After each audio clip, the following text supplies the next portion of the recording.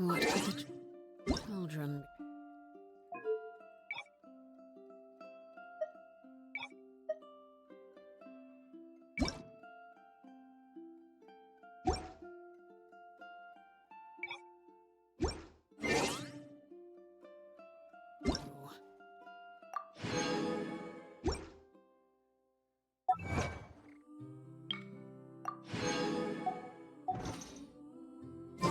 Never mind.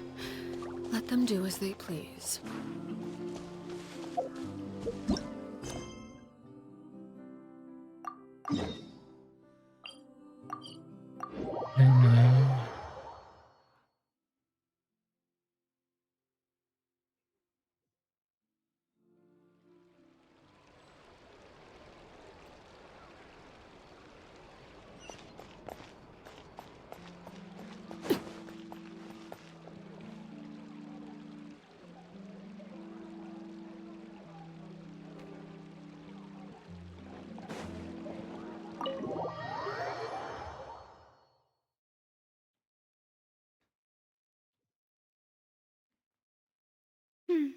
I came here several times with my father when I was little, but stopped eating here as often after growing up.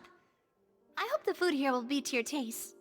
Oh, don't worry. We haven't eaten at a hotel like this in a while.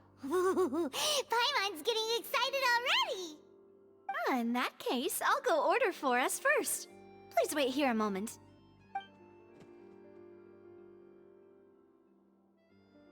Ooh, everything looks so good. People in Fontaine sure know how to enjoy life. Why, of course. Go ahead, try whatever you like. If the food's good, I'll make a group reservation for the rest of Spina di Rosula next time. And if it's not? Well, then I'll still bring everyone. Albeit with only one dish per table. You, sure have your own way of doing things. Oh, we called this a farewell meal, but we could also treat it like a victory feast, right? We did just win that case after all.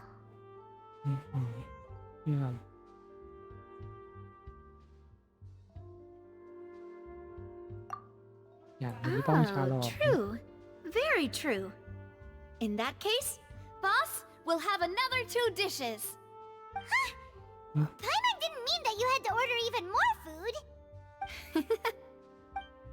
แบกหมดแล้ว Speaking of cases, do you think that the mastermind behind the serial disappearances will get caught soon now that this has all happened?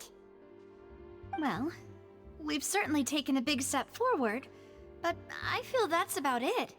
We know that there's an organization that means to dissolve these young women, but we still don't know what they are really after.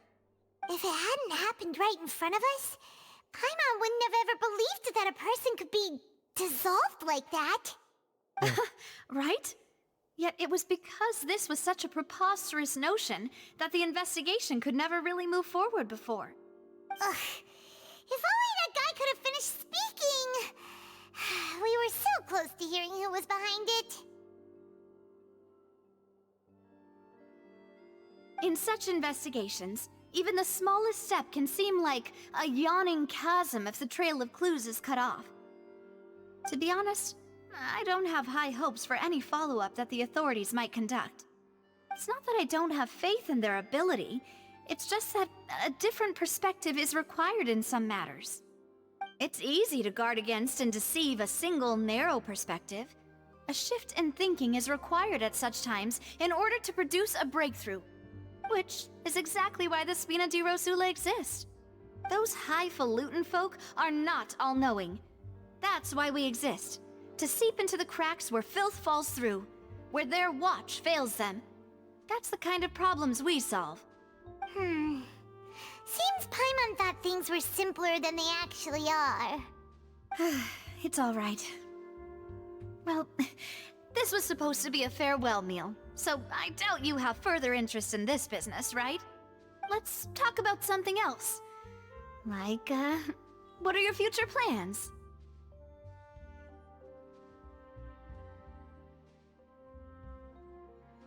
That's true. We didn't have a chance to speak to her after the trial ended. It didn't really seem like the right time or place to do it anyway. I see. So, your primary objective, which has been foiled so far, was to have a chat with the Hydro Archon. I've heard that there's a long line of people waiting to meet Lady Farina.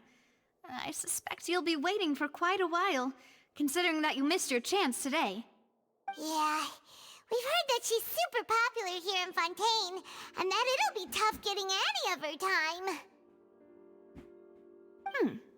Well, would you consider some more, unique ways? Perhaps even methods of, let's say, questionable legality? Guess that's Spina di Rosula's boss for you. Chock full of sketchy ideas. Well, what did you have in mind? Well, one way would be to infiltrate a performance troupe at the Opera House, only to abandon your act at the play's climax and ask to speak to her after the performance. I'm sure Lady Farina would be eager to see the ending, and would agree in order to finish watching the play, don't you think? Could you suggest something a little more practical? This plan seems pretty hard to pull off. We'd have to go learn how to act, and acting's really hard. All right, here's another. Find a way to conceal yourselves under her bed, then wake her up in the dead of night and demand answers. Don't let her go back to sleep until she answers all your questions. I can personally testify that this one works. When I'm sleepy, I'll do anything as long as I can finally get some sleep. That might work, but that's not really the problem. The problem is we don't want to get ourselves arrested. Ah, valid point. I overlooked that part. I was just thinking about leveraging a person's desire for sleep. All right, no more joking around. Perhaps you could... Oh, I don't know. Cut the line when she's on a break. You did defeat her in court, clearing citizens of hers from false accusations. False accusations she had nearly upheld personally. I imagine that she feels quite ashamed about the whole thing. You mean that if we catch her while she's on a break, she might be too embarrassed to refuse? Oh, that does make some sense. Why don't we give it a try after this meal? You know, strike while the iron is hot and all. Huh? Paimon, did you drink my Fanta? Was this your drink?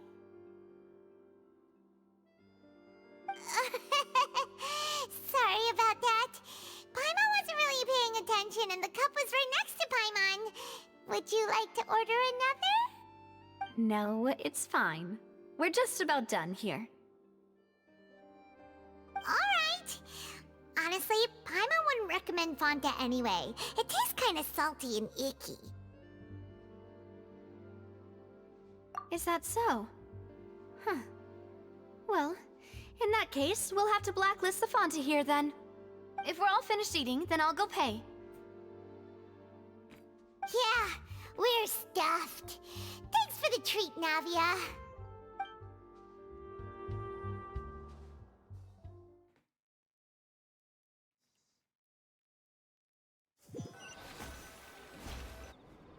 Oh, so full. Paimon can barely float anymore. Nah, that would be so... normal. You know, like you. Okay. As for expenses this month, we're left with... Hey, Navia! What are you doing over there? Oh, nothing. It was just a meal, you know? Nothing the Spina di Rosula can't cover.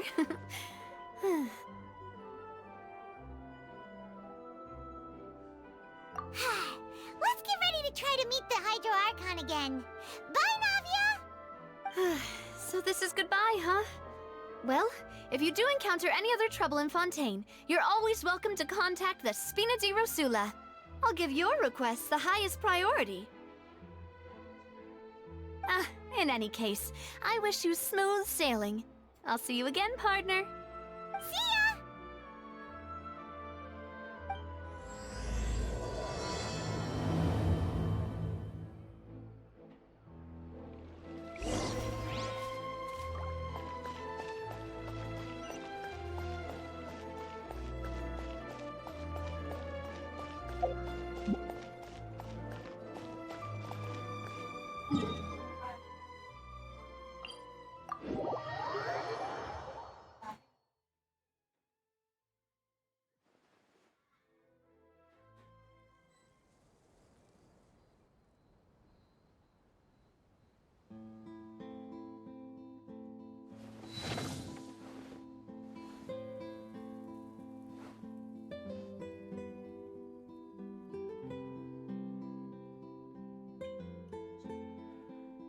Seems like the stories here never have a happy ending.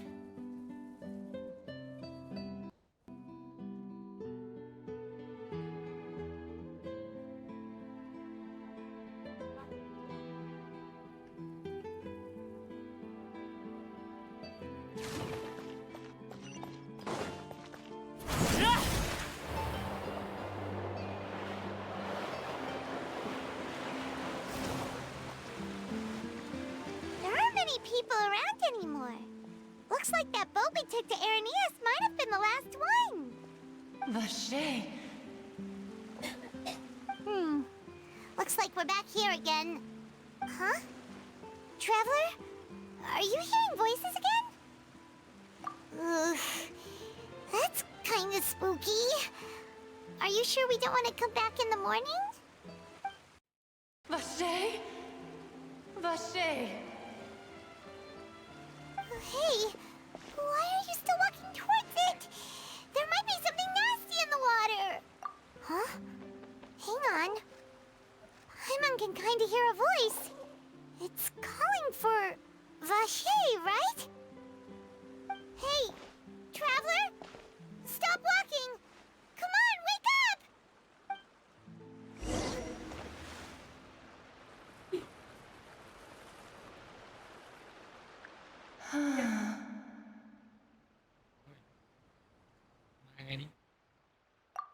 Vache, are you my dear Vache? No, wait. You seem to be someone else. Do you know Vache? Do you know where my love is? Wait. Who am I? I'm very sorry. I fear I do not know. My memories feel like they have been washed away like a flood. So many fragments dissolved amidst the tide, never to be recovered. How much have I lost? How many things that I once held dear while on land have I since forgotten? Yes, that is what I was once. But now, I am but the consciousness of one who is lost, therefore. I do not know how I came to be like this either. I only vaguely remember being covered in light blue water, and then all grew dim. I also remember going to many places. I loved adventure, loved exploring places of peril. No matter where I went, Vache would go with me. I knew how dearly he loved me. And I also loved him equally as much. But now, we can no longer go back. The pain of such parting. I never knew how heavy it could be. No. Our reunion no longer has any meaning. There is no way for us to create any new memories. The thought of me gives him no succor. So let it lie forgotten beneath the waters. If you meet Vache, tell him not to look for me. Tell him to move on. That is the only thing I still remember. Perhaps that is so. As I was submerged in the waters, losing consciousness, I saw Vache above the surface. His eyes were filled with such sorrow, such longing. If only I could have comforted him, told him that I did not suffer. Indeed, I had felt a great warmth.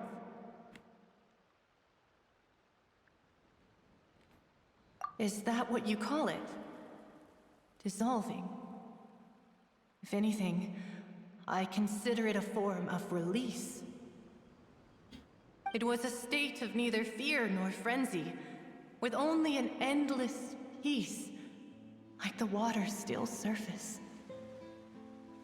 I could also liken it to being a thirsty person who drinks water for the first time, and only then sees how they have lived for so long in a world of endless want and anxiety.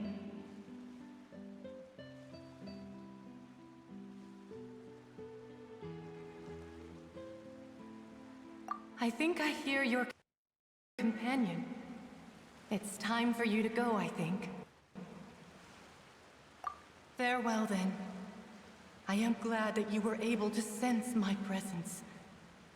Remember, if you see Vache, tell him not to seek me out any longer.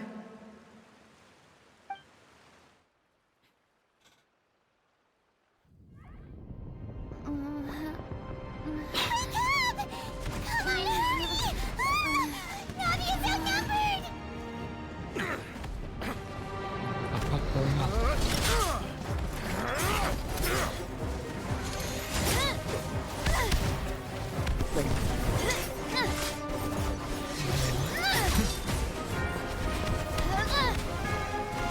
Demoiselle, look out!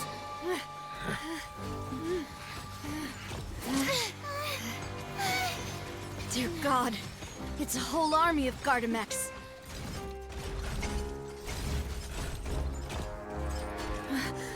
Chlorand?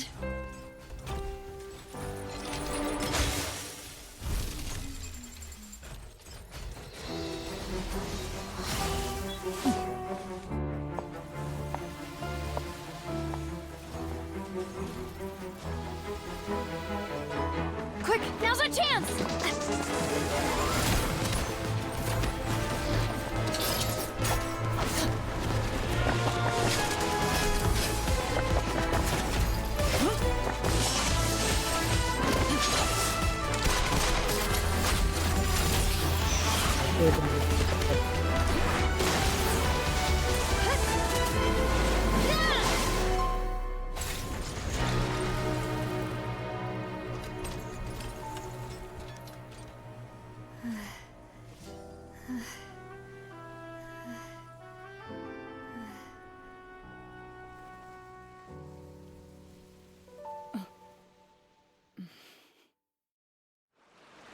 อย่าเรื่องอะไรหรือเปล่าไอ้เด็ก I should thank you for lending us your sword there, Chlorand. But before I do so, could you explain how you managed to show up here? I followed you.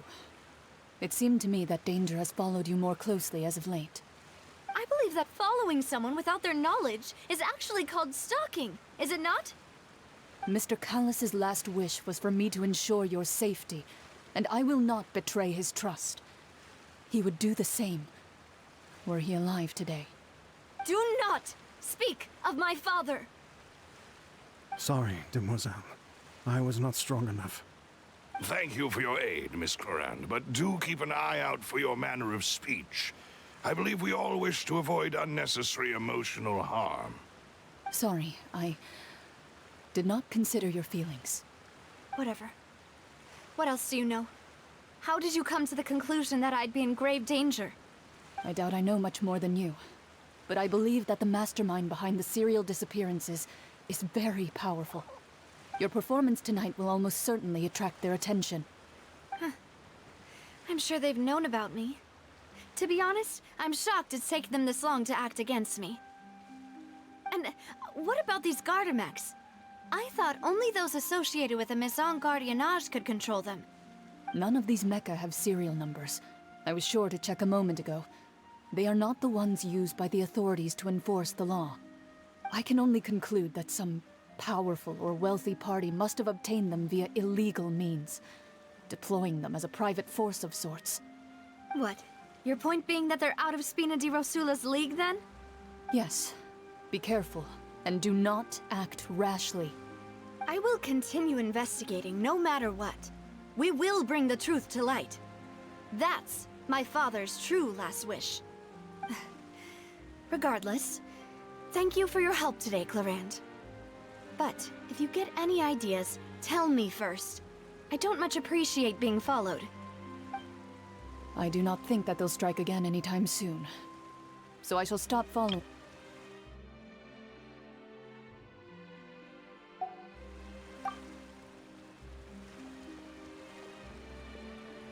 Right. I suppose that's the best news we've gotten today. Demoiselle, I believe that Miss Clarand was being sincere with you. If we tried, we could attempt to thaw relations a little. I know, she's... Oh,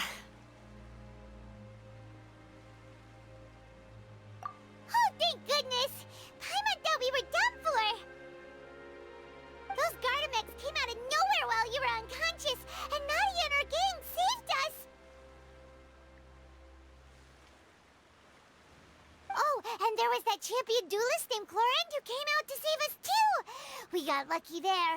Paimon probably couldn't have fought them off otherwise.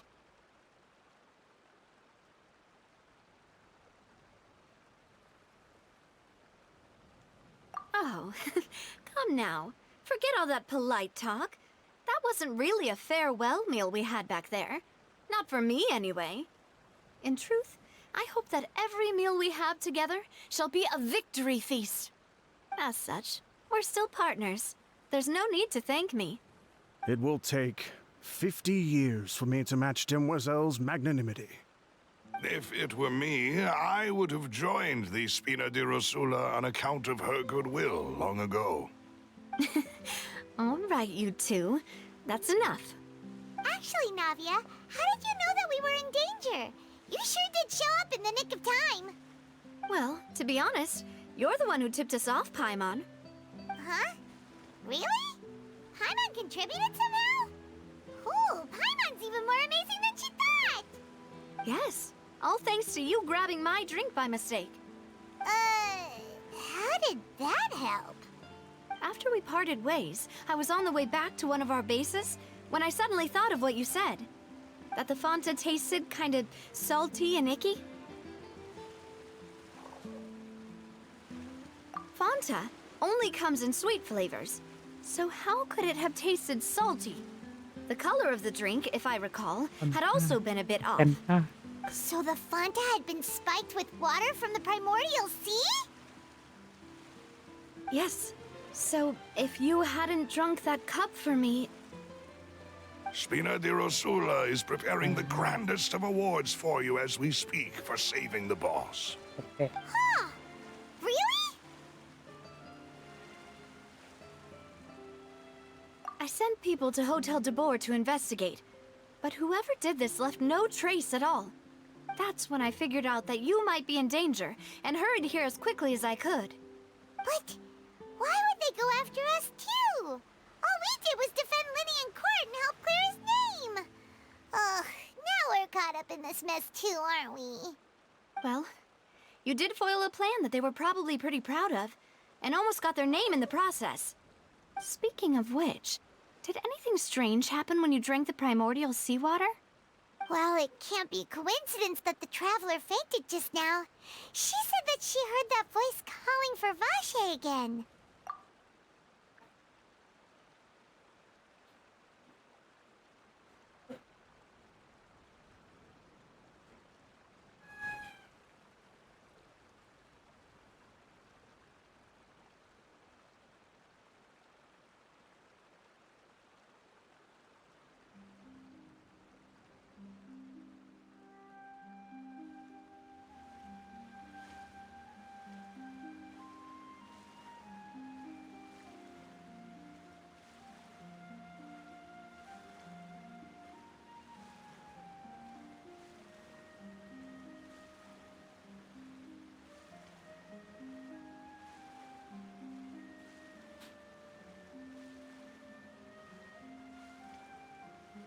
Oh, and this time Paimon heard it too!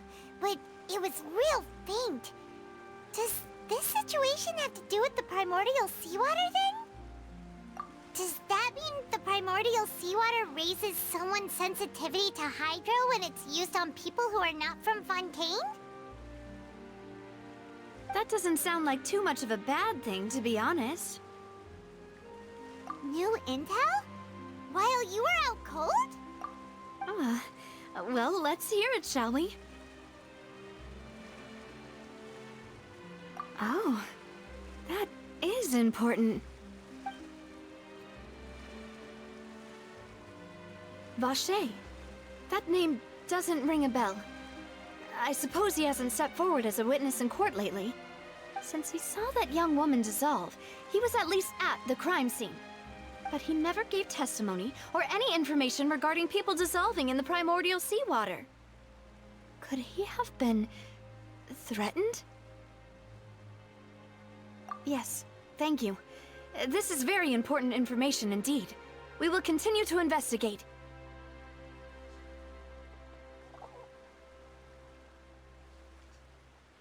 Oh, you mean you'll help us investigate? Well, you did say that our farewell meal didn't really count. That means we're still partners, right? And besides, we're in this now whether we like it or not. You're not gonna let those people who targeted us get off the hook so easily, are you, Traveler?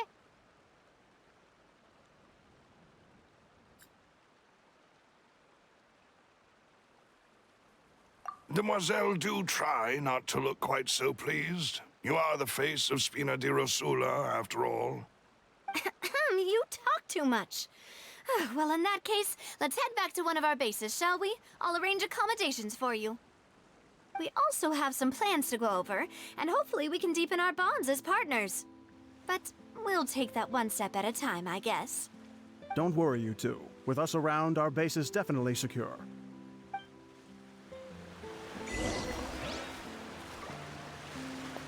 Mình lợi tiên.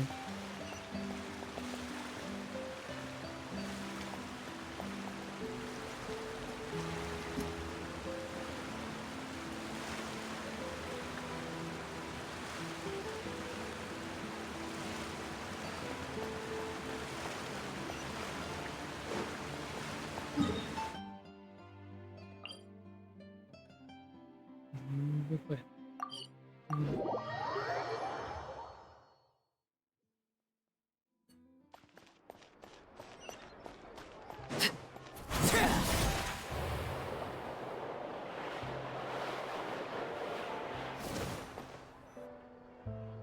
It's right up ahead, but let's make sure we weren't followed first. I've been keeping watch, Demoiselle. I haven't spotted anyone suspicious thus far. Very good. But let's not let our guard down for now. I shall find rooms for our respected guests. Thank you, Malus. Now, let's continue, Traveler.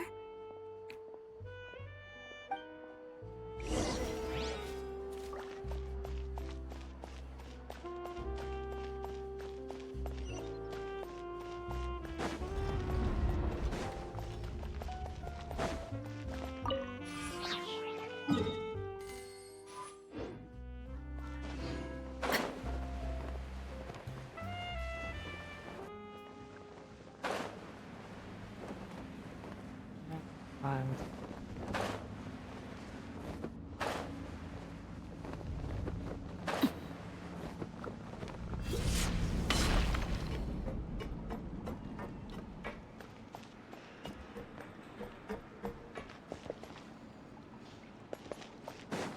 Nhặt cái bè nữa.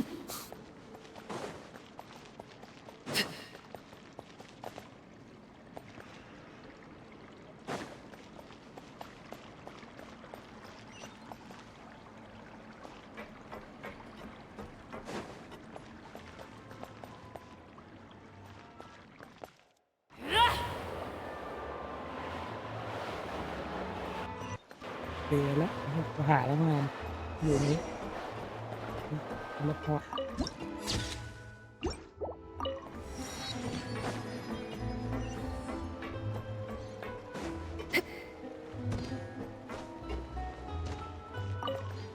โอ้ครับโอ้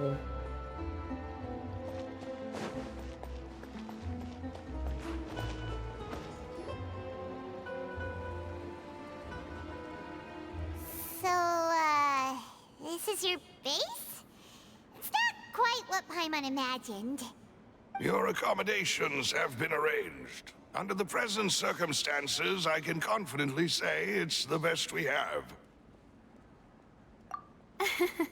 Well, our funds have been a little tight lately. After all, we don't allow illegal or unethical profiteering. In fact, our funds often come from citizenry who support us. Seems like it's tough times for everyone. But if you have the support of the people, that does sound like it's worth it. To be honest, our financial situation was a lot better back when my father was in charge a few years ago. I'm afraid I'm not quite his equal.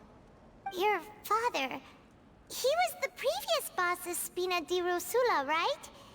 How did he... Demoiselle, if you'll allow me to explain. No. I'll explain it myself. I suppose I couldn't run from this topic forever. And as partners, this is something I hope they can understand. My father's name is Callus. Yes, the same one they call Callus the Unfaithful in the streets. 3 years ago, he was accused of murdering his own friend. But he chose a duel to defend his honor instead of standing trial. He died in the duelist's ring. Oh no.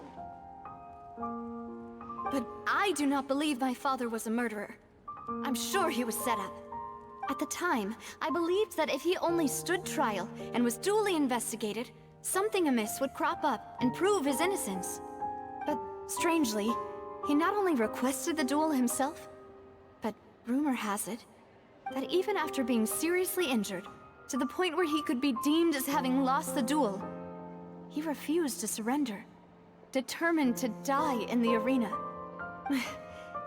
3 years later, I still don't understand why he did that. How could he protect his honor if he's dead? If anything, he gave up his chance to defend himself.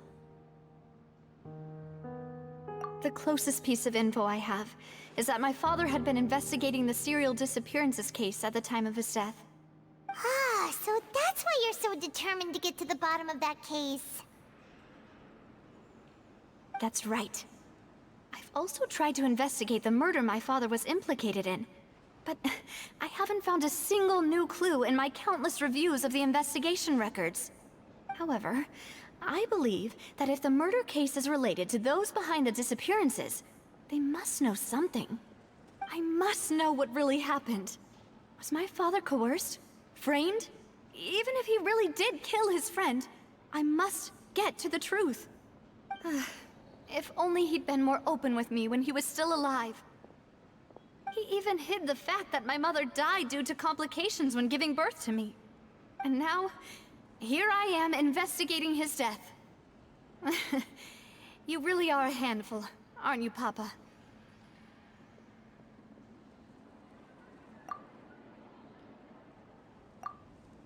Demoiselle, please, if there is anything I can do, anything at all. I also will never believe that Master Callus murdered anyone. There are none whom I respect more than the two of you, Demoiselle. Master Callus did so much good in life, yet all it took was one murder case for him to be dubbed Callus the Unfaithful. Even our supporters decreased greatly due to that incident, hence our strained finances at present. Wait, if Callus was such a good man, wouldn't people at least be a little suspicious when he was accused? No. Perhaps people just revel in that kind of drama. It's not something exclusive to people from Fontaine, really. Everyone's like that. People love watching the evil turn over a new leaf, but they also enjoy watching good people fall into an abyss from one slip-up just as much. But how could... never mind. If Callus was really falsely accused, we have to find the truth. He didn't deserve to have that happen to him. There is one other thing. Master Callus's opponent in the duel was Ms. Clorand. Oh, her? Well, then, isn't that as good as saying that she was the one who killed him? Yeah, That's not the sort of thing that you can just let go and move on from. Miss Clorand has always placed great emphasis on the honorable nature of the duel. If her opponent doesn't yield, she will not stop either. She knew Master Callus beforehand and greatly respected him, but seeing how he was resolute in the arena, there was only ever one choice she could have made. It's not that I don't understand her at all, but I just can't deal with this yet. Don't worry, Navia. Paimon knows how you feel. You don't have to force yourself to do that. Afterward, Miss Clorand told us that at the start of the duel, Master Callus requested that she ensure Demoiselle Navia's safety.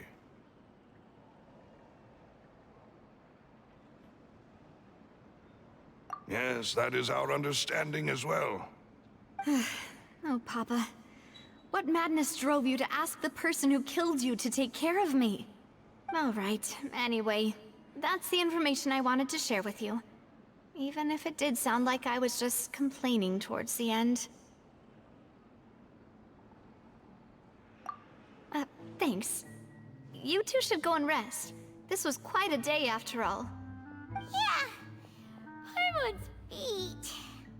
Please, relax and get some sleep. We will ensure you rest soundly.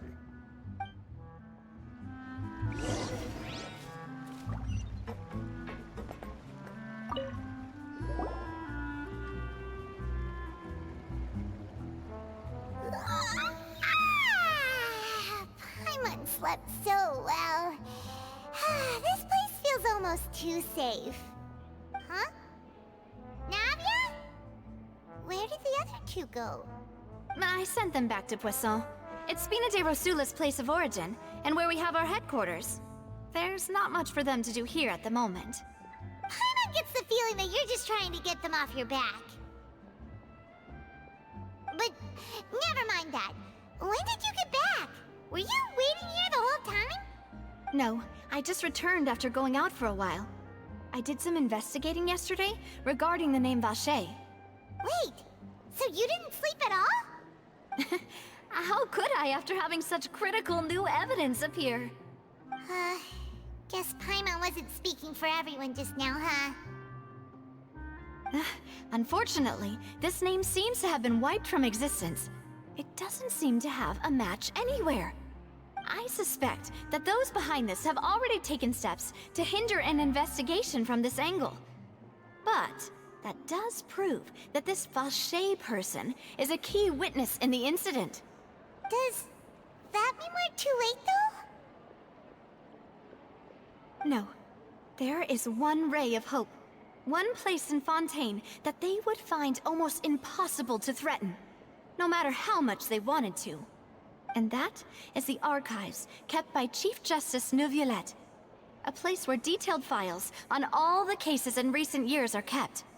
If the Oceanette you met is one of the young women who went missing recently, we should be able to find some related information there. So Neuvillette maintains an archive of case files? Whew. Guess that's the hard-working Chief Justice for you. In that case, let's go talk to him, shall we? Aren't you coming along, Navia?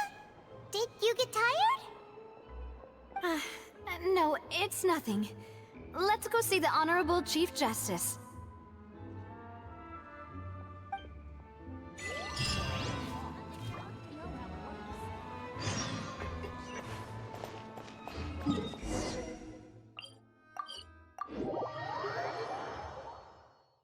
The Palais is right up ahead.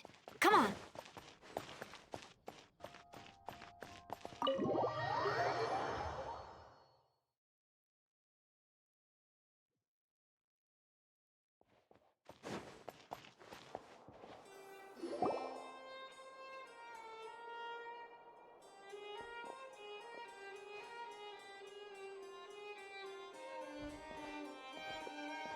Halt! Please state your business here. The Chief Justice is presently occupied with official matters. Huh. This place does look pretty heavily guarded. Guess that proves that Neuvillette's files are really secure. Hey, don't you recognize us? Huh? Who are you? Just to be clear, I don't care who you are or who you might be related to. Our rules make no exceptions. See? They've got great discipline, too. Yep. Paimon can tell. If you're here just to crack jokes, I can point you towards the exit. Unlike some, we're busy, so please leave if you don't have a reason to be here. No. What I meant to say is, shouldn't you remember us from a few days ago? We were at the trial of the great magician Linny. Oh, yes, I remember. I read about it in the Steambird. You must be Linny's attorneys. It's all coming back to me now. We're here today to report and archive some information on a follow-up case. Huh. Is that even a thing? Of course. Don't worry. We're here on official business. You can trust us. All right then, I'll let you through. The Chief Justice is just inside. Thanks so much.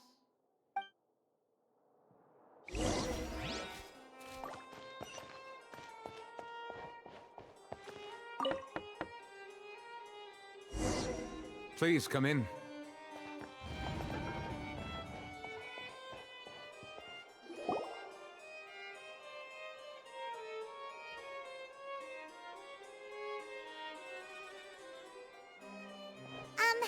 Sorry to barge in, Monsieur Nervalet. We only lied to get in because we didn't know any other way. It's all right. Please let me know how I may be of assistance to you. So you're not mad at us? We're looking for a man called Vache. He may have been an eyewitness in the serial disappearances case. If we can find him, we may be able to unearth some key information on the case.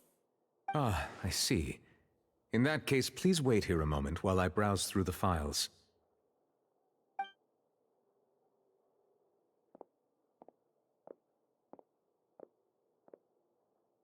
Who knew that Nervalet would be so easy to talk to?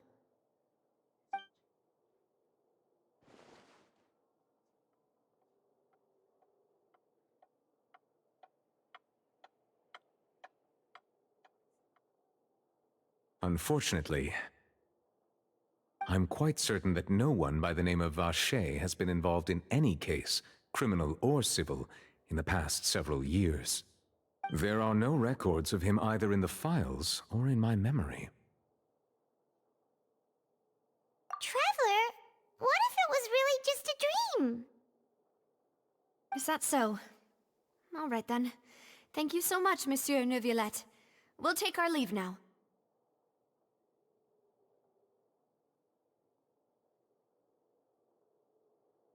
Ahem.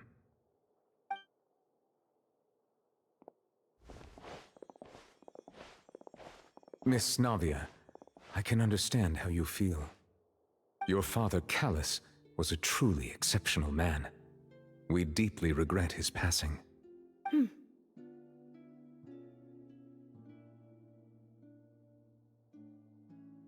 And what are you trying to say, Monsieur Neuvillette? Are you trying to console me? Extend your sympathy? Or just express some tendril of regret? No. You are not trying to do any of that. I can hear it in your voice. There's no emotion behind your words. You only said those things because you felt like you should. It's just like last time. After my father took his place in the duelist ring, I pushed through the guards to talk to you as a last resort. You even told me then that you thought there was something fishy with the case, yet you still allowed the duel to go ahead. In your eyes, the value of a human life is nothing compared to those cold laws you hold so dear. If you truly regret my father's death, then why didn't you call a stop to the duel? Why didn't you give me the power to stop him from throwing his life away? Why did you just let him die, despised and hated by all? Everything was hanging on a thread at that moment. Just the tiniest effort could have changed everything. There are still so many things I never got to tell him. So many questions he still owes me answers to. If you really have no heart, then just look me in the eyes. I, Navia, will show you the true meaning of regret. I'm sorry, Miss Navia. You and my father are truly alike. You keep all kinds of things in your heart and never say a word to anyone. It's not so much that you can't feel, but that you would never express anything. Oh well. In any case, everyone already knows full well the apathy of the Chief Justice. My apologies for taking my emotions out on you, Monsieur Chief Justice. Let's go, Traveler and Paimon.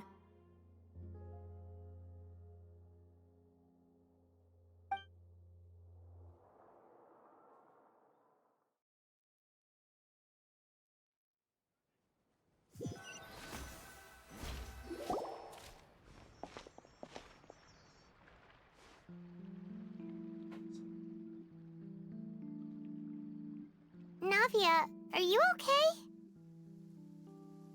I'm fine. Rain. It's raining. You're right. Wasn't it still sunny when we went into the building? And there shouldn't be any active trials today. How strange.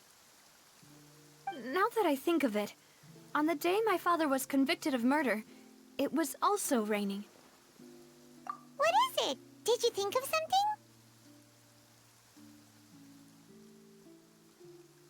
Yeah, he was outside. It was uncovered and the rain could fall there. Why? Do you think the rain could have affected the crime scene? That thought has occurred to us before. We've even expanded the search area to try to account for that, but didn't find anything of value. Oh? Wait. You don't mean... So you're saying that the true murderer could have been turned into water? And then got washed away with the rain? Yeah. And if that's what had happened, then no one would have believed your dad, even if he explained what he saw to the authorities. I really think I found a true genius for a partner. You're completely right. How did I not connect the dots earlier? All right, let's go to Poisson. With this new lead in mind, we'll get to the bottom of my father's case for sure. Yeah, we're gonna make progress for sure this time. Do you want to go with me now? Or do you want to head over by yourself later?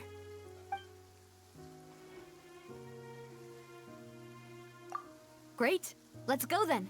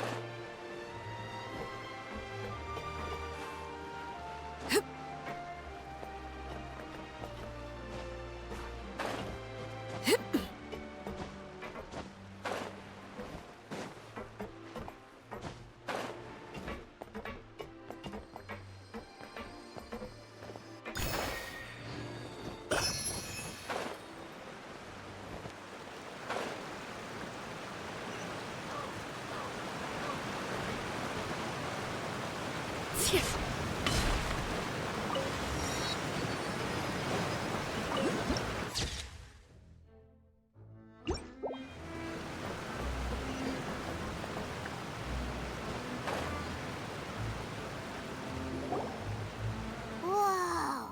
What a huge ship! Why would a ship be anchored at a place like this?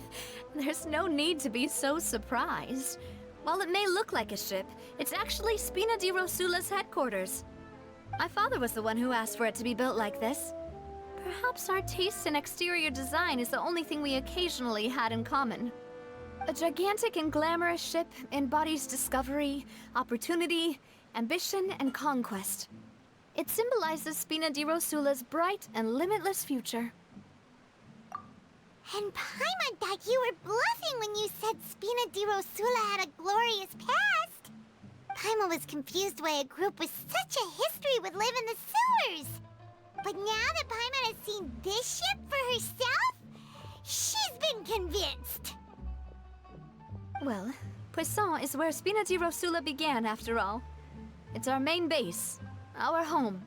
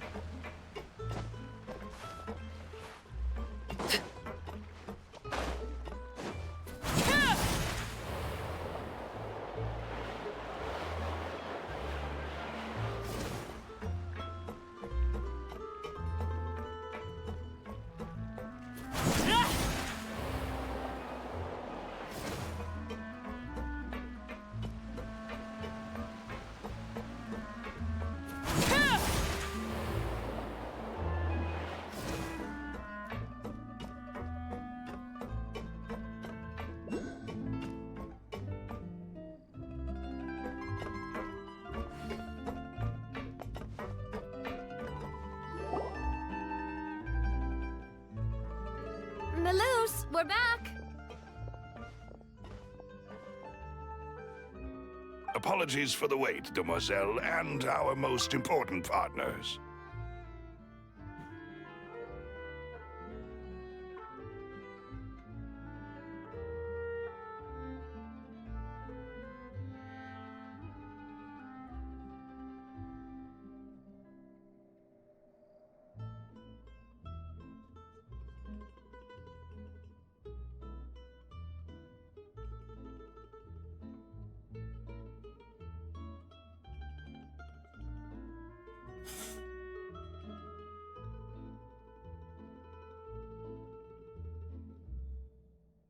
You said before that you still had some business at the court. What brings you back to Poisson so quickly? About that. It's because my partner here reminded me of something really important. You see, what if my father's case had something to do with water from the primordial sea? You still remember, right, Melus? On that night, it was raining? Yes, the case was quite similar to that of Mr. Linney's. Both were what you'd call impossible murders. Could you tell us a bit more about what happened before? Yeah, of course. Many years ago, something called synth began to gain popularity in Poisson. At a glance, it was a kind of drink that could excite your mood and produce many pleasant hallucinations. Wait! Didn't that guard guy who turned into water also mention that the primordial water could be used to produce some kind of potion? Yes, he did. Considering what we know now, It's almost certain that synth is created using water from the primordial sea. If you drink synth for an extended amount of time, you'll suffer many side effects, such as losing the ability to focus or control your emotions. And if you were to stop drinking it completely, you'll experience flashes of paranoia and anxiety while lacking energy to do anything. It's an extremely dangerous substance. As he oversaw Poisson, my father was compelled to put a stop to synth abuse and called for a complete ban of it. Boss's uncompromising attitude incurred the synth vendor's wrath, but no matter how much they threatened or bribed him, he refused to yield. Not only that, Boss became determined to find the mastermind behind the synth operation and put an end to the problem once and for all. Yes, but the enemy was very cunning. So he could never get anything out of the dealers, all of whom only sold the stuff and weren't privy to the rest of the operation. Recognizing that, my father decided to contact the dealers in secret and cultivate personal relationships with them. Finally, he was able to convince someone to become his informant. The man's name was Jacques. He felt greatly ashamed about his work after seeing many families destroyed by synth abuse. That night, my father hosted a banquet at his countryside estate. He planned to meet up and exchange information with Jacques over some food. But then, we heard 2 gunshots from the courtyard. We raced to the scene and found my father, still holding a gun, and Jacques, who was already dead on the ground. Huh? How did that happen? Aren't they on the same side? Sounds just like Lenny's case, doesn't it? In both cases, the culprit seemed obvious, but neither appeared to have any motive at all. Looking back on it, though, I now believe the most important clue was something we all overlooked at the time. There were pieces of clothing left at the scene. Precisely. It's all thanks to you that I made the connection now. Back then, we all just thought they were some costumes that Jacques used to disguise himself at the banquet. But, considering it now, it's almost certain that they belong to a third person at the scene. With one extra person, we'll also need to reconsider why the 2 shots were fired. You're right. We still don't know what happened. But my intuition tells me that we're on the right track to figuring it all out. I'm finally headed towards the truth. Jacques was an empathetic man who was infinitely remorseful for his past actions. It's unlikely that he turned on Boss with 0 warning. I think this third person is probably the key to the full truth. On that note, however, even though this will not please you, demoiselle, as your and your father's butler, I must still offer a word of warning. Our opponent is insidious and cruel. They are extremely difficult to deal with, and Boss has already lost his life trying to bring them to justice. Even though Spina de Rosula has lost most of its former glory, Poisson has welcomed a new time of peace, and we have been allowed to live out our lives. There is no need to follow your father's path. It would be both wise and in line with Boss's wishes to step back and give up on the case. If that's indeed what he wished for, then he should have told me that himself. Was I not the closest person to him? And yet, I was the one most kept in the dark. What was the point of him dying without sharing any of the secrets he knew? Did he manage to protect anything in the end? Synth is still here. Callus the Unfaithful is still his epithet. And Spina di Rosula is barely getting by. Nothing has changed. Did he think I'd just accept his meaningless death and live out my life just as meaninglessly? I've never accepted that, ever. Not since that day, and certainly not now. I want to find out the real answer for everyone's sake. For the missing girls, for the victims, and for myself. Navia. This is indeed the best moment to act. Your partner appears to be quite reliable, and more importantly, demoiselle, I think you're also ready to take this on. So you do know something else, Malus? Yes, I do.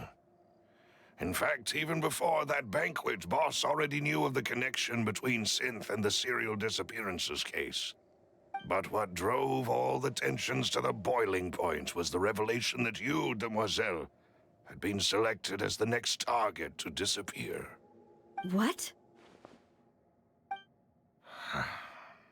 Boss also didn't tell you that he had been diagnosed with a rare illness.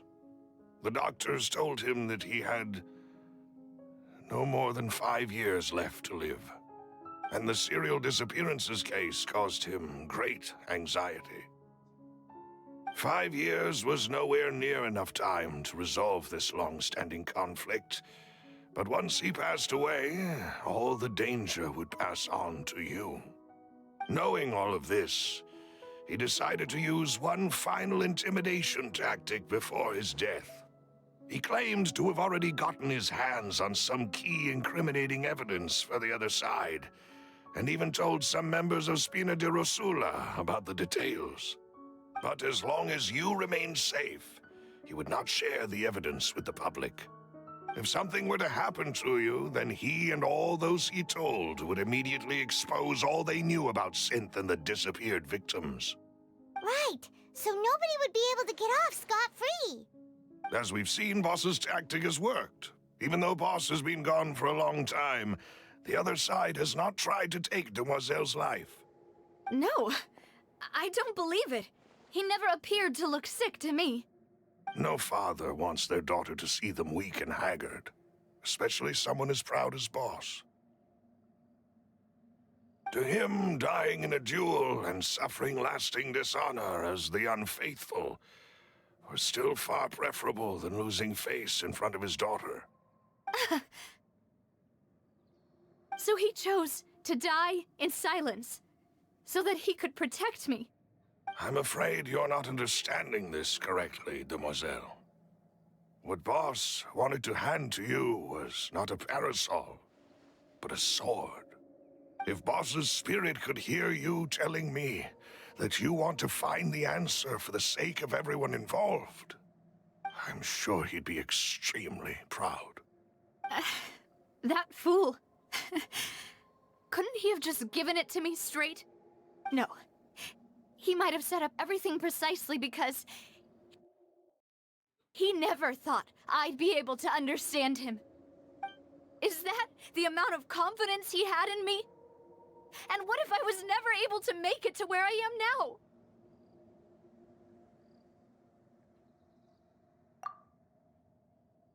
Yeah. I suppose that's true. With the way he'd set things up, if I had wanted, I could have just lived out my life without a care in the world. But thankfully, he rarely talked to me about complex matters, and thus understood little of me as a person. In this case, he really didn't need to give me an easy way out. Malus, what was the key evidence that he shared with you? It's the location where Synth is produced. Essentially, it's the enemy's headquarters. When he was threatening the enemy, Boss didn't share the specifics of the incriminating evidence he found. But if you want to use it against the enemy, you'll still have to take several things into consideration. Why? If we know where the place is, can't we just go storming in? You mustn't forget that we're fighting against a mysterious and dangerous organization that's been in operation for decades. There's no telling what might be lying in wait at their headquarters. We also have no idea what kind of evidence we may be able to find inside, nor what people we may be able to capture. But a single visit to their headquarters would be tantamount to a formal declaration of war. The worst case would be that we leave empty-handed, but also open ourselves up to full retaliation. Then, in that case, why not work with the Fontaine authorities? Well, you saw one of them dissolve during Mr. Linney's case. We have no idea just how thoroughly they may have been infiltrated. Huh. That's true. Seems my father really had no choice. But things are different now. It should be a lot easier to prove the other side's guilt, now that we've connected Synth with the disappearances case. You sound like you've put a lot of thought into this, Malus. I am the butler, after all. I live but to serve the boss and Demoiselle's will. I've always been willing to take on any kind of risk for your sake. But considering my relative lack of ability, I've spent my time keeping secrets, performing basic investigations, and waiting for the right time to come. Thank you for all of that, Malus. Have you discovered anything new in the past few years? Let me think. One conclusion I came to is that the enemy must be quite familiar with Spina di Rosula, or at least have an informant planted here. When I announced orders to the organization's members on Demoiselle's behalf, I used to deliberately keep a few people in the dark and observe the reactions of the synth vendors. If the vendors didn't change their plans, then the individuals informed of our orders must be innocent. If the vendors packed up and fled, however, then someone must have given them the news. After several rounds of testing and investigative tracing, I've narrowed the suspect list down to 3 people. The first is Florent, Spina di Rosula's senior advisor. Huh? Florent? Yes, surprising, isn't it? He was one of the people Boss trusted the most, which also means that he was someone who understood Boss really well. Thanks to his position within Boss's innermost circle, he always knew our upcoming plans and could thus avoid capture this whole time. There's someone else like him too. Marcel, the head of Confrérie of Cabrières. Uncle Marcel. It's a guild in Poisson. Boss helped it to grow to its current size and prominence. In the beginning, they were only reselling some daily goods, but now they're one of the richest guilds around with a lot of business connections in the city. So, they're like a sister organization of Spina di Rosula? Yes, you can say that. When we were fighting against the synth dealers, they provided us with plenty of support. It's a bit difficult to imagine someone using their own money to hunt down themselves. The final suspect is Thierry, the man responsible for coordinating information between Spina di Rosula and the guards. Although the guards mostly leave us to our own devices, there are still many activities we have to report to the local authorities. Since Thierry is always in the know about our current activities, he could theoretically always plan one step ahead. I see. These are all people who I communicate with quite regularly. To think that the enemy we've been fighting against has been right next to me all along, among those I trust the most. It's almost too hard to believe. If you want to investigate them, please take every precaution to not alert the quarry. Judging from our experience, the enemy is extremely cautious. Of course. And thank you, Malus. You've provided us with a lot of great information. You're too kind, my lady. I'm just doing my duty. And before I forget, proving Boss's innocence would also mean clearing him of blame in Jacques' death. After that incident, Jacques' wife and daughter were taken into the Spina's care. They still live in Poisson today. If it might help, you could also pay them a visit. I can make the necessary arrangements. Aw, thank you so much, Malus. You really are the best. A new case awaits, my dear partner.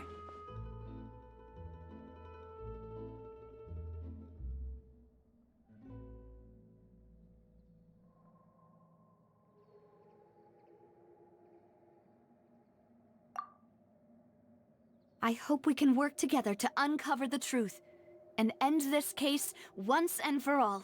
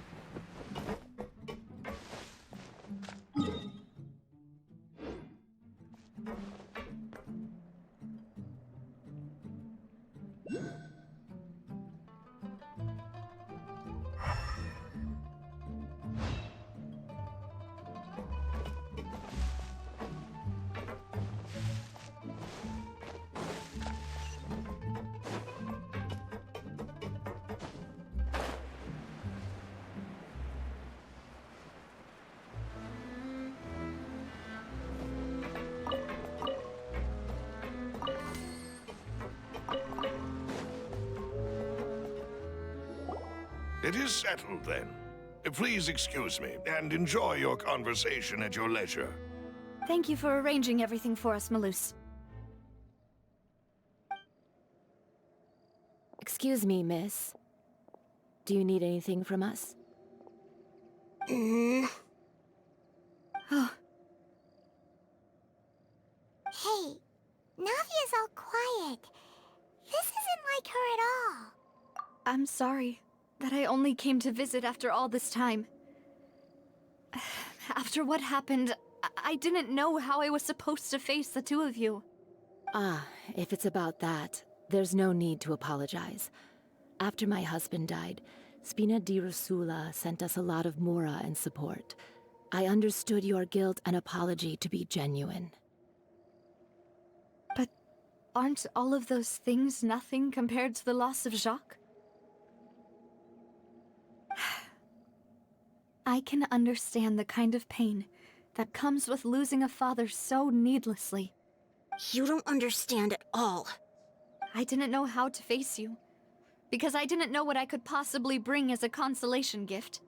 I know only the full truth could bring closure to you. And to all of us. Mm-hmm. I'm sorry. I appreciate the sentiment, but you don't have to carry all that guilt. On the matter regarding my husband, my daughter and I have more or less found our answer already. Would you mind sharing it with me? I really can't believe that my father could ever bring himself to shoot Jacques. I always knew that my husband's money was earned through others' suffering. He told me countless times that if he could turn back the clock, he would never go into the synth business again. He had many regrets, and felt that he took the idea of providing for his family too literally. For the longest time, he thought Mora was everything. So when Mr. Callis came to him with a proposal, he accepted it almost immediately. He tried to be as careful as he could, but even so, he was still found out by the higher-ups. They found out about his betrayal?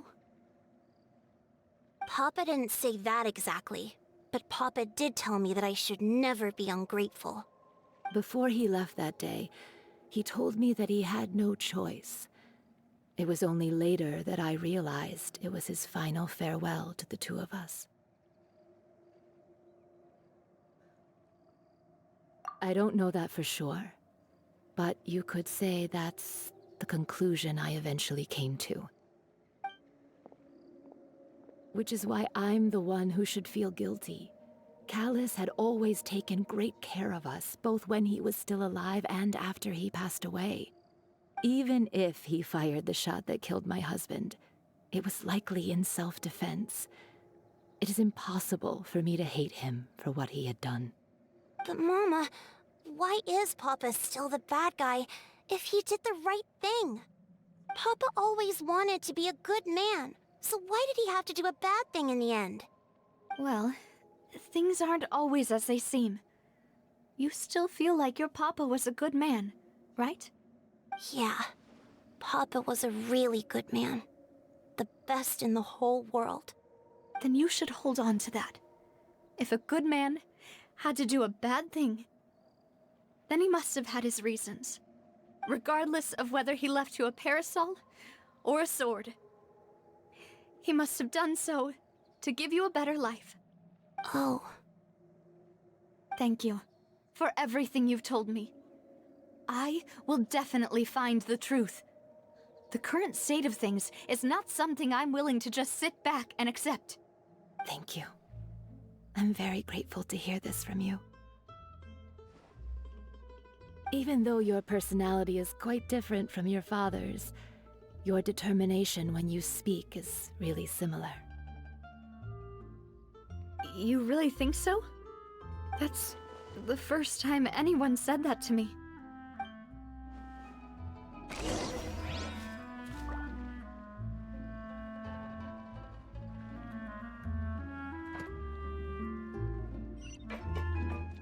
Are you okay, Navia?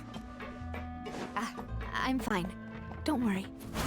Let's investigate the 3 suspects next. Laurent should be nearby. Greetings, boss. How may I be of assistance today? I'm sure you've heard about what happened at the Opera House. Someone got turned into water right in front of us. Yeah, I've heard. With something that dramatic, I'm sure journalists will milk it for all it's worth. And it'll be all the talk for the next several weeks. It also reminded me, on the day that the incident happened with my father, it was raining outside, and we found some clothes left at the scene. After my partner here put the dots together for me, I feel like we should try to reopen his case. Can you do me a favor and try to recall what happened that night? Let me think. Mr. Callis was feeling pretty upbeat that day. So he was drinking and bantering away with us at the table. After that, he told us that he wanted to go get some fresh air. So we let him go without thinking much of it. Who knew that we would hear 2 gunshots ring out right after? My first reaction was that Mr. Callis's life was in danger. So I grabbed my holster and made a mad dash toward the scene. But when I got there, it was already too late. Mr. Callis was standing over a dead body with a gun in his hands. All we could do was look back and forth at each other, not knowing what to say. So you also remember 2 gunshots then? Indeed. The guard said that the first shot didn't hit anyone, while the second killed Jacques. But I've never really bought that explanation. Reason being, Mr. Callis had left his gun on the table. I even made sure to confirm that before running to the scene. But according to the guards, that doesn't mean he couldn't have had other guns on his person. About the clothes left at the scene that you mentioned, do you think there was a third person there who was turned into water? At least from our perspective, my father had no reason to kill, so he would also have no reason to bring an extra gun with him. The gun he was holding probably belonged to Jacques, or a third person on the scene. Yeah, that makes a lot of sense. So you're saying Mr. Callis ended up with the gun because he seized it from one of the other guys? But hold on. If that's what had happened, then why didn't he share the truth with any of us? He didn't even want to face the Oratrice machine, and chose instead to prove his honor in a duel. Did he lose all faith in the courts after seeing someone dissolve right in front of his eyes? About that, Malus told me a thing or two, so I think I can understand why he committed to the duel. I'll tell you everything once the whole truth has been revealed. I understand. Then I'll leave Mr. Callis's honor in your hands, boss. And if I may just say one more thing, the whole Callis the Unfaithful epithet has been a thorn in my side since the day it was invented. Many people have laughed at me for still calling him Mr. Callis, even after so many years have passed. But it was Mr. Callis's trust that allowed me to rise through the ranks of Spina di Rosula and live the life I lead today. No matter what others might say, he'll always be the man I respect the most. And he'll always be my boss. Don't worry. I will definitely find the truth. You and all our other comrades at the Spina deserve to know the truth as well.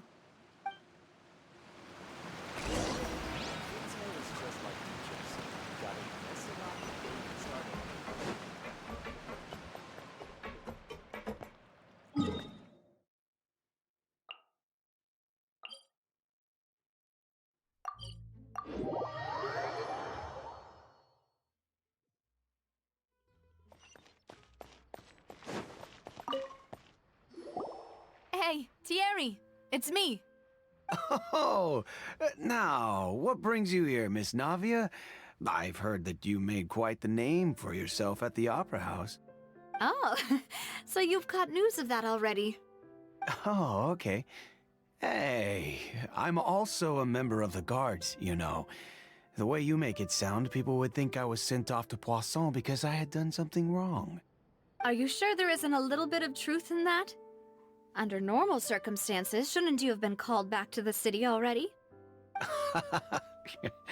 I mean, where I work is really up to me.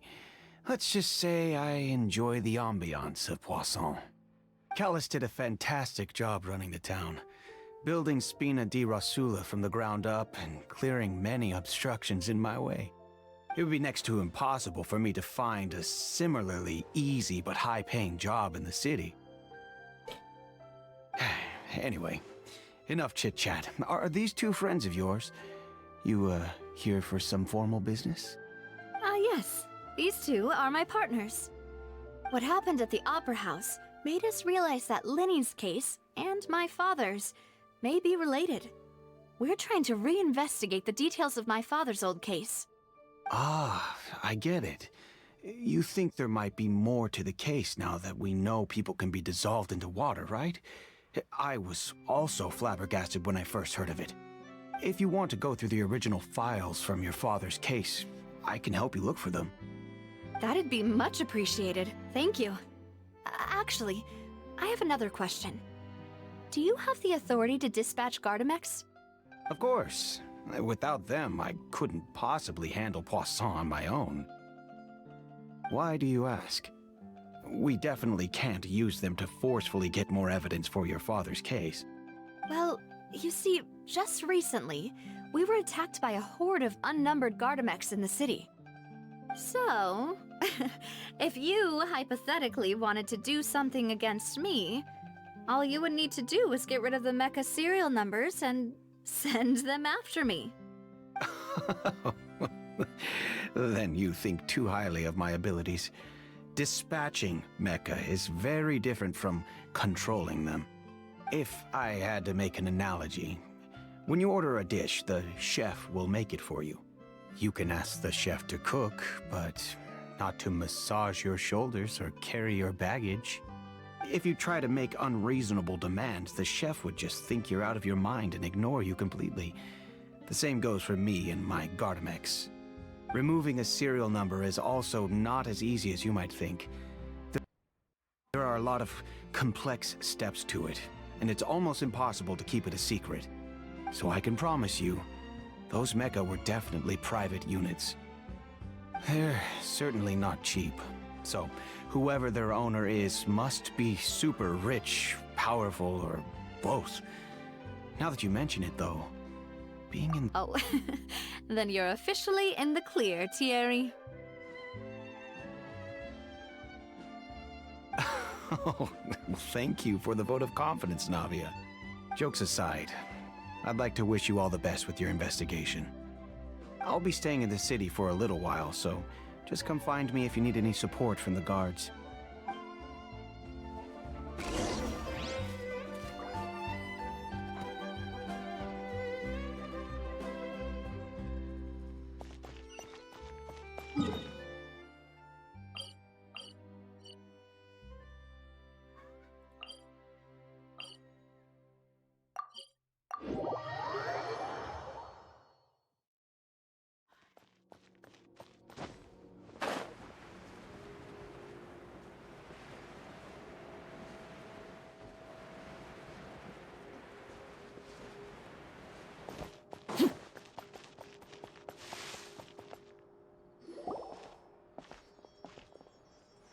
Hello. How may I help you?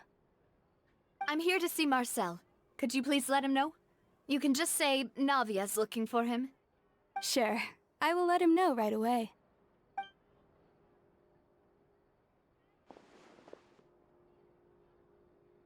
Navia, hello. Sorry to keep you waiting. I'm not as young as I used to be, so my legs are giving out a bit. Oh, it's all right, Uncle Marcel. There's no need to stress. I just wanted to talk to you briefly about what happened in the Opera House. I'm sure you saw everything too, right? Yes, I've never seen anything so strange. Oh, you were at the Opera House too? That's right. I went there with Navia to see the magic show. Who knew it would turn into a whole murder mystery? I also witnessed your marvelous sleuthing work. Quite impressive. To beat the Hydro Archon at her own game on her own turf, I can already imagine everyone in Fontaine discussing your exploits over a few glasses of wine. Oh, Paimon doesn't want to become the talk of drunkards. Apologies. It's just how Fontaine is as a nation. Everyone loves drama and theatrics. Uncle Marcel, you've also noticed that other thing, right? The fact that humans can dissolve in water? Yes, I was reminded of your father's case right away. Is that what you're investigating now? Exactly. I still don't have much solid proof, but I can sense that the other side has already begun to act. Oh, and what makes you say that? We were attacked on Araneus by some unnumbered Gardamex. And there was also an attempt to get me to drink water from the primordial sea. If not for the vigilance of my partner, I probably wouldn't even be here talking to you right now. Oh, you're giving us too much credit. Wasn't it you who protected us? Alas, it seems things are heating up again. The peace that Callus sought so dearly will soon become a thing of the past. But rest assured, Navia, Poisson will always remain a safe haven for you. If you're scared, you can always return there. If anyone dares to lay their hands on you there, the Confrérie of Cabrières will use its funds to the last Mora to bring them to justice. Thank you, Uncle Marcel. But I don't intend to go into hiding. I'm going to strike while the iron's hot. Do you have any new thoughts on my father's case? About that. Sorry, my age is catching up with me, so it'll take me a while to recall my memory.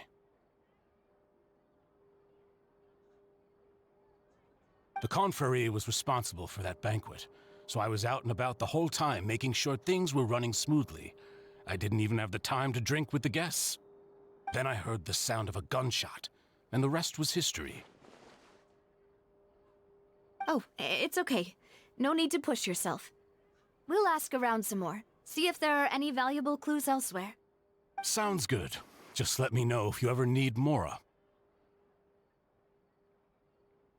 All my wealth comes from Callus's patronage and support.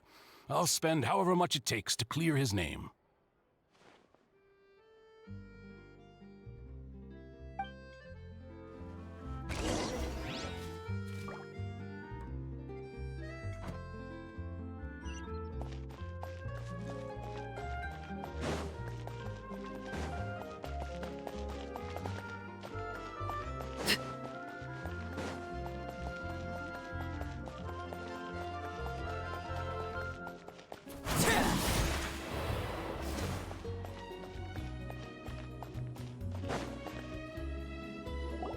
We've talked to all three suspects, purely based on their conversations with me. None of them sounded particularly suspicious. I suppose that's to be expected, though. If a single conversation's all that's needed to find them out, then my father wouldn't have needed to investigate the case for so many years. Anyway, even though we didn't make a breakthrough, let's still compile what we were able to find. But where should we start? Ah, you're right! Flora mentioned that Callus probably only ended up with the gun because of circumstance. That makes sense. According to Jacques' family members, he already told them that he had been discovered, and that he had no choice before he left home that day. If I had to guess, he probably received an order from the synth boss to kill my father. Had he refused, he and his family's lives would have been forfeit.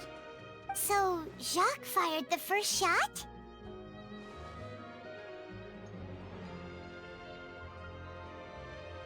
Oh? And why is that?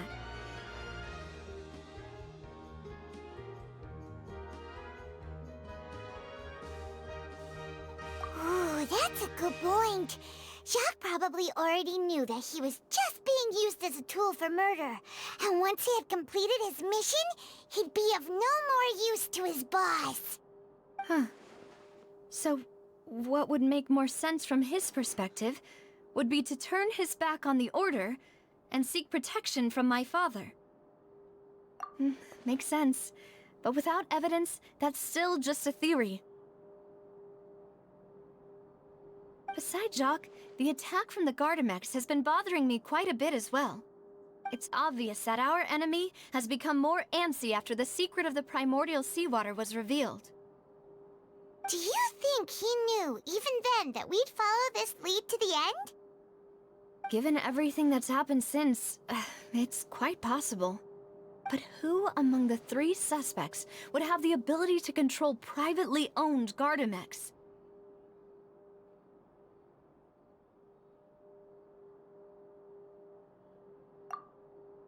Uncle Marcel? My father did really trust him. And they worked together on a large number of projects. Maybe that's how he got to know Jacques. And with funds from the Confrérie, he could also afford a large number of Gardamex. It's still really hard for me to imagine, though. After all, Uncle Marcel has been around since I was just a child. Also, wouldn't this mean he has been spending a whole lot of mora and energy to fight his own synth business?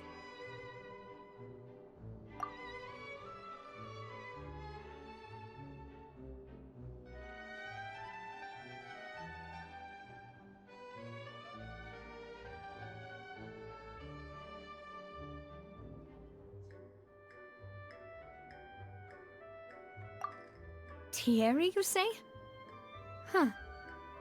It is possible that he's figured out a way to convert the Gardamex for personal use. But I didn't feel like he was lying when he was talking to us about the mecha. I also don't think he'd be able to keep that kind of tampering under wraps. Yeah, had he actually tampered with the mecha, we'd be able to prove it with a simple check of the guard's inventory. If the mecha were taken from the guards, it should be pretty easy to find out when and... Florent? It is true that he was closest to my father, and thus had the best chance of learning about his dealings with Jacques. But as Spina di Rosula's advisor, his work mostly deals with personnel and security, so he shouldn't have much means when it comes to finances. So you're saying he's too broke to afford a mecha army? Exactly. He can't. And even if he could, I don't think he would be able to dispatch a whole group so quickly. Who could it be?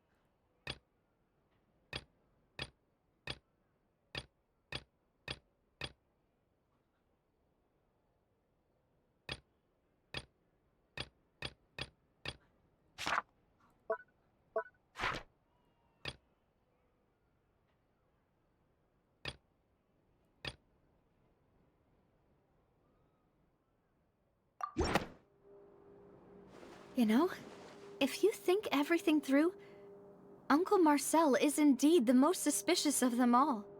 Could we be missing other suspects? Malus didn't know about the people turning into water thing when he narrowed it down to these 3, did he? Malus has always been very reliable, and his judgment of others' trustworthiness has been fair and well considered. When he laid out his case for the 3, the rationale he gave me made a lot of sense as well. The suspect is knowledgeable about the Spina's internal affairs, has the means to dispatch Mecha to assassinate us, and possesses significant intellect and foresight. Even if I don't want to believe it, I'm starting to see how things could all tie back to Uncle Marcel. Well, we still have another trump card on top of all the theorizing and speculating. Yes, Malus did say that charging straight in there would be extremely risky, but we don't have any other options right now. We need far more solid proof before we can hope to go charging in on our enemy. Navia, here you are. Oh, I've been looking for you. Huh? Aren't you the guy from the guards? Did something happen? Yeah. News came from Irenaeus just after you left. We've got another trial on our hands. Wasn't that place built specifically for holding trials? What's so newsworthy about this one? I know. But they said the person they're putting on trial is a Fatui harbinger called Tartaglia.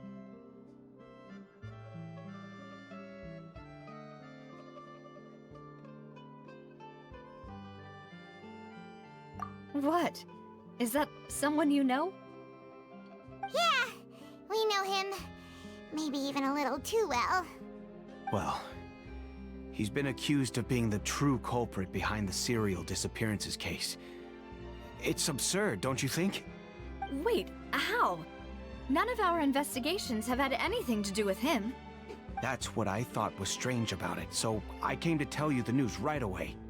If the charge against him stands, then it'll be next to impossible to get the guards to support any of our planned investigations. Right, because they'll think they've already found the culprit. Yeah, and it'll be a lot harder then to clear Mr. Callus's name. I understand. Well, partner, what do you think we should do? We still haven't found any conclusive evidence.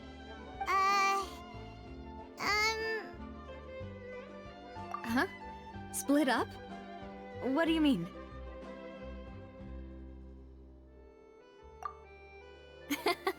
Just as expected of my partner.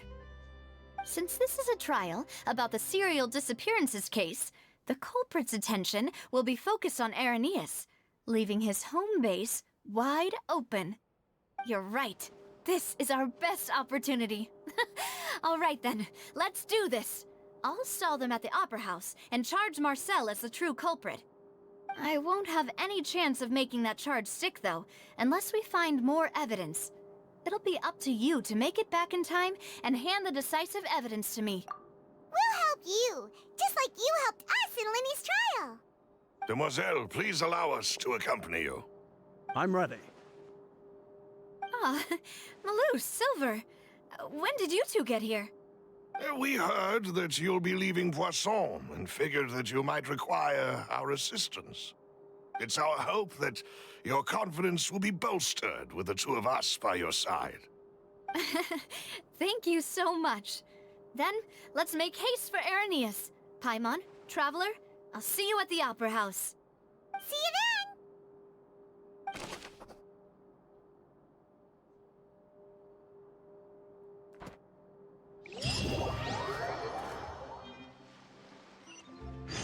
Now that Navia has set out for Irenaeus, we should also get going. The location has already been marked on the map, so let's head over. According to Malus's info, the synth production base is underwater. Let's go and try to find the entrance.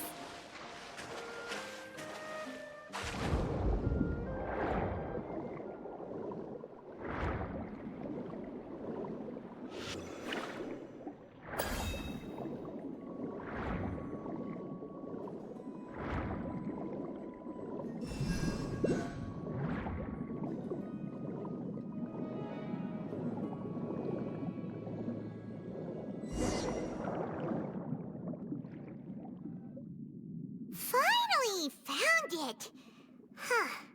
So this is the entrance that leads to the synth production base.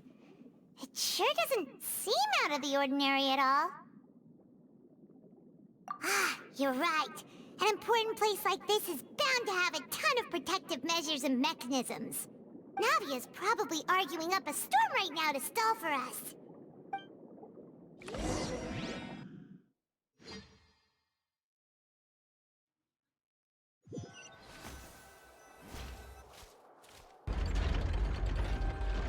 It would appear that I must repeat my question again, Mr. Tartaglia. Do you accept the charge that you are the true culprit behind the serial disappearances case?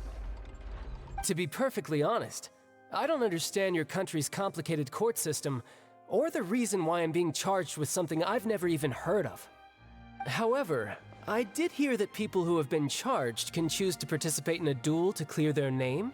Is that right? In which case, as long as I accept the charge, I can have an all-out fight with that champion duelist Clorend, right?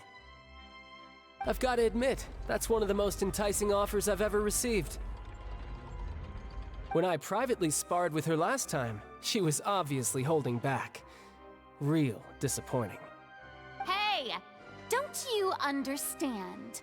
You're currently the prime suspect for a major case. This isn't the place for you to be looking for fights. Oh? Sounds like the Hydro Archon wants to lecture me on the ways of the Opera House. Then why don't you duel me too? I'm the kind of student that learns best in the heat of battle. No. That's not what I meant. Alas, it would appear that communication with the defendant is going poorly, and we have made very little progress. In that case, let me explain everything from the very beginning again. The goal of this trial is to determine the culprit behind the serial disappearances case. That case had nothing to do with him. You've got the wrong man. Huh? What's going on? Why is she interjecting again? I told you it couldn't be one of the Fatui harbingers. Miss Navia, this is the second time you've interrupted the court proceedings. I only tolerated your behavior last time because you were able to provide the court with a key eyewitness. But that was an exception rather than standard court protocol. I can very well charge you with contempt of court for your interjections. Oh, please. Did you ever think I had any respect for this place's pointless theatrics? We can put that discussion aside for now. I'm not here to argue with you. I'm here to charge the true culprit behind the serial disappearances case. And if my charges prove true, then Tartaglia here will be proven innocent by default, correct? Oh, a young lady has charged in and offered to clear my name. How fascinating. Well, I'd gotten half bored to death by all these rules and procedures anyway, so I'll take you up on that offer. So, Your Honor, is there nothing else for me to do now? You may take a seat for now in the audience, but that doesn't mean the suspicions against you have been lifted. Now then, Miss Navia, who is the person you would like to charge instead? That person is...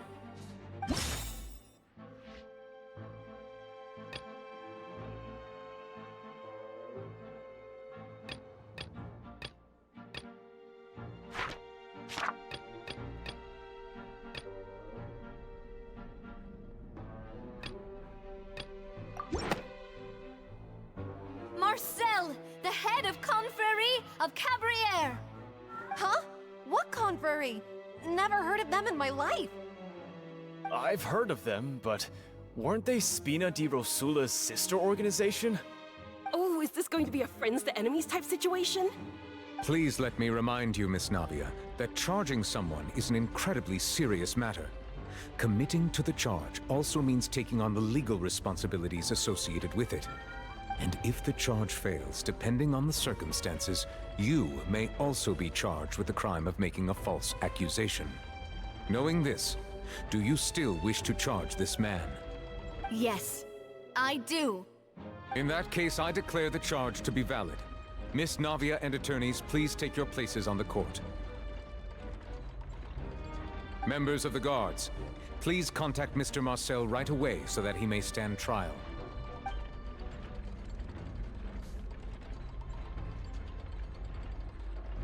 Mr. Marcel, you will not require an attorney. Is that correct? Apologies. It all just happened so quickly. I still haven't figured out what's going on. I think an attorney won't be necessary. This is probably just a misunderstanding between me and Navia. Very well. In that case, since both sides have now arrived, Miss Navia, please present your charges. I would like to take everyone back to 3 years ago, to the case of Callus the Unfaithful. Only through elucidating what really happened in that case can we connect all the dots for the serial disappearances case. Navia, do you really think that I was the one who killed your father? Come on, why would I do that? Callus was my benefactor, and remember both you and I only ran to the scene when we heard the sound of a gun. If that's enough to make me a suspect, wouldn't that make everyone at that banquet a suspect as well? I think there's no point in getting into the specifics right now. The audience doesn't even have the big picture yet. Even I'm struggling to remember some details of that case. Exactly correct, Your Honor. I must refresh everyone's memory about that case before I can explain my charge and reasoning. I see. In which case, I will recount the findings about that case as originally recorded by Maison Gardiennage.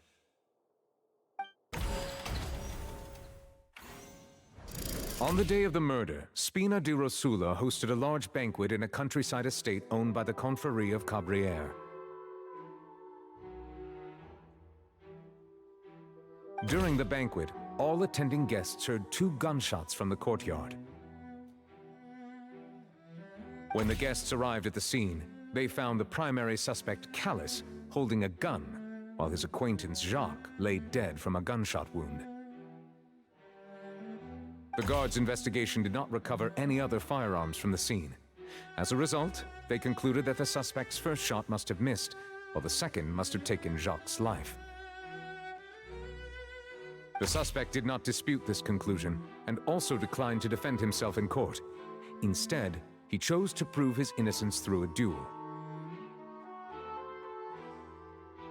Callus was defeated by champion duelist Clarand in the ensuing duel, and soon succumbed to the injuries.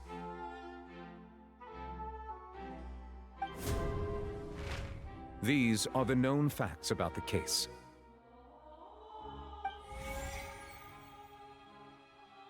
The one with the motive to kill was Jacques, not my father.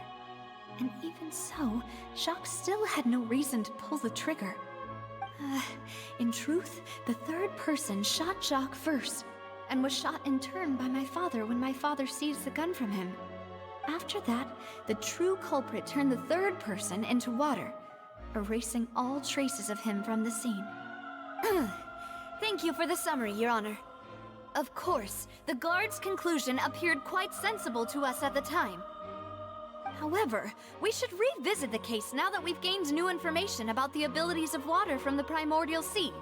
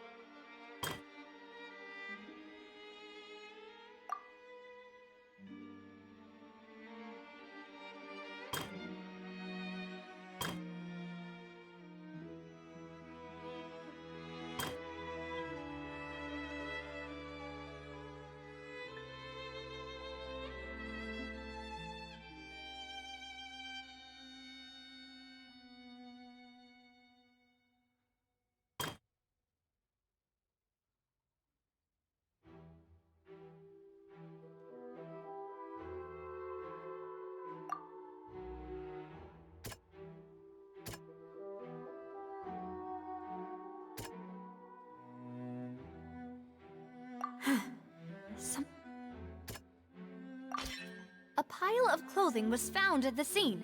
The guards once believed they were used by Jacques as a costume to disguise himself. But now, it is clear that the clothes were proof that there was a third person at the scene, and that they were turned into water after committing the murder. Since it was raining that day, the culprit was confident that they could use the rain to wash away all traces of their dissolved accomplice.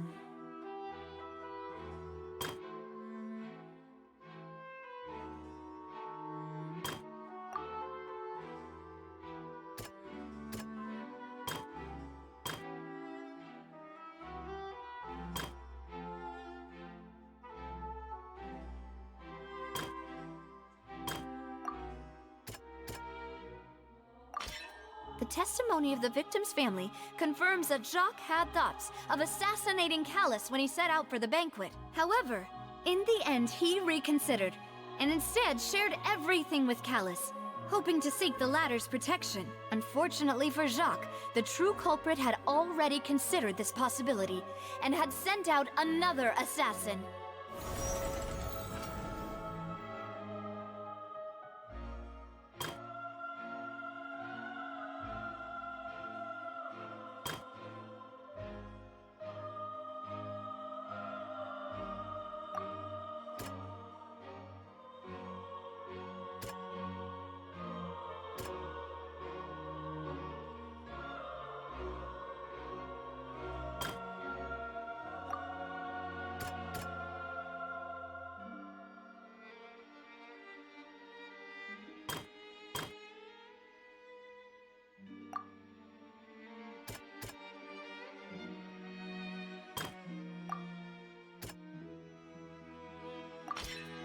this assassin first shot Jacques, then turned to shoot Callus, only for Callus to wrestle the gun from him and kill him instead.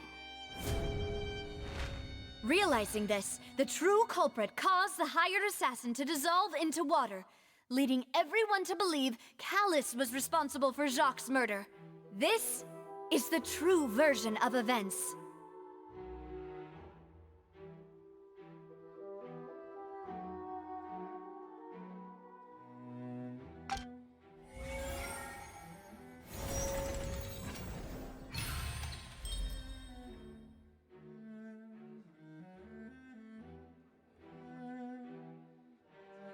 So that's what happened. Wait, you're telling me something as dangerous as water from the primordial sea has been used for all these years? What a great theory. It also explains Callus's and Jacques' respective motives. I guess they didn't shoot each other after all. Mr. Marcel, you are the one being charged with the crime. You should provide a rebuttal if you wish to prove your innocence. Ah, but I think I agree with everything Navia just said. In fact, there was nothing in her speech that directly implicated me. Then, may I ask some questions? In my opinion, we primarily need to determine two things. One, do you have the evidence to back up your claims? I'm afraid not. At least not at this very moment. Boo! If you don't have any evidence, you should just go home! I may not have the evidence with me, but I know where I could go to collect it. If we look up the deserted clothes against a record of people who went missing around the same time, we should be able to find a match. Considering the serial disappearances case, the guards probably kept careful records of all missing persons from around that time, regardless of age or gender. That makes sense to me. Monsieur Neuvillette, I would consider this to be a reasonable investigative direction. Why do I feel like Farina's acting a little differently today? Maybe she's scared of embarrassing herself again? Alternatively, she's become more diligent after charging an innocent citizen in the last trial. My second question has to do with the ensuing duel. If the truth is indeed as you described, then why didn't Mr. Callus explain himself in court? If he had testified that a person had been dissolved, he could have at least mounted a defense. I've thought about this too, and the answer is actually pretty simple. He felt there were things that were more important to him. The dissolving power of water from the primordial sea is an important secret for the true culprit of the serial disappearances case. My father could have exposed it for all to see, but he chose to take it to the grave. At that time, Spina di Rosula was in dire straits, and his reputation had already been shattered. He had no guarantee that going forward with the truth would allow the culprit to be brought to justice. What was certain, however, was that it would paint a gigantic target on my back. Boss once told me that Demoiselle had already been selected as the next target of the serial disappearances case. What? If the secret had gotten out, the culprit would have fought an all-out war with Espina right there and then. I wouldn't have been the only one in danger. All of us would have stood to lose our lives. Of course, the guards might eventually figure out the truth of the matter and determine that we were in the right. But what good would that do? How can a hollow verdict protect anyone? Had this opera house ever given my father any kind of confidence in its brand of justice, Spina di Rosula would have had no reason to exist. But by staying silent, we retained the ability to deter our opponents and continue the stalemate. I was able to become Spina di Rosula's president, which made me harder to target, as well as giving me more time to grow and learn. And once I have figured out the truth and stepped up to the challenge, I will do what this opera house cannot, and restore my father's truth and honor back to him. So, you mean to say, your father intended to die in the duelist's ring? That's right. Do you have any proof? Of course. All you need is to ask his opponent, Clarand. I don't need your apology, your guilt, or your support from the shadows. You don't have to do anything for my sake. But since he entrusted his will to you, Clorand, you should tell us the truth about his sacrifice. So, during the duel, did you believe that Callus was intending to die? Yes, I did. As a champion duelist, I've fought many battles and taken a countless number of dishonored lives. In my line of work, I've seen all kinds of people give their all for the faintest hope to continue living. Some were determined, others passionate, and some even manic and twisted. Just one look and I can tell if a duelist is hoping to live or if they're looking to die. I hereby swear on my name and honor as a champion duelist that Mr. Callus never intended to leave the ring alive. Since that's your testimony, I have no more questions. It appears there really are good grounds to reopen this case. I concur. However, Miss Navia, you still have not explained the link between your father's case and the serial disappearances case. Right? What she said was fascinating, but kind of beside the point. Wait, weren't they just talking about the serial disappearances case? Of course, Your Honor. The two cases are connected via a matter of timing. In my father's case, the culprit intended to kill both Jacques and Callus. As a result, they planned to act after hearing 2 gunshots. And, at the end of Linny's trial, the culprit also only dissolved the victim in front of everyone because they realized they were at risk of being identified. The culprit could only time their actions so precisely if they were already at the scene. Coincidentally, Marcel attended both the banquet and the trial. So that's why you suspected me. Even after hearing your reasoning, I still can't help but find it a little preposterous. I'm used to it, though. You've always been an impulsive and sentimental child, Navia. It's one of your most endearing traits. No need to appeal to pathos. I won't try to refute your points one by one, but even if everything you just said was true, can you prove that I was the only person present at both events?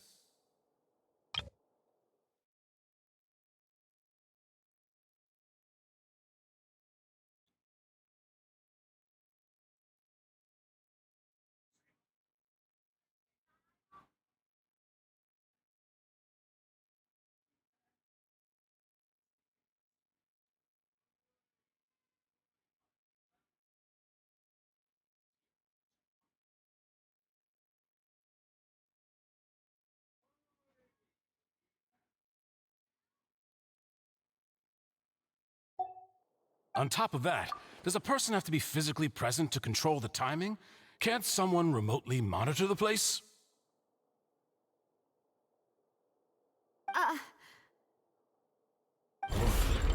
Know what she can say to that.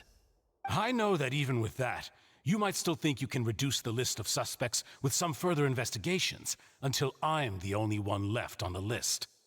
Alas, who won't feel at least a little hurt by an accusation of murder from a girl you see as your own daughter? But if I were to dismiss this completely, you'd also think I'm not being considerate of your feelings. Ah well, let Uncle Marcel teach you another lesson. Do you know what the biggest flaw in your reasoning is? I suppose you're gonna tell me anyways. It's timing again. I'm a businessman by trade. From that standpoint, there's no reason for me to kidnap young women. It's a high-risk action with nothing to gain. In addition, I left my home in Snezhnaya when I was young to come to Poisson and work in some trade. My business only thrived when I received Callus's patronage. But the disappearances began before I ever stepped foot in Fontaine. I do apologize, demoiselle. This was my mistake. No, it's not your fault. I'm sure he had come prepared. Is there anything else you'd like to say? Would you like to check the date of my first business license against the first known case of the serial disappearances? You can also take a look at my border entry records, or ask my friends and family when I left Snezhnaya for the first time. Could those records and testimonies do something to appease the unspeakable anguish in your heart? Seems like she got the wrong guy. At this rate, Navia will be convicted for falsely accusing him. I think you've done a superb job of dissecting your father's feelings as he neared the end of his life. But aren't you going against all of his wishes and expectations right now? He wished for you to become more rational, collected, and conscientious, instead of dwelling only on your own feelings. Once you've learned to be more considerate of others' feelings, and to stop rushing headlong into things, you'd have met most of his expectations. This isn't just about me, and it never has been. The biggest difference between me and the rest of the victims is that I still have the ability to search for the truth, while that same agency has long been taken from them.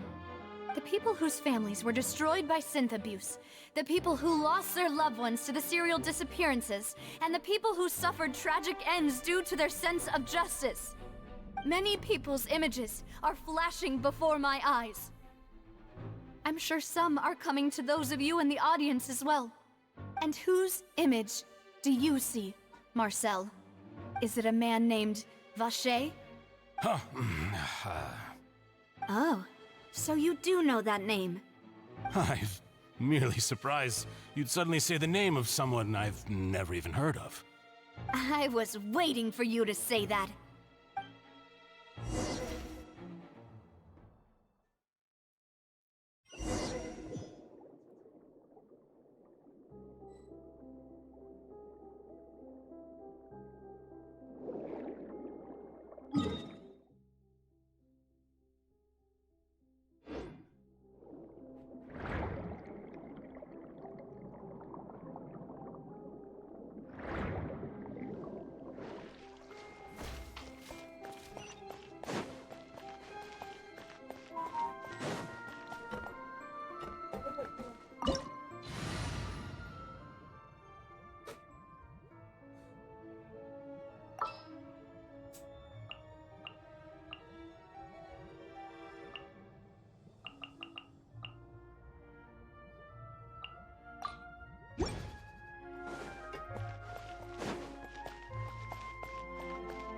Transfixed!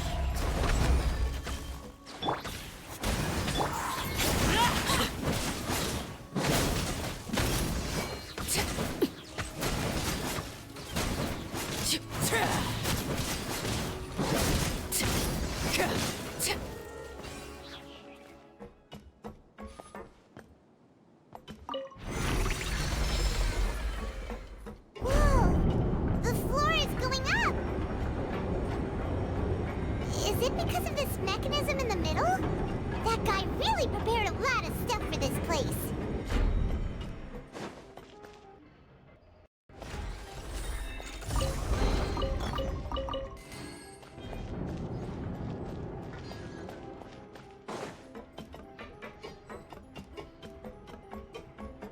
Paimon thinks we need to go up, but Paimon doesn't see a way. Let's take a look around. Maybe we'll find a hidden mechanism that'll show us the way up.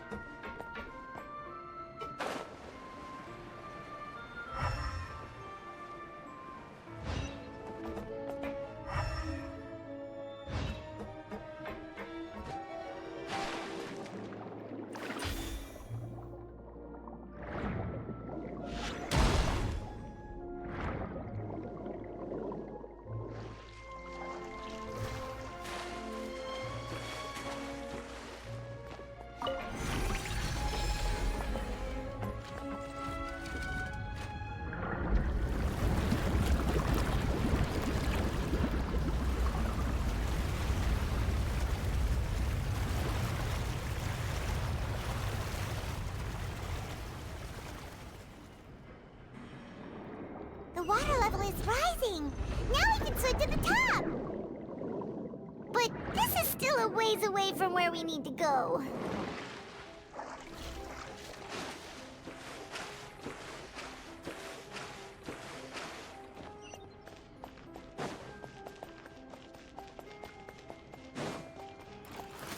Laid bare.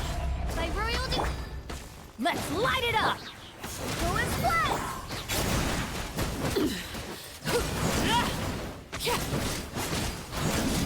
Everlasting as the moon! Overruled! As you wish, main Fräulein. Everybody stand back!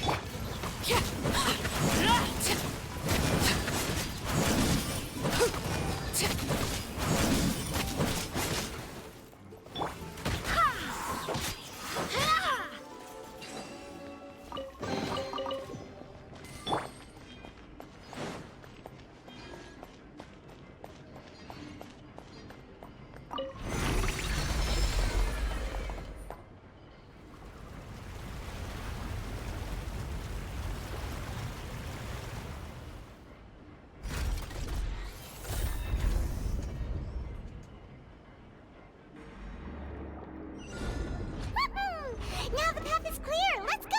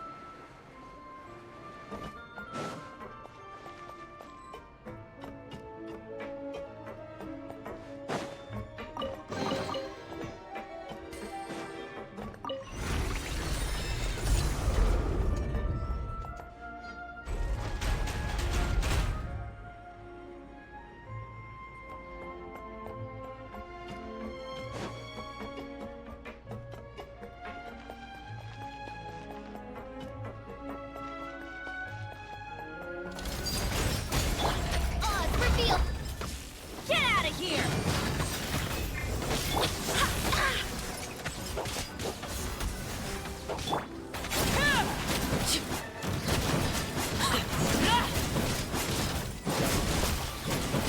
Shadow Raven, Laid bare!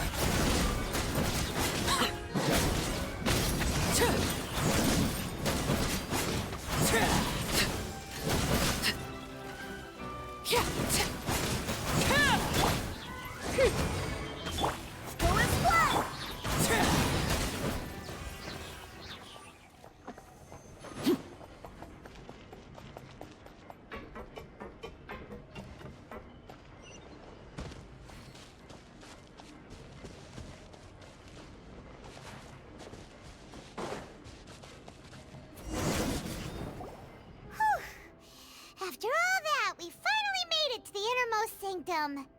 Though, as expected, the mastermind isn't here.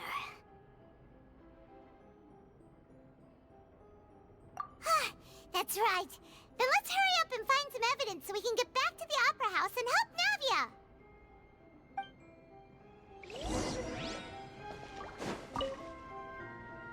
What's all this? Aw, it's a bunch of really cute things! Pink accessories, a hair tie, a necklace, even a makeup box! Oh, Paimon sees it too, but why are all these cute things labeled with different girls' names? Huh? You mean the girls from the serial disappearances? They were brought here? And then they were turned into water. And all the boxes of things, these names. That means... Oh, this is terrible!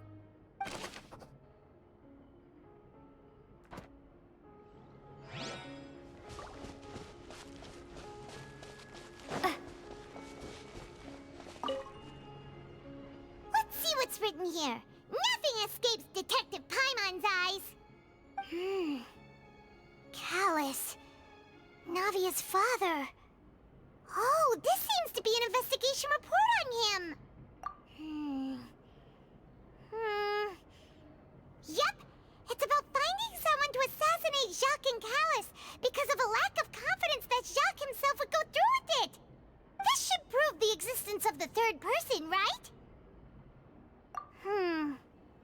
We still have not determined the exact content of the key information Callus has passed on to certain members of his organization. The old dog's a real menace to deal with. Even if he abides by the promise he's made to us, he will still have the upper hand. He can act whenever he wants to make our lives miserable. The only option left is to remove him from the picture entirely. I concur. Let's send someone to kill him. He won't declare war as long as we don't touch Navia. Oh, seems like we've got a bunch of correspondence between the higher-ups. They're all just so evil.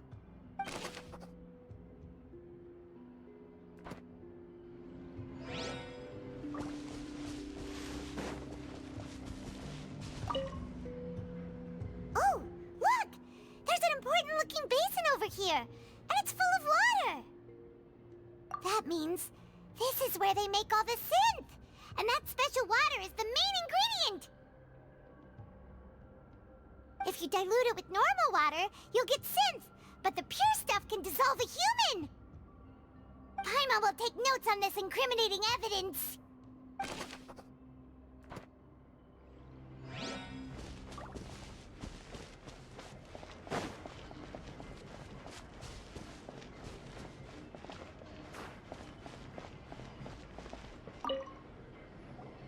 Whoa!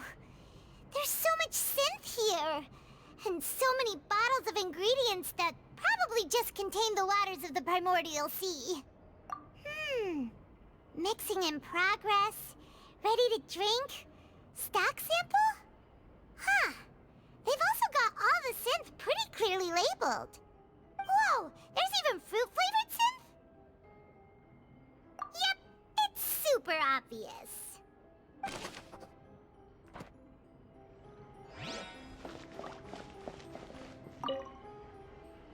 What's this over here? Looks like some kind of place for research. Experiment number 16 aims to verify Jacob Ingold's research conclusions on the primordial sea and use his theory as a foundation to achieve a breakthrough. The experiment was a failure. No individual managed to resurface from the water from the primordial sea. Female specimens 22, 23, and 24 were dissolved.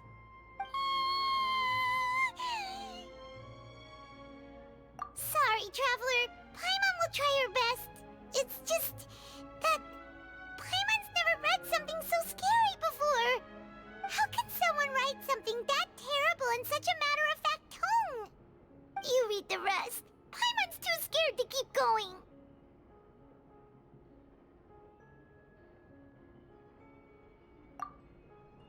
So that's why he did all of these experiments. Wait, did he really think he'd be able to find a way just by dissolving people over and over? That's just insane! Huh? Isn't that the name you heard by the fountain? Paimon thought he was an eyewitness in the serial disappearances case.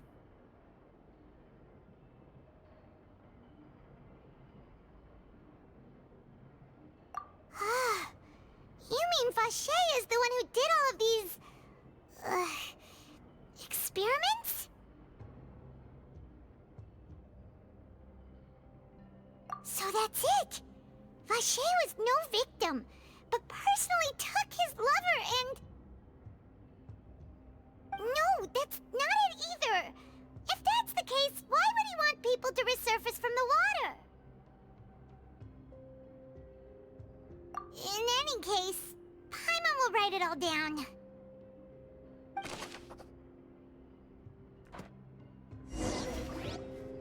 We've looked at almost everything here, and it seems like our theories were spot on. But... yeah, we haven't found anything that reveals his true identity. No wonder even Neuvillette wasn't able to find anything. Whoever it is probably destroyed everything to do with that name a long time ago. That way, even if we bring all this back to the opera, we won't be able to identify the true culprit. Sure thing. Paimon won't admit defeat to this guy either.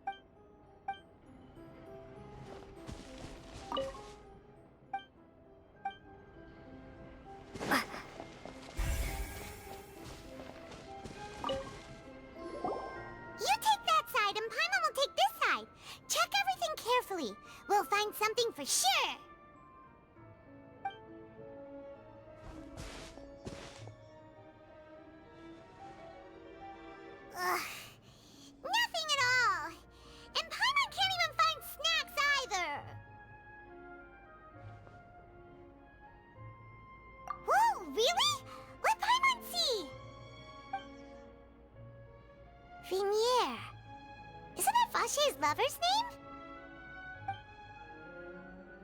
Then you found her diary. Let's see! Aw, it's just a normal diary chronicling their love story. She was so sweet, too. Oh.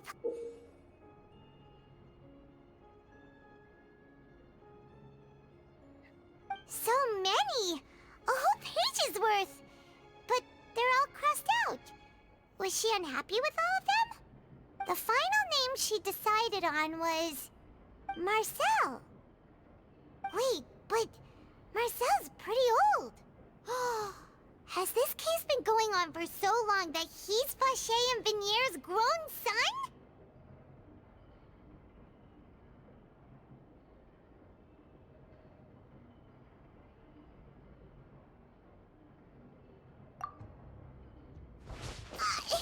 Hey! Paimon still hasn't figured it out yet.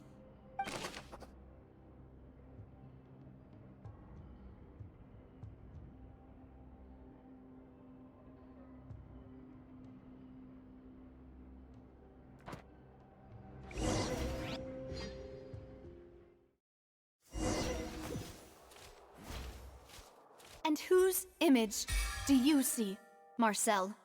Is it a man named Vacher? Oh, so you do know that name.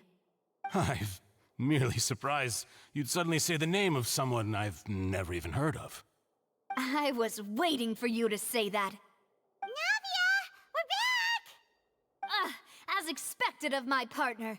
I just knew you'd return in the nick of time. Just how often do you intend to flout the rules of this court? It's all right, Monsieur Nervalette.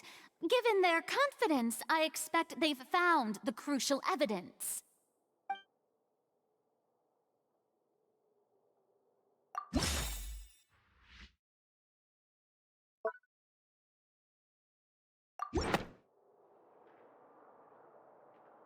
But the truth of it, Marcel, is that you've always been Vacher. Huh? We've investigated your lair and we already know everything! After your lover, Vinier, was dissolved, you kept abducting young women to experiment on the hopes of bringing her back to you! You even created Marcel as a new identity and destroyed all records of your past as Vacher! So that's it. Even the villains in opera performances rarely go that far. And with that, Marcel's motive has now been established. This information regarding your past also dismantles your prior timing defense. Well, Marcel, do you know where you went wrong? You fixated your gaze on the lover that passed away, instead of paying attention to the living people around you. So, you never noticed how we changed, or how we grew as individuals. You also never understood Boss's real expectations for his daughter. Or our determination to see things through. Your determination. Mr. Marcel, please speak up now if you would like to defend yourself. Otherwise, the trial will move on to the next stage. Do you really think I wanted to do any of this? Pay attention to you? What for? Have you ever paid attention to me? Ever empathized with my pain? Ever known how it feels to watch the love of your life dissolve right in front of your eyes? No one helped me. No one even believed me. All those decades ago, even the officers from the Maison Gardiennage were laughing at me. They said there's no way a human being can turn into water. So I must have gone mad from grief. Vinier's death was brushed away by all of you as if it didn't matter at all. Well, now you know, don't you? Ha! Well, it's too late now. All those who were dissolved are gone forever. You only have yourselves to blame. You set up this ornate opera house in pursuit of your so-called justice, your beloved drama, while turning a blind eye to the suffering of the people. Vinier is dead. We promised each other that we would always be together. Wherever she goes, I will follow. But I'm not from this blasted place, so I can't be dissolved, no matter what I do. Hey, is that water from the primordial sea that he's drinking? I can't dissolve! Can't dissolve! Can't dissolve! Do you all see? I can't go, I can't follow. So if I can't go where she is, what choice do I have but to try to bring her back? I did all of that, and in the end, that accursed Callus still got the better of me. I spent my entire life living on pins and needles, only to get stabbed by his idiot daughter at the very end. The suspect is exhibiting signs of mental distress. Guards, please restrain him. Don't touch me! Don't anybody come near me! I still need to save Vignier. Our promise. We made a promise. Vignier. Vignier! Please, Vignier. Don't think badly of me. All I want to do is fulfill our promise. At this point, the verdict of this trial is clear. With Mr. Marcel's conviction, the charges against Mr. Tartaglia no longer have any basis. Fine by me. I was in a bad mood, but after a show like that, I'm actually feeling pretty good. Traveler, please submit all the evidence you have collected to the guards, so that I might review and summarize the truth behind the serial disappearances case. The man now known as Marcel was originally named Vacher and worked as an adventurer with his partner and lover Vignier. During an underwater expedition, Vignier accidentally came into contact with water from the primordial sea and was dissolved in front of Vacher as a result. Vacher learned of the primordial water's existence through the work of others and began to kidnap young women for research, with the goal of discovering a method to restore Vignier back to life. To cover his tracks, he invented the new alias of Marcel and began to operate a business in Poisson. During the course of his research, Vacher discovered that a diluted concoction of water from the primordial sea can induce feelings of euphoria, and began to manufacture and market synth. However, as he accumulated wealth to fund his continued research and expanded the scope, he came into conflict with Spina di Rosula. After exchanging blows with Spina di Rosula for many years, Vacher decided to assassinate their president Callus at a banquet. Although the assassination did not go as Vacher expected, he was able to turn Callus into the murder suspect by dissolving the assassin he sent to the scene. And just recently, Vacher attempted to frame Linny as the culprit of the serial disappearances case, using a similar method. However, his attempt to frame Linny failed, and the power of water from the primordial sea became public knowledge. This case also exposed enough of Vacher's machinations that he was eventually successfully charged in court. Thus concludes the enigmatic history of the serial disappearances case, with the truth revealed to all.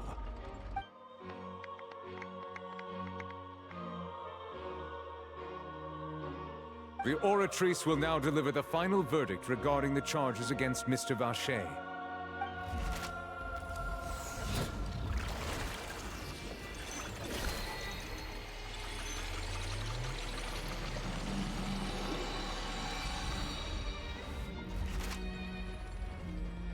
According to the judgment of the Oratrice Mécanique d'Analyse Cardinal, Mr. Vacher is guilty. Guards! Take Vacher away. Good. It's what he deserves. With that, the serial disappearances case is over now. We really just witnessed history. Who would have thought the true culprit would be such a polite and well-spoken guy? Yippee! We helped Navia bring the bad guy to justice! He's hurt so many innocent people and now he's finally getting what he deserves! Huh? Are you okay?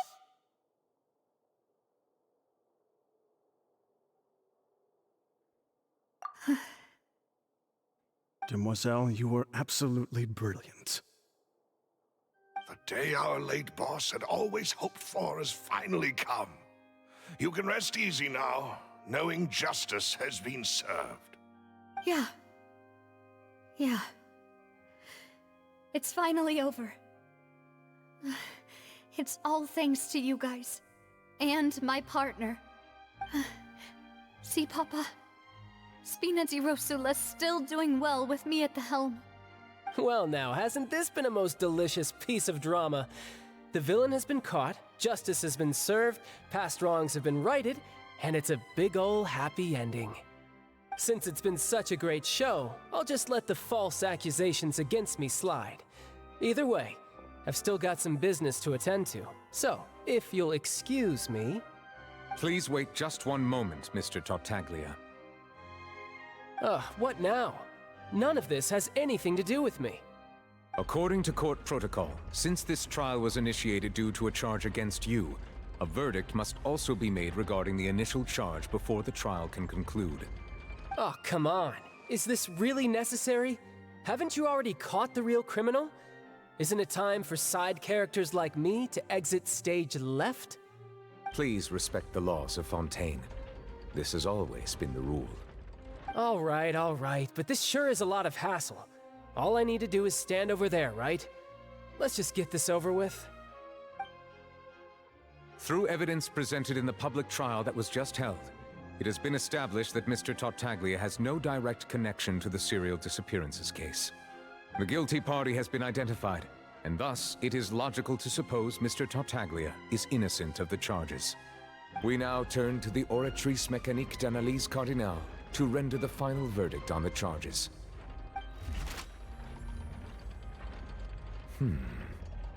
According to the judgment of the Oratrice Mécanique d'Analyse Cardinale, Mr. Tartaglia is guilty. What? Hey! That's not funny! Didn't you just say I'm supposed to be innocent? What's with this verdict? Is your justice machine malfunctioning? Huh? This has never happened before. The Oratrice actually returned a different verdict from the Chief Justice. I mean, have you ever heard of an innocent Fatui Harbinger? Do you think the Oratrice might have just convicted him on general principle? But weren't the charges about the serial disappearances case? No matter what else he's guilty of, it shouldn't affect the verdict in this case, right? The judgment of the Oratrice Mécanique d'Analyse Cardinale is, by law, the final verdict of the court. We must accept the guilty verdict. Guards, please take the suspect into custody per court protocol.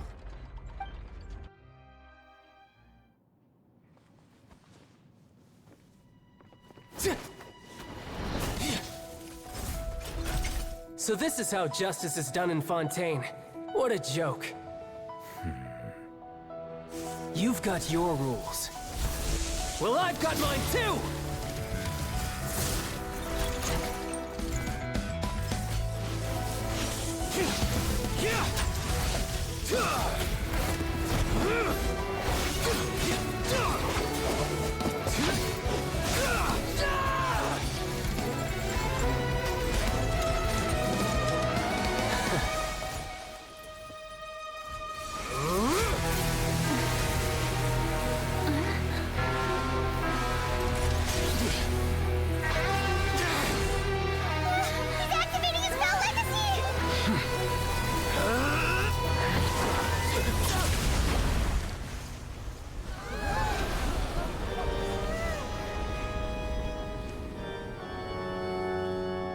I am sorry. If you have been wronged, we will find the truth. But the rules of the court must be upheld.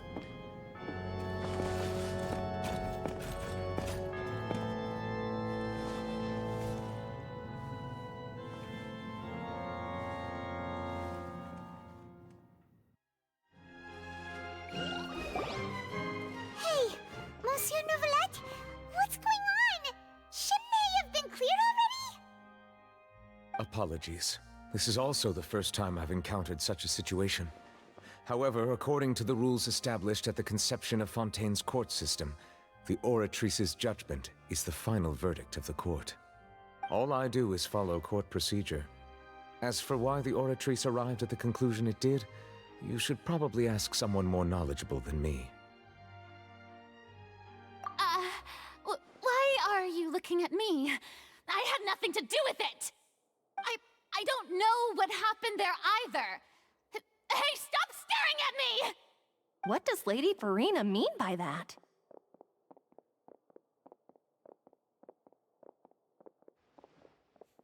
She says she has no idea either, but that's impossible. Didn't she create the Oratrice herself? Yeah, so are the verdicts reliable or not? Can results like this really be called justice?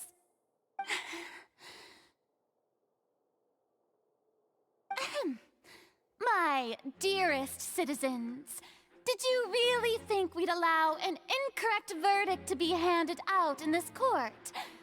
Did you really believe that the judgment could be mistaken or be the result of some sort of random mishap?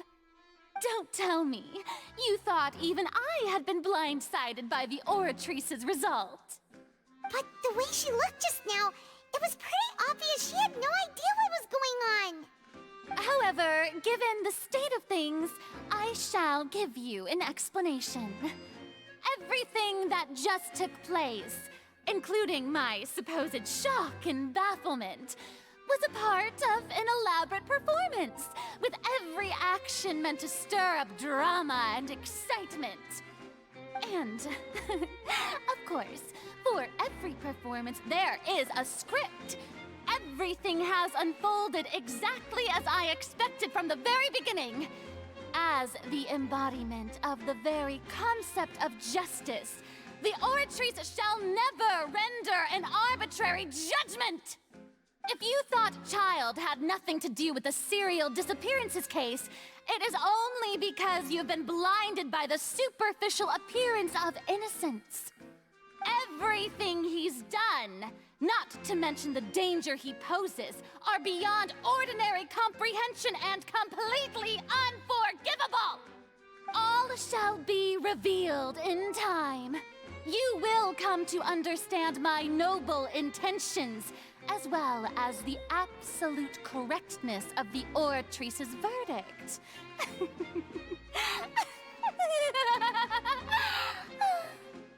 Now, having said that, although I hate to leave things hanging in suspense, it is now time for this performance to end. As the lead actress, I shall be the first to take my leave. Toodaloo! So she chose to make her escape after all, did she? So you're saying we shouldn't put much stock into what she just said? She probably just put on that performance to save face. As for the truth, it's unlikely that she actually has any idea. However, please be assured that I will continue to investigate this case in a personal capacity. Just as I promised, if the judgment has been incorrect, we will do our utmost to clear his name. All right. Even though we feel pretty badly for him, we'll take your word for it for now.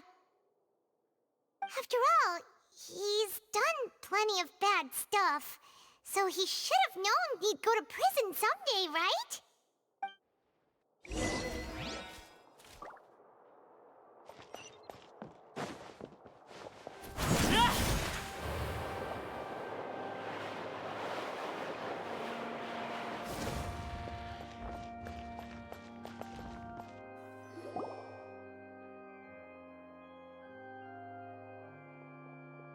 Hey, what are you doing? Quick, stop him!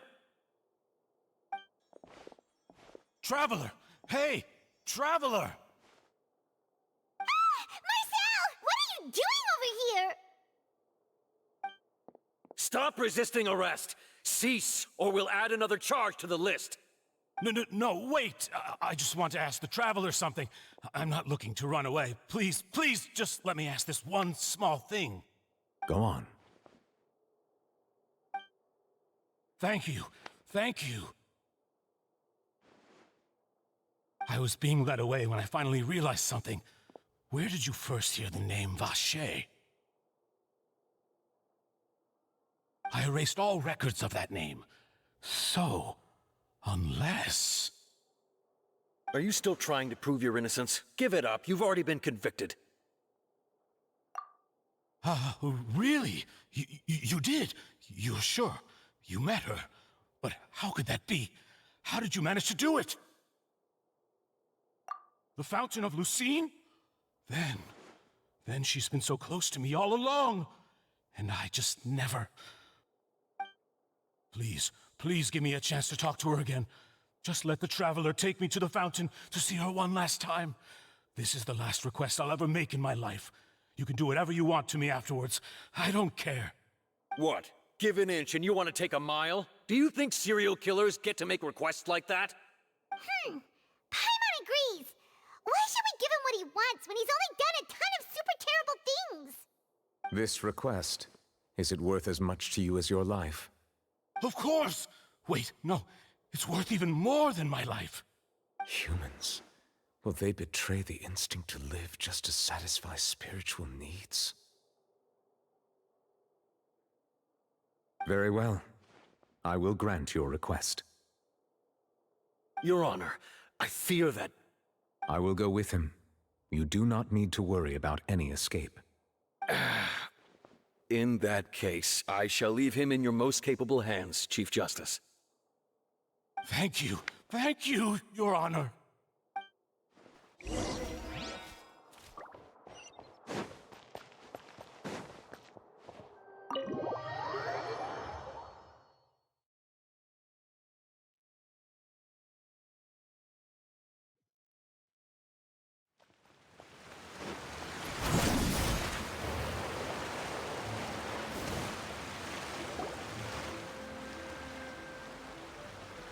Is this the place?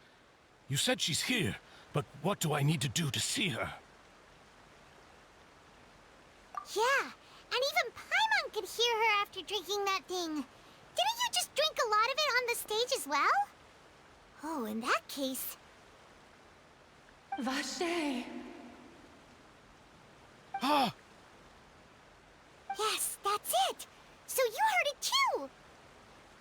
Vignier, it's me! It's me, Vache! Vache? Vache! I'm here! Where are you, Vignier?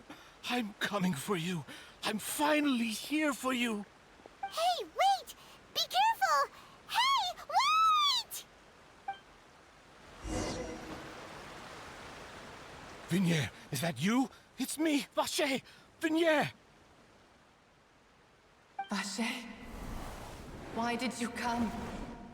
Didn't I say? You don't need to look for me.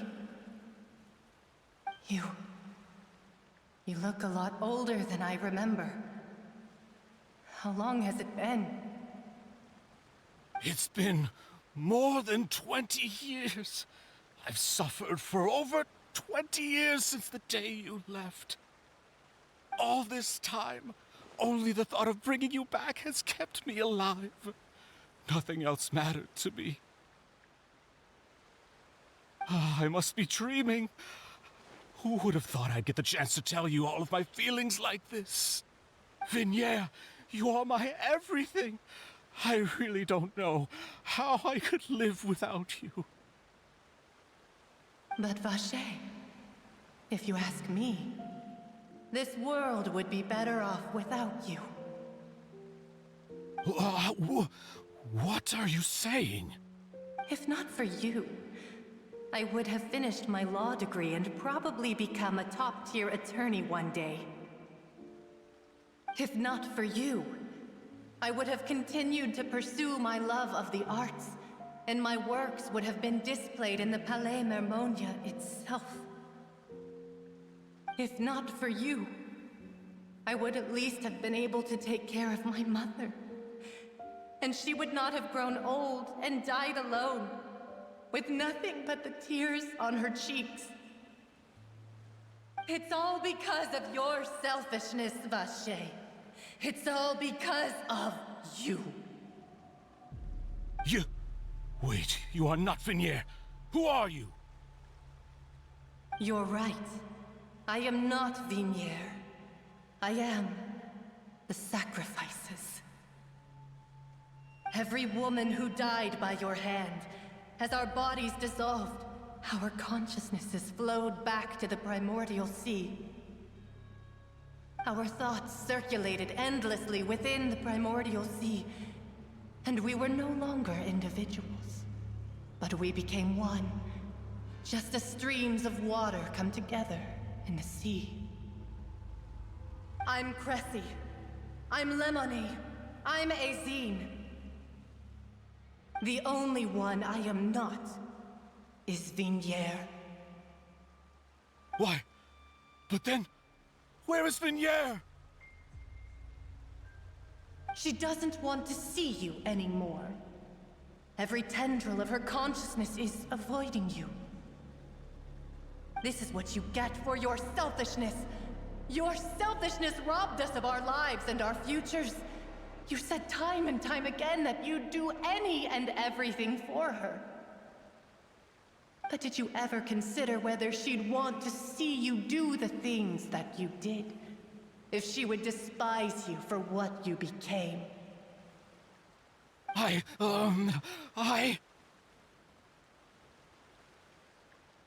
You are a liar, a heartless murderer, and a cowardly narcissist. The only thing you are not is Vignier's beloved. From the moment your first victim died and her consciousness merged with Vignier's, she has had nothing but pure hatred for you.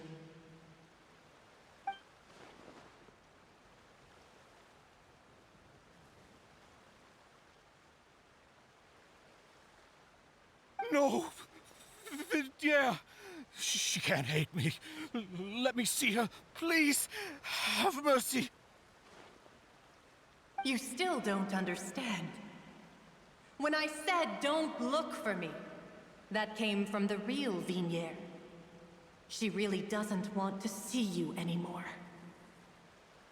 But on top of that, she also said that because it's her final drop of pity for you.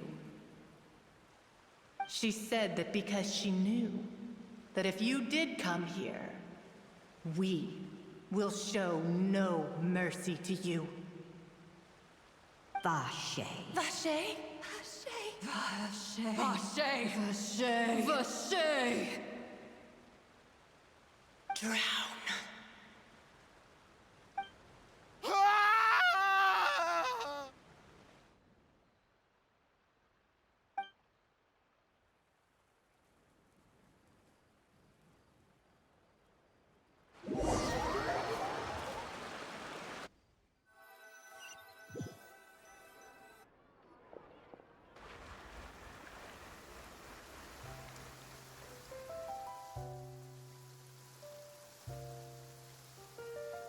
Finally, we have some time to do shopping. Gosh, it's really been a long time since we've been able to relax.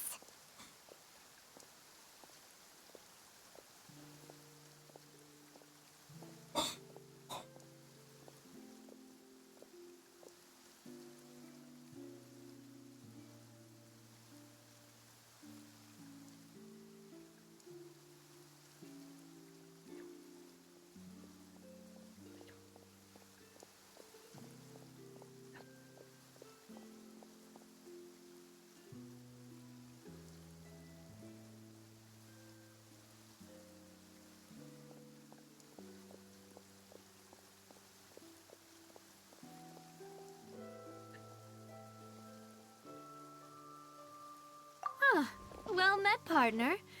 I knew something great was going to happen when I woke up in such a good mood today. Even this weather can't put a damper on the demoiselle's mood. It's a pleasure to see you both again. Oh, hey, Navia! It's been a few days. Paimon's already started to miss you. Oh, now that I believe. I'm easy to work with and always bring home the bacon. Who wouldn't treasure having a partner like me? Sounds like you're really enjoying life these days, Navia. What have you been busy with since the trial? It's just been one thing after the other. I've been making non-stop trips between Poisson and the court since then. Everyone from Spina di Rosula organized a memorial for my father. We never held a memorial when he first died, since everyone knew that even if we held one back then, no one was going to come. This time, though, everyone in Poisson, and even many people from the court, all attended. So his name's definitely been cleared now. That's what we like to hear. It's been the dearest wish of Demoiselle all along. That blasted stubborn fool. I was right to put my faith in him. I'm so glad I didn't give up on the case all those years ago. Oh, by the way, I ran into Charlotte just after I left the memorial service. Well, maybe it'd be more accurate to say I knew she would be there, and there was no way she'd just let me go. Huh? So you know Charlotte too? The Charlotte? Journalist from the Steambird? Yeah, way back when I first became the president of the Spina di Rosula, she was all over me. Wouldn't take no for an answer. I believe the story was called The True Heart of Darkness, Secret Tales of the Yellow Rose. To be fair, though, it was a really flattering feature. So, we've been on pretty good terms ever since. She was trying to lean on our friendship to get me to do an exclusive piece on the serial disappearances case. Oh yeah, she told us about that. She's always been super interested in that case, so now her wish has finally come true too. Anyway, I told her to make sure that when she writes about you guys entering the opera house with the critical evidence, that you both sound really cool. Now that's another thing to look forward to. We trust Charlotte's skills with a pen for sure. Oh, and in other news, I also took Clarand out for a meal. Oh, are you two on better terms now? While you were investigating Vaché's headquarters, Clarand gave testimony on my father's behalf. It was thanks to her that we were able to turn the tide. I wanted to thank her. I mean, there's also no point in being awkward all the time, so we took the chance to reconcile with each other. Oh, that's great. Paimon also thought Clarand wasn't actually a bad person. It's always good to have more friends. Anyway, now that the case has finally been solved, perhaps it will slowly begin to fade from the public consciousness. Oh, actually, there's still one last thing I need to do. What is it? I should pay a visit to my father's grave, and tell him the truth of what happened, as well as how it all ended.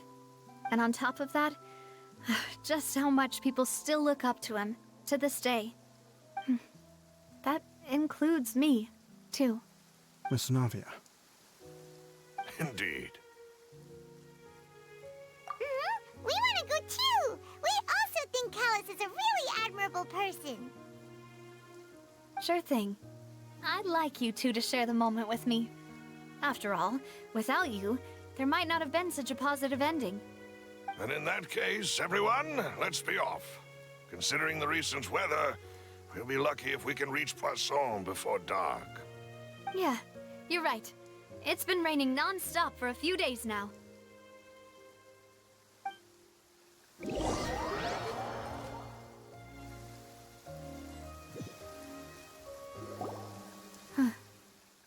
This is where my father's grave is. To be perfectly honest, even I haven't been back here for a long time. Huh? There's someone there already.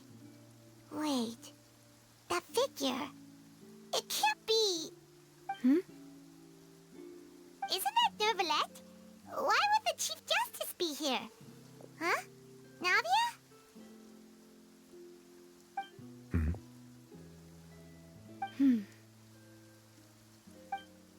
My apologies.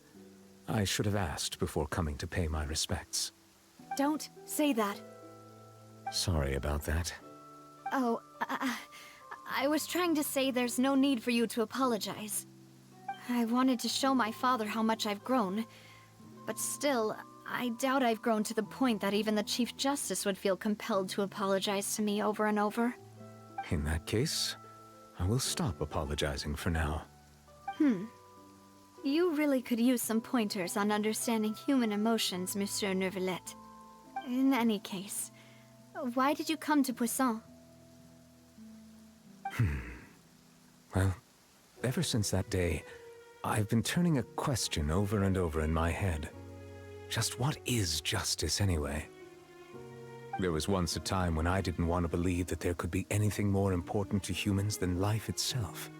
Oh, rather than that, it's probably more truthful to say I didn't believe humans were capable of resisting the most basic instinct of living things.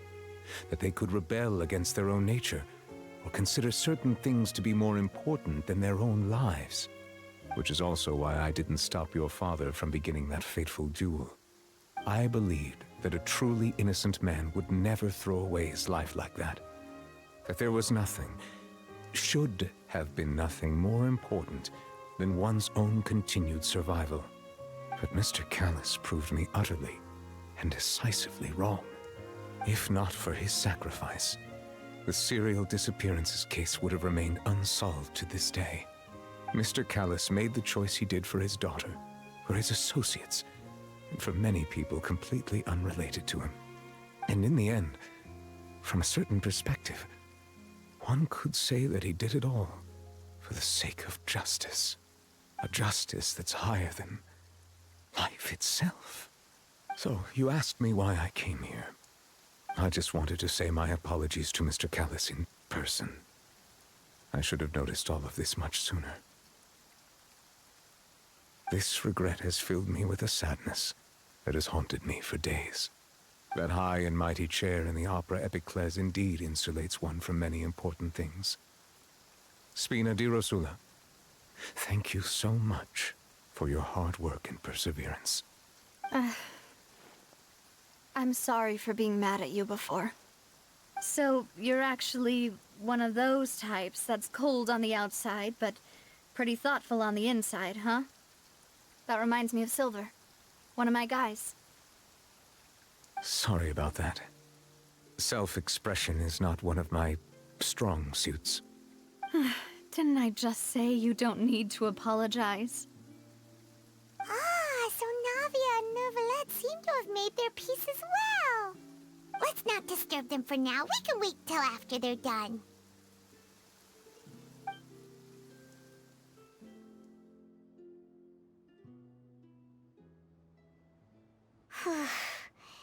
Paimon's never paid respects at someone's grave before.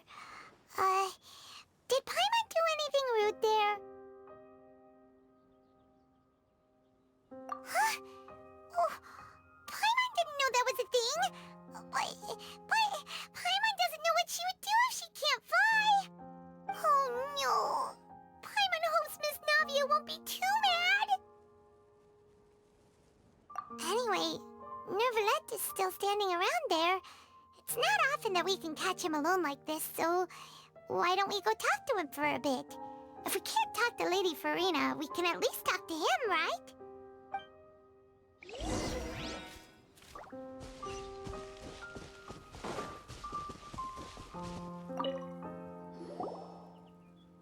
Oh, it's you two.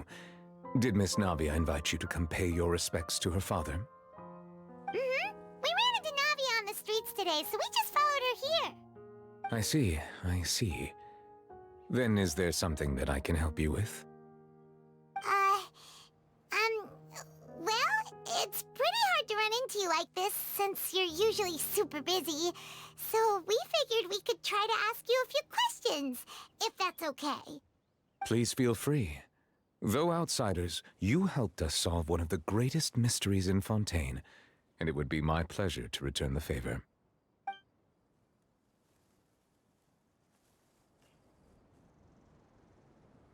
So, at court, the bad guys referred to that special water as water from the primordial sea, but what is it really? Truthfully, that name is already quite accurate. I can only surmise that Vacher and his ilk only learned of its nature and existence after extensive research. There used to be a special sea on the surface of this planet. The nature of its seawater was rather different from that of the sea we know today. Most of Tevat's life forms were first born in that special sea. You could say it nurtured much of the life on this planet. it really was where everything began. It makes sense to call it primordial then. But today, the primordial sea no longer exists on the planet's surface. What Vache discovered must have been some kind of special case, or a remnant from a truly ancient age. Huh. So that's how it is. Oh, you really know everything, Monsieur Neuvillette. But if that's the case, then why would people, at least people from Fontaine, dissolve in that kind of water?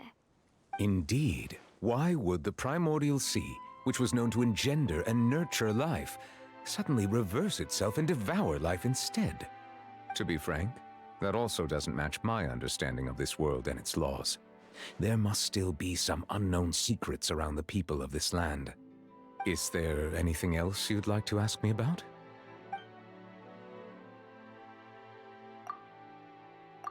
That the sea levels will rise and everyone will be dissolved in water, leaving Furina crying alone on her throne, but the sins of the people will be finally washed away for good. Does that appropriately summarize the version you've heard?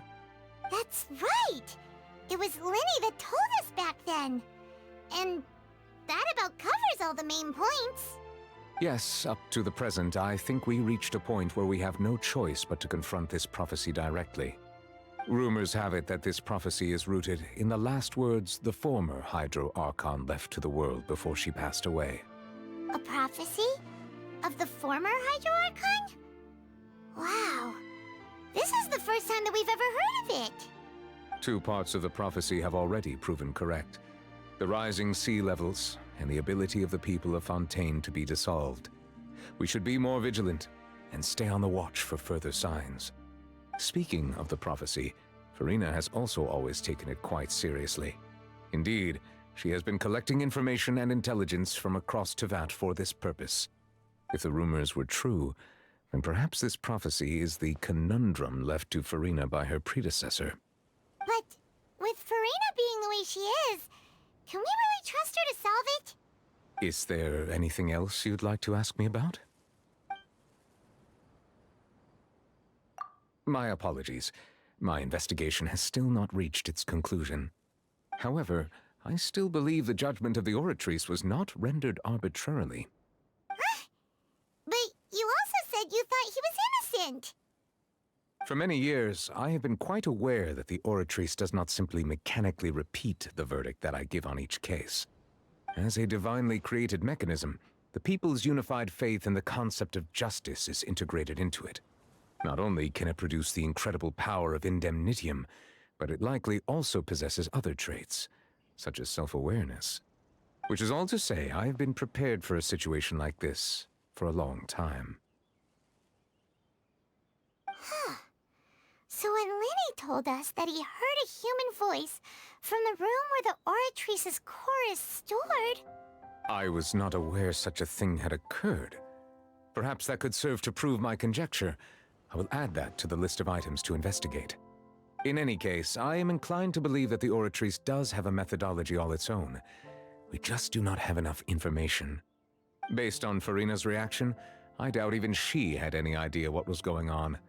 She managed to bluff her way through it, though, with her time-tested twin tricks of bravado and drama. While we do intend to get to the bottom of this, for now, we regret to say that the Fatui Harbinger will just have to bide his time in the fortress of Meripede.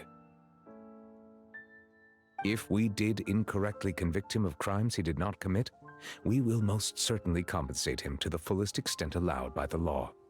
If you ask Paimon, the only compensation he'll want is a no-holds-barred fight with you. Is there anything else you'd like to ask me about? Your sibling, another blonde-haired traveler. I'm sorry, but I've never seen anyone who matches that description. If he ever stepped foot in Fontaine, I'm sure he followed our laws to the letter and had no reason to appear on the stage of the opera Epicles. Is there anything else you'd like to ask me about? Very well. It was my honor to provide you with what answers I could. I very much enjoyed conversing with you. It will soon be time for me to leave this blissful tranquility behind and return to Palais Memoria. You really are super super busy, Monsieur Neuvillette. Paimon thought you only came here to pay your respects today because you had the day off. Crime and villainy do not have the day off, and so justice must work around the clock as well. This is merely the nature of a justice's work. All right. You've got a point. Huh? Paimon just noticed that the rain has stopped.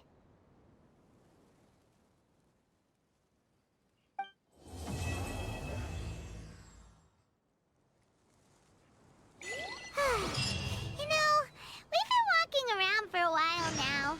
Why don't we go back to the Spina di Rosula base in the court of Fontaine and have a rest? Navia said something about having a place ready for us there, didn't she? Come on, let's go!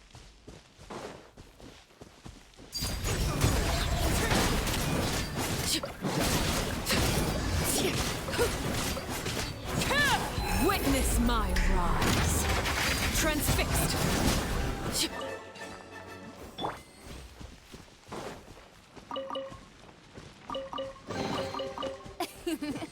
Cry out my illustrious name.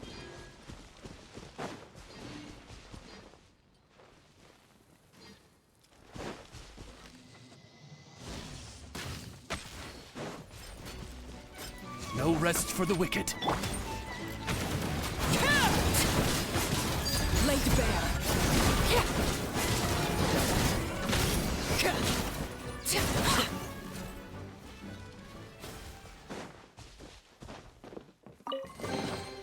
An impressive bounty.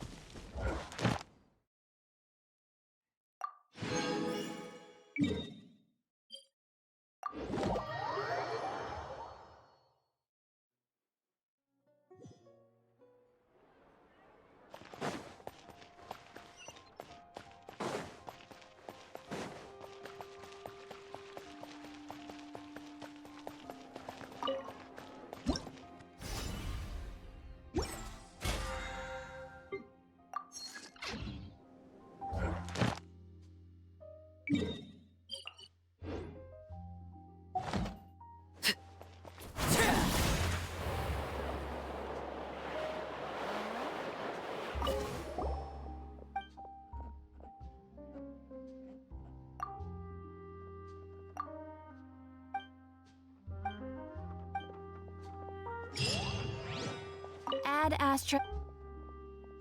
Thank you for Ad Astra.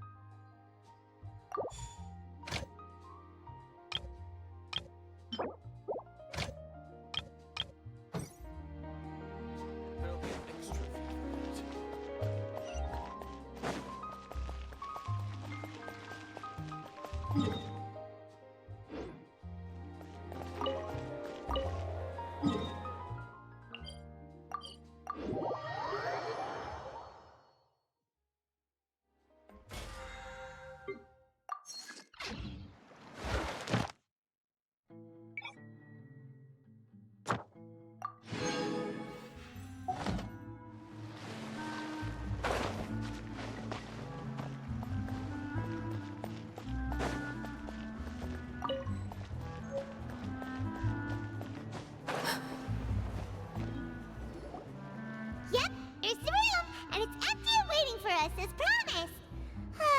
Navia is such a good person. Now that the serial disappearances case has been solved, no one's going to come after us for anything. Even without Silver standing guard, we can just completely relax. Why don't we stay and rest up here for a while? Even machines in Fontaine need to stop and recharge now and then. Oh, come on! This place isn't that bad. Besides, how often do we get to stay in an actual base? Oh, fine. Remember that detective story Paimon read before? Well, the author is about to release a new book, so Paimon wanted to buy it as soon as it came out and have a quiet place to read it. Yippee! Then it's agreed. Come on, let's get some sleep. We'll need to be up first thing in the morning to get in line and buy a copy.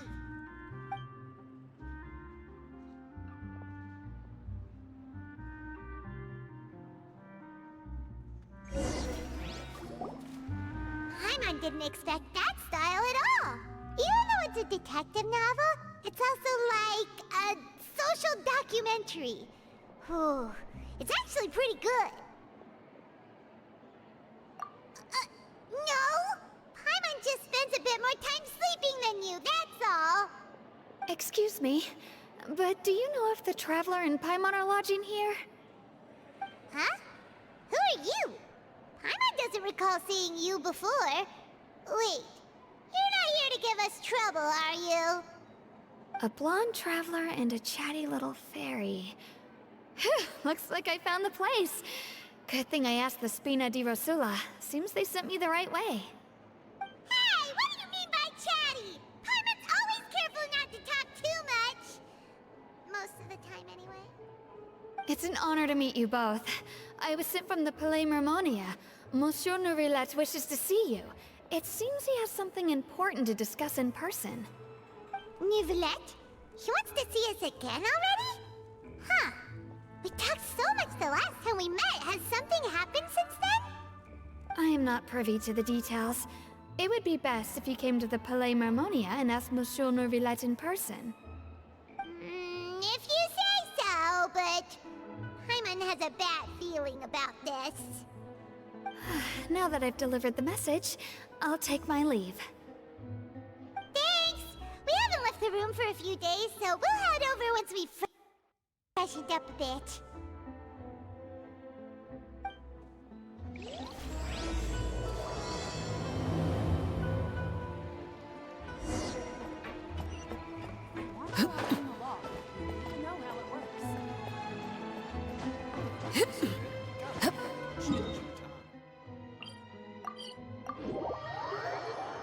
Olha.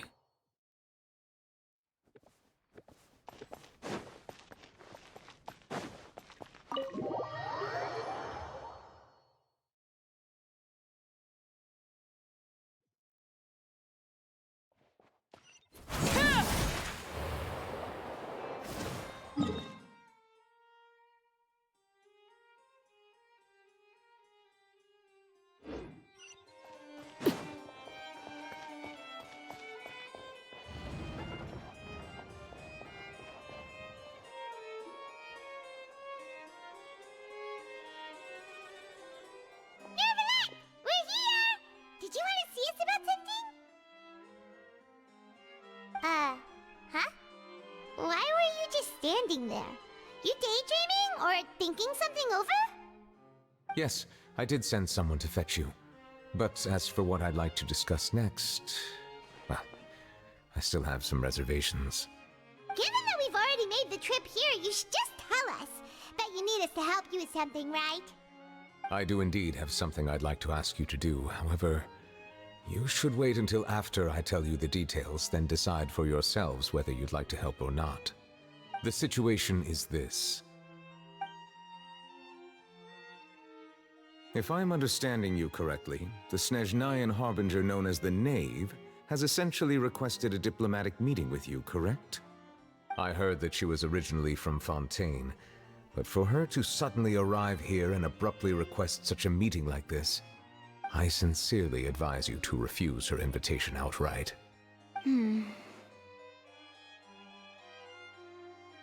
I'm sure you're aware that her purpose is most likely related to Child's recent predicament.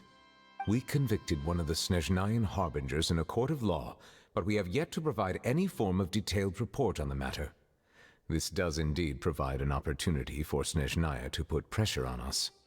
I believe we should adopt an evasive stance until we can provide a proper explanation and have a preliminary plan on how to deal with the matter.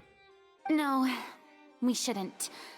I think we should agree to the meeting. Oh? Well, you see, we are the ones that owe an explanation. If we keep putting off the meeting, it could easily result in the problem escalating, right? It's like a fight between two friends. if they don't agree to see each other and talk in person, isn't it possible that the friendship could end entirely? Though diplomatic relations between Fontaine and Snezhnaya could be considered as friendly, it is only superficially so. You wouldn't go so far as to say that our nations are friends, as you did in your example. It was just an analogy. An analogy, okay? Moreover, even if we were to talk in person, if we don't have sufficient information prepared, it is quite possible the result wouldn't be restored relations, but a complete falling out. I don't think we should overthink those possibilities yet. Even if the logic of the divine is not immediately apparent, its wisdom will only be revealed with time. Besides, you'll be at the meeting. If any problems do pop up, you'll have no problem navigating them. I must clarify that interacting and communicating with people outside of court is not my cup of tea. It seems you think too much of me. But more importantly, when did I agree to join the meeting with you? You mean you won't come? No, that won't do. I can't go to the meeting alone. You have to accompany me. I must take you with me. Lady Farina, could there be something else regarding this matter that is being kept from me? No, not at all. Look, I am the Hydro-Archon of Fontaine, Focalor, the god of justice who is loved and adored by many. So I only hope that justice will be served in this matter. Don't overthink it. I'll go find someone to arrange the meeting.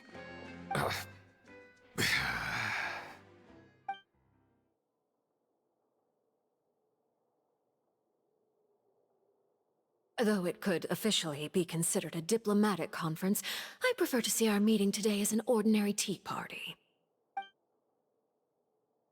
I assume you see it the same way, Miss Farina?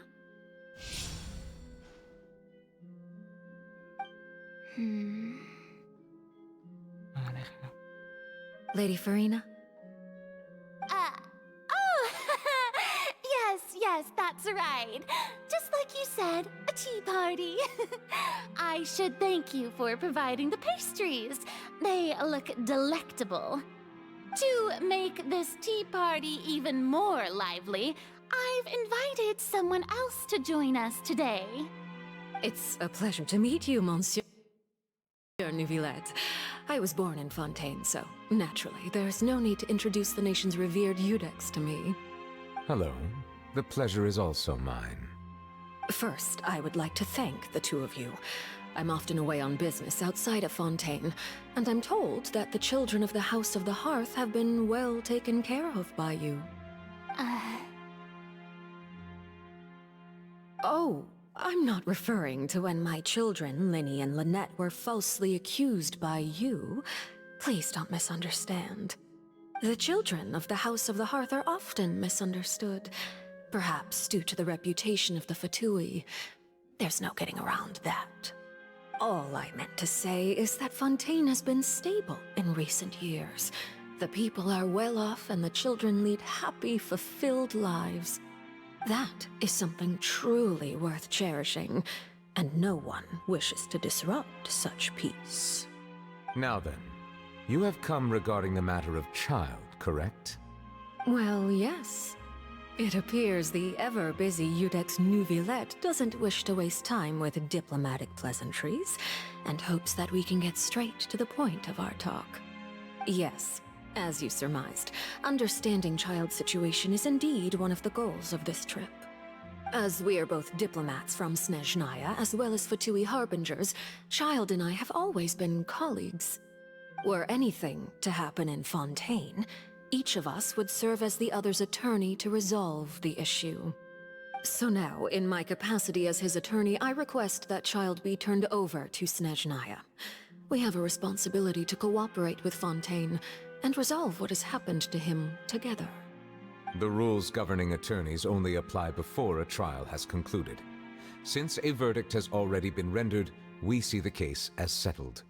I apologize for being unable to grant your request. An outright refusal. Very well.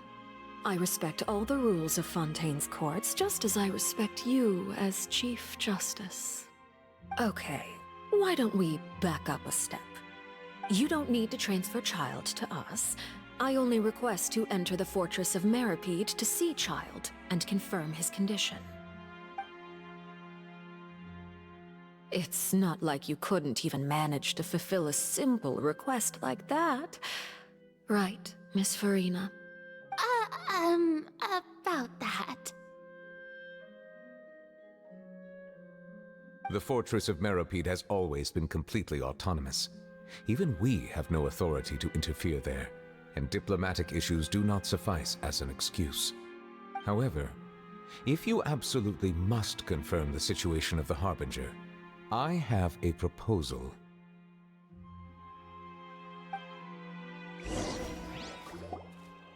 The knave showed up already? Well, Linny did say that Father will be returning soon.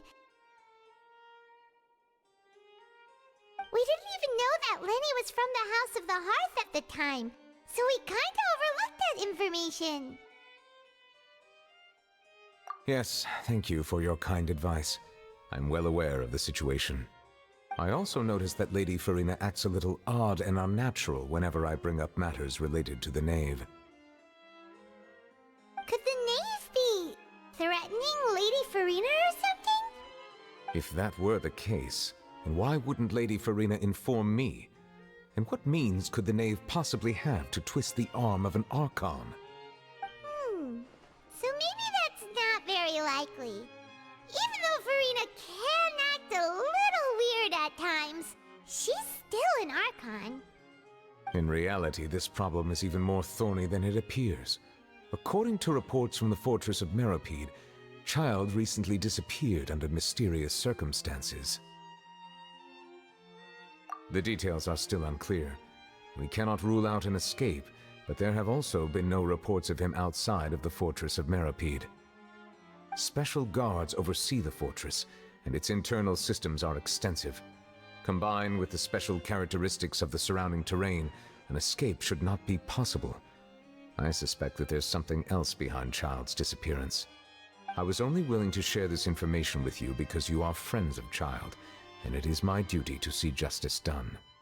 So this is what you wanted to see us about before. Yes. I would like you to go to the Fortress of Meripede and investigate Child's disappearance. This was my proposal during our meeting with the knave. Rather than allowing her to intervene, I offered to send someone to find out about Child's situation and report back to her in detail. The knave did not seem satisfied by my proposal, but she still agreed to go along with it for the time being. Her words were, "We will talk more once we have that report." So that means we bought ourselves some time. Firstly, you're already acquainted with Child. Your eyes may discern relevant details there that others would miss. And secondly, is the consideration of the unique nature of the Fortress of Meripede. Isn't it just Fontaine's prison? I would not define it so crudely. The Fortress of Meripede is not affiliated with the court system of Fontaine on paper. It has always existed as an autonomous entity. Early in Fontaine's history, criminals were punished with exile, not imprisonment. Even today, sentences against convicted criminals still include exile, just as before. The Fortress of Meripede may seem like a prison, but it should in fact be regarded as a gathering place for exiles. All we do is dispatch guards to keep watch and help maintain security, but we have no right to get involved with any other matters. Although I do have a personal relationship with the administrator there, neither myself nor the courts have the right to be directly involved with the investigation, no matter how serious the grounds. Oh, Paimon gets it now. That's why you need us to conduct our own investigation as a third party, right? Correct. I will arrange false charges against you so that you may secretly investigate inside the fortress during your detention. This will save us a lot of unnecessary trouble. So, are you two willing to accept my proposal?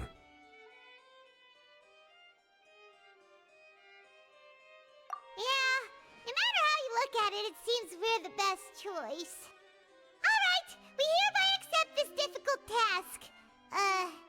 Reluctantly. You two have my sincere thanks.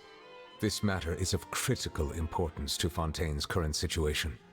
Also, I hope that both of you can keep this operation a secret.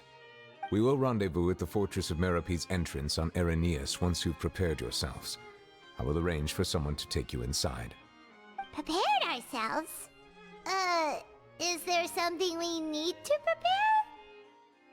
Perhaps you could enjoy a good meal and have a nice bath.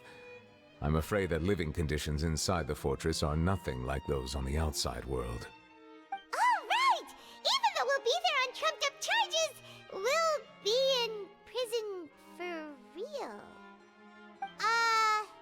On second thought, is it too late to back out? Please do not worry. Since you are sacrificing both your time and quality of life for the sake of delivering this report, you will be compensated according to the highest standards permitted to legal staff, regardless of the outcome. Now that's more like it! Come on, traveler, let's go eat the best meal we can find! We'll eat so much that we won't need to eat another meal for a whole month! Your treat! Are you leaving now? In that case, please take this cake as a token of my personal gratitude.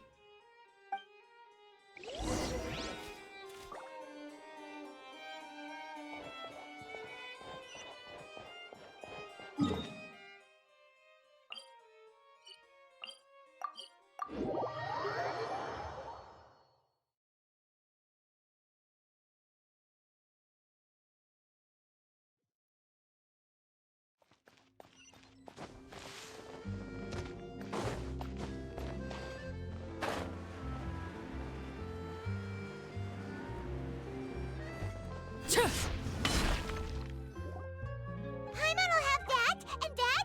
Oh, and one of those too? No Fontaine, thank you.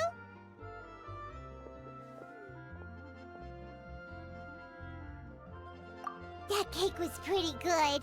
But as soon as Paimon remembered that we were about to go to prison, Paimon's stomach suddenly became completely empty. Now that Paimon thinks about it, we've always been super careful ever since we arrived in Fontaine. Just to avoid breaking any strange laws here. But here we are, about to willingly send ourselves off to the Fortress of Meropide. Maybe this is what they call fate. Let's just try our best to investigate everything quickly once we get there. Paimon doesn't want to stay in prison too long.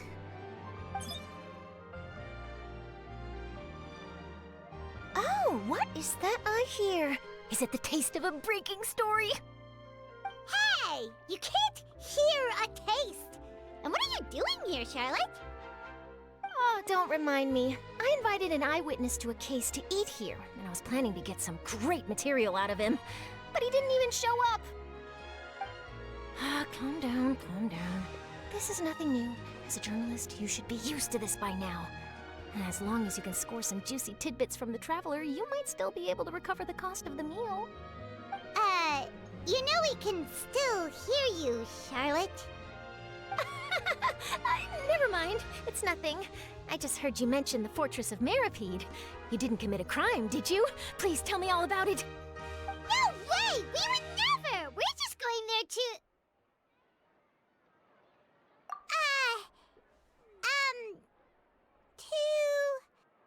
Oh no, Paimon almost forgot that Neuvillette told us to keep it a secret!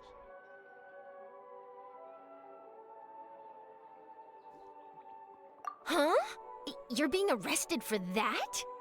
Oh, but now that I think about it, I suppose that's not completely unreasonable. That's pretty despicable, almost as offensive as committing theft. You mean Paimon really did something that serious? Sorry, Paimon really messed up. Well, in that case, it's nothing particularly newsworthy after all. Oh, how disappointing. All right, there's still a chance. Since you're going to be at the Fortress of Meropide, would you be willing to help me gather some material for a story? About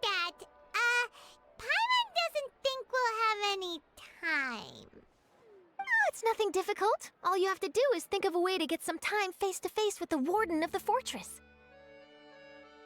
He was awarded the honorary title of Duke in Fontaine.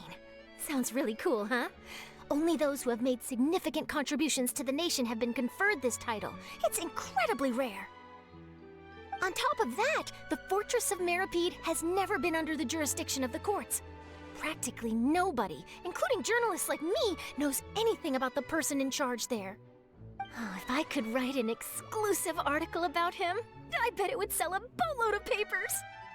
You make it sound easy, but it really depends. Of course, I wouldn't ask you to do it for free, so this meal is on me. All right, you got a deal. We'll do anything you want. Then it's settled. The food should be here any second, right? Huh? Wait, just how much did you order?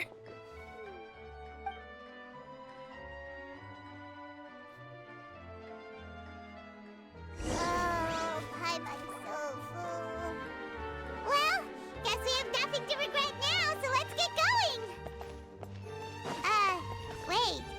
Paimon just said something really ominous, didn't she?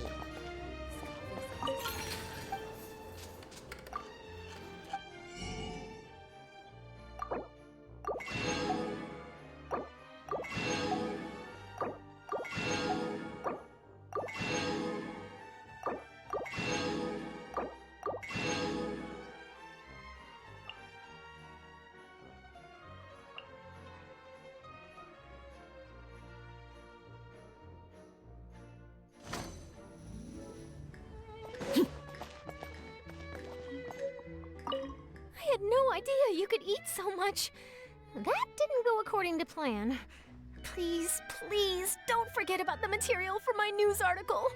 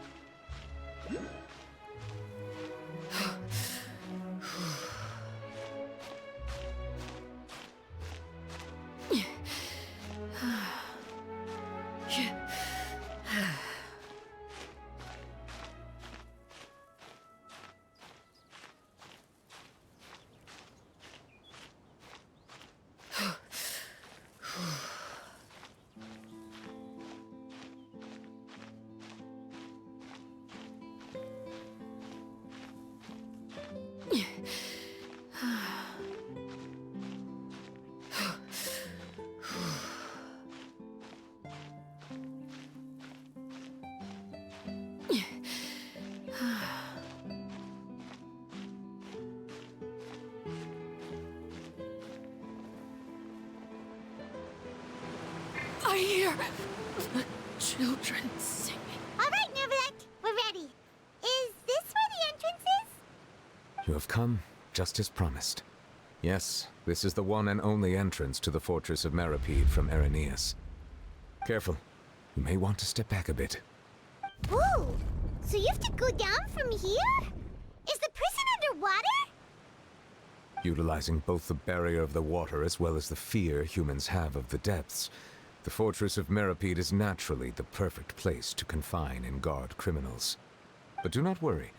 It is not nearly as frightening inside as you may think. You will see for yourselves once you are down there. Paimon hopes you're right. Don't know about you, but just thinking about being at the bottom of the sea like that gives Paimon the heebie-jeebies.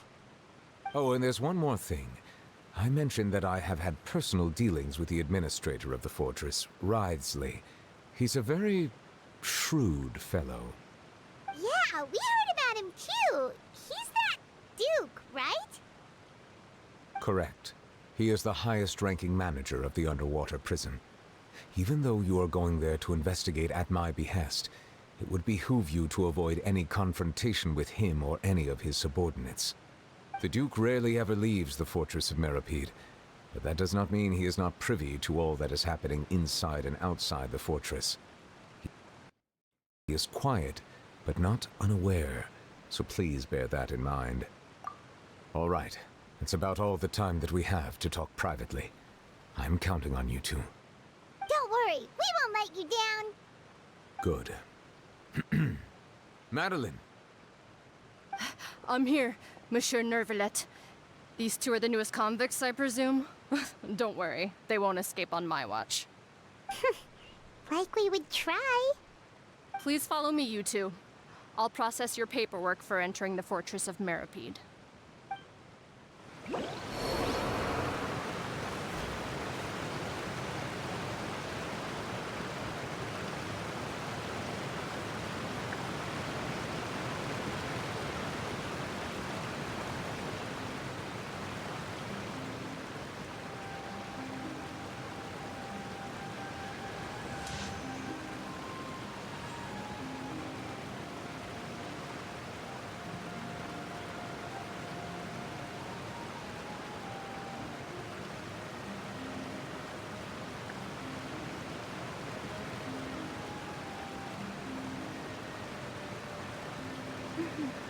May the glory of the Prinzessin bring light to this world.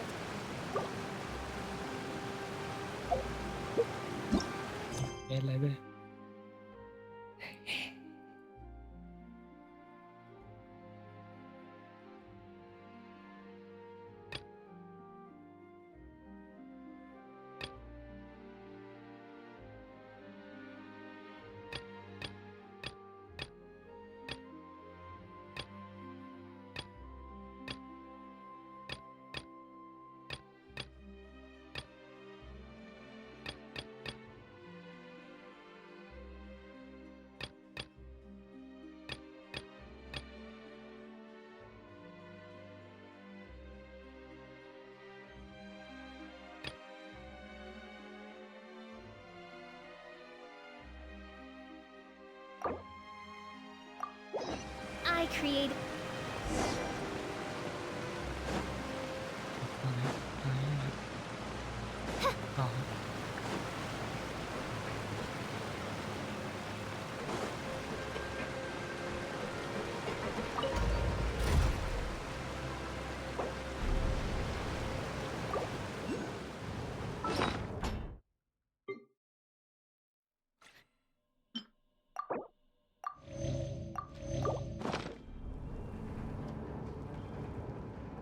Are we already underwater now?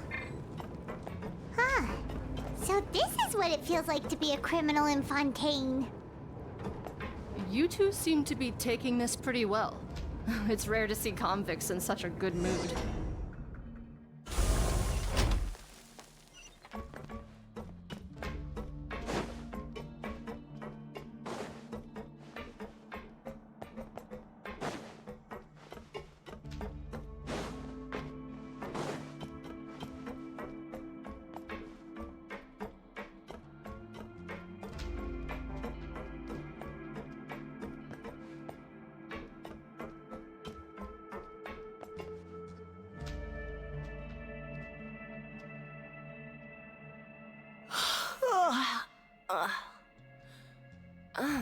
it's you, Madeline.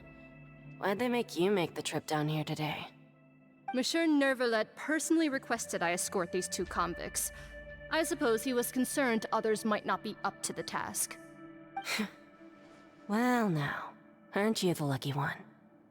Must be nice to be on good terms with the big shots like the Chief Justice. The only people I get to see every day are the new inmates. Well, have you tried service with a smile? Who knows, it might help your professional reputation. Yeah, right. As if. Every criminal comes through here looking miserable. How can I smile with such a toxic work environment? And even if I did smile at them, the convicts would probably just think that I'm some freak getting some kind of twisted enjoyment from their pain. Oh, she's got a point. Well, I've finished transferring you. You two will register here, and Marette will guide you through the remaining procedures. Yep, I'll take it from here. You head on back to that bright and sunny world above. Okay, let me see. You are the Traveler and Paimon, correct? That would be us! Let me confirm your charges and sentence. Let's see. You two are charged with eating a cake specially prepared for the Archon by a Snezhnayan envoy without the Archon's permission, thereby incapacitating the political center of Fontaine for a brief period. Sentence: 45 days? Huh? Wait, you mean the cake that Nervalet gave us was... Just looking at the charges, it seems you two are capable of causing some serious trouble. And considering how fond Lady Furina is of sweets, this crime is tantamount to trying to assassinate the Hydro Archon herself. Now I've seen everything. Anyway, we still need to finish processing you before you can enter the Fortress of Meripede. Please stand in front of the board over there. I'll take your mugshots with my camera. Oh, all right. But be sure to catch Paimon's good side.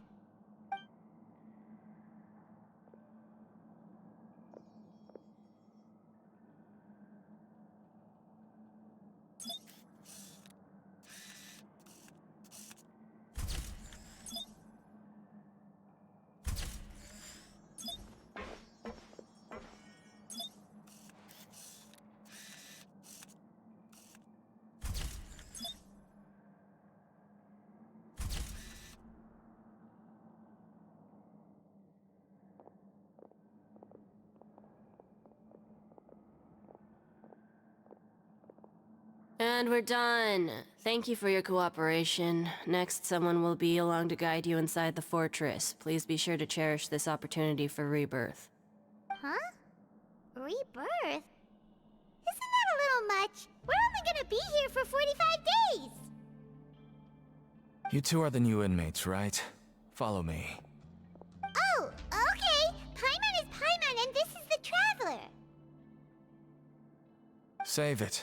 Not like I'll remember your names. Move it.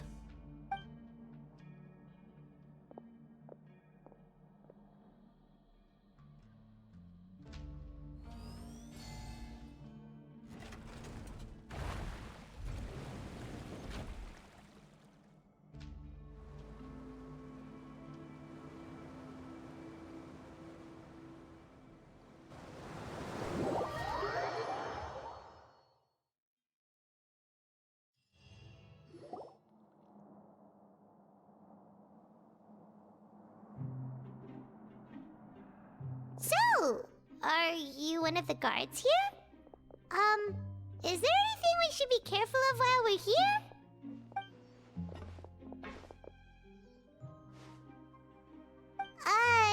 Did Paimon already ask something she wasn't supposed to?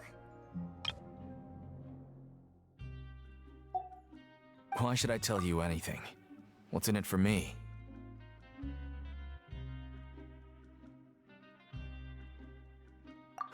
This is exactly why I can't stand you fish. I wouldn't even be doing this if it weren't for the credit coupons.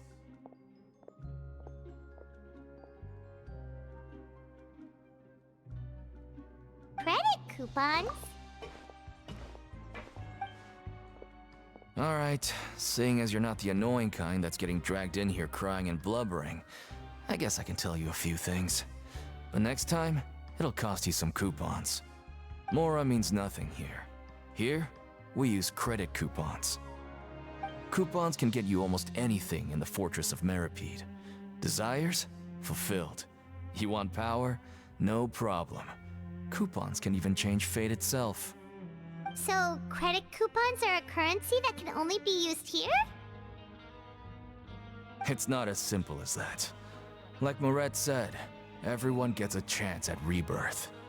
No matter how much money or power you had before, it means nothing once you set foot inside the Fortress of Meripede. You have to start over and earn your coupons.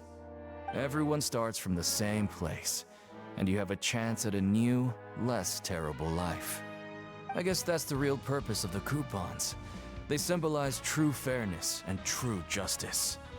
And this is also exactly why so many criminals choose not to return to the outside world, even after they've served their sentence. Oh, so that's what the Fortress of Meripede is like. Huh. Paimon was under the impression that it'd be more like a prison. It certainly ain't all sunshine and roses here, but it's also not the worst place to be. You'd better take a good look at the scenery now. It'll be the last chance you get for a while. After being away from the sunlight for so long, even the terrifying depths of the sea start to feel like home. It just stops feeling oppressive, you know? Oh, I'm actually an inmate like you two. Welcoming newcomers is a job I've picked up to earn some extra coupons.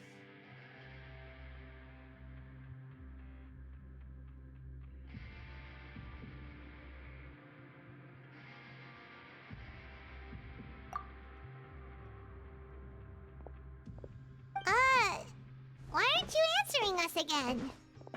I've told you enough for free. Any more info is gonna cost you. So all you care about is Mora! Wait, no. Coupons? Almost there. It's down through here.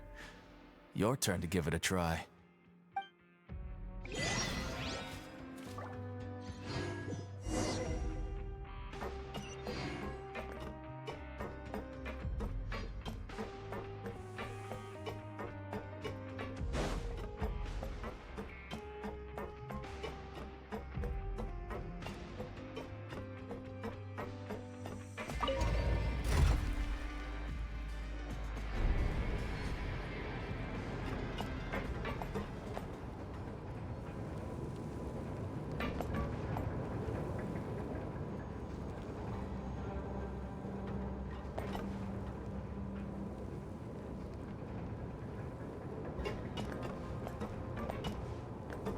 So, we're going even deeper now? Just how deep down are we? It's like a metaphor for your previous life, isn't it?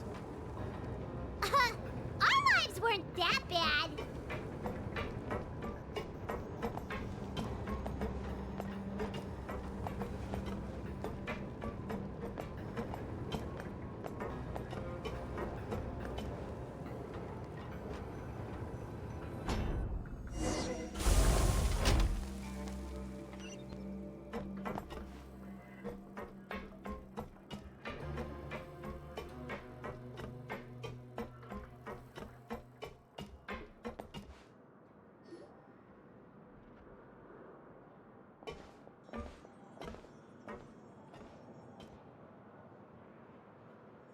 So this is the actual entrance to the Fortress of Meripede? Huh. It looks like there are other new arrivals, too. Oh, they sure don't look happy. Maybe we look too relaxed for fresh convicts. Oh, right. We're on someone else's territory now. We need to think of a good way to act like criminals to get by. If we're discovered, even Neuvillette might not be able to rescue us. Hey! Don't scare Paimon! Oh, Paimon's not ready for all this! Look, I don't really know you, and I have no idea what kind of crime you committed, but You wouldn't have happened to anger someone important, did you? Someone important? Paimon doesn't think so. Wait, why are you suddenly trying to talk to us now? Now's not the time to worry about that. Anyway, it's over there, so you just go on over there by yourselves. I've done my job, so good luck. What was that all about? Wait a second. Are there usually so many garter mechs around here? They're already onto us? Prisoners numbers 7459 and 7560. Welcome. Oh, no need to be anxious. These Gardamex aren't here to attack you. In fact, they're here as your honor guard. When I heard that you were friends of Monsieur Neuvillette, I had the Gardamex come and wait in formation. Wait, you know about our connection with Neuvillette? The seafloor isn't as cut off from the world as you might imagine. However, I'm afraid that I know nothing more than that you are friends of the Udex. And as you can see, committing a crime means being sentenced here, even if you're friends with the Chief Justice. Quite fair. The Duke! Greetings, Your Grace. Lovely weather today, isn't it? Oh, greetings, my good fellow. Well, I'm willing to imagine that the weather is as good outside the sea as you say it is. How great it would have been if only the Fortress of Meripede had been built on the coast, huh? It would have been so convenient to enjoy a nice chat in the sunshine. My profuse apologies. I just got so nervous when I saw you, So this is the Duke. He sure looks a lot younger than Paimon imagined. The Traveler and Paimon, correct? Mr. Deacon here was responsible for your welcome. I trust you were satisfied with his guidance?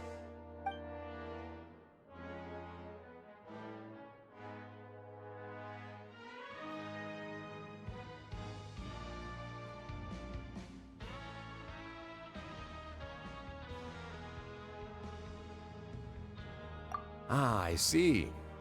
In that case, I regret to announce that Deacon here has just missed the best opportunity in his prison career to be promoted. I admit that I was only thinking about the coupons. I'm sorry to have disappointed you, Your Grace. I once hoped for a chance to do some higher-level work. I had no idea you two were big shots who were worthy of speaking with His Grace.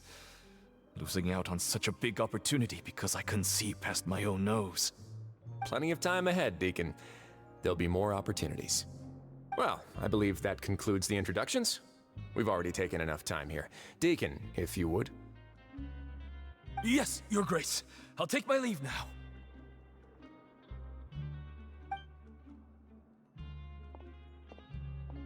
Please, follow me. To make you feel more welcome, I'll show you around the various facilities of the Fortress of Meripede. I hope it'll help you adjust to life here. He's going to personally give us a cure? Huh. Paimon can't figure out what this guy's thinking at all. No wonder Charlotte's so interested in him. He's one of those mysterious types.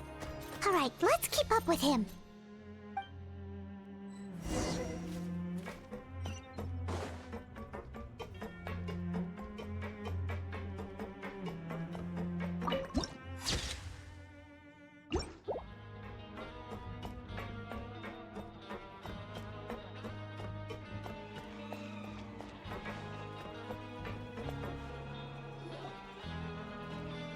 There's no need to be so reserved. The label of criminal is nothing but one of many identities, and being criminally inclined here at the Fortress is just one of many ways to survive. Is it really okay for the Warden to think like that? We're real criminals, you know. What if we're too difficult to handle? Well, then maybe you'll be able to carve out a name and a place for yourselves in this underwater world. But before you go in swinging, please remember that in the Fortress of Meripede, it's better to not cause trouble for yourself or for the guards. Now, we've arrived at a very important place, the Coupon Cafeteria. You can come here and claim one welfare meal each day. Welfare meal? You mean it doesn't cost anything? That's right. Criminals are essential to Fortress operations, so we must guarantee that they at least have the basic means to survive. But that's not how it was. Back in the day, it cost you credit coupons just to get a cup of water here. For fish like you who just arrived with nothing, you'd have to go to work hungry until you earned enough coupons to eat. It was only after His Grace became the administrator that we got the free meal rule. Now everyone gets a square meal every day, even no-good slackers who've never picked up a wrench in their whole lives. Nobody starves to death here. In the Fortress of Meripede, credit coupons are the only currency, and everything must be purchased. In some sense, you could say using the coupons is a form of trade. But trade is always conducted by people. So if we want trade here to prosper, we need everyone to work hard and live their lives. If nobody could even afford a meal, then the whole fortress would be up in arms. And that would only make things more difficult for me.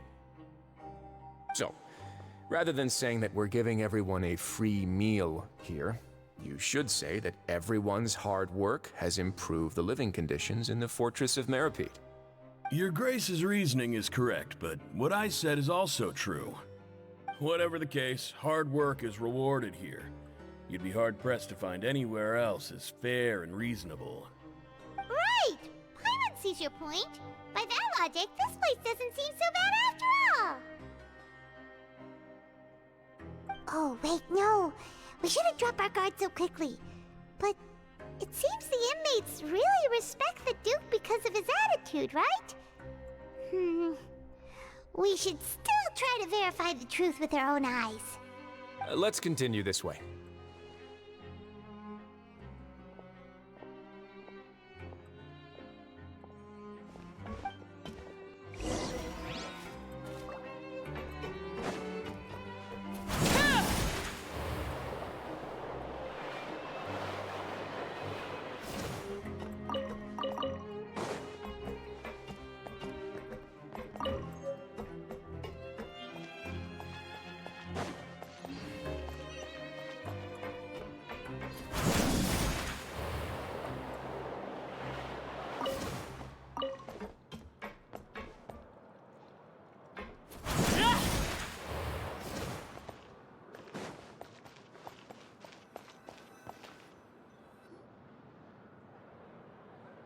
This place is known as the Pancration Ring. Sometimes we have criminals who have more energy than they know what to do with. Their daily work alone isn't enough of an outlet for them. So, instead of leaving them to their own devices, we've provided them with this dedicated venue. This way, nobody will get involved unless they want to be. Pancration matches? And you can earn extra coupons? Oh, what do you think, Traveler? Interested?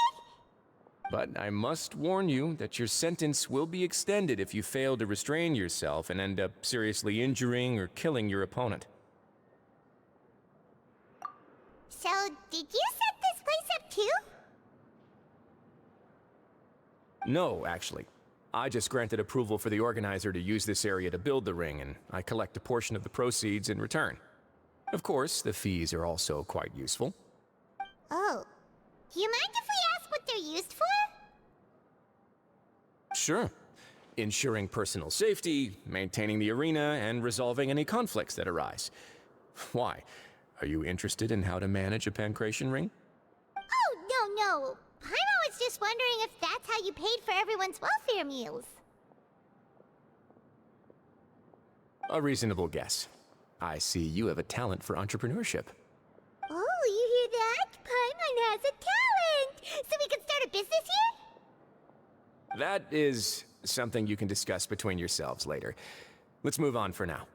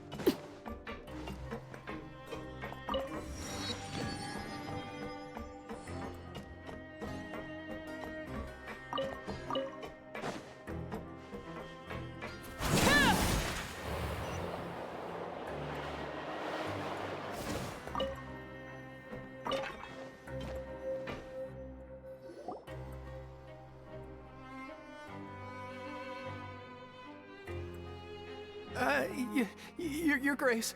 Good morning. I mean, good afternoon. No, wait, what time is it again? What time indeed? Time waits for no one, so it's best to keep an eye on it. My apologies, Your Grace. Jeez, that guy's so nervous he almost forgot to breathe. Sorry, forgive my manners. These are the dormitories, which is where inmates sleep. The guards will inform you where your bunk is later. In the Fortress of Meripede, criminals usually spend most of their time in either the production zone or the sleeping areas. The production zone? What does it produce? Is that where we'll be working? Not necessarily. Though working in the production zone is the most reliable way to earn credit coupons, if you have other skills, you can skip your shifts to earn them in other ways. Wow.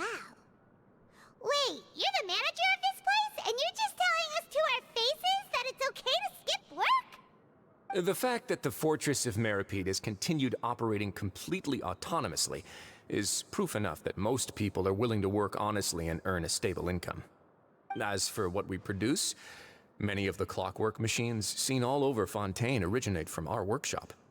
Therefore, the Fortress of Meripede is not only a place where criminals serve their sentences, but also a giant machine factory. There's no need for me to get into specifics about the production process now. You'll experience it all firsthand when you report for work tomorrow.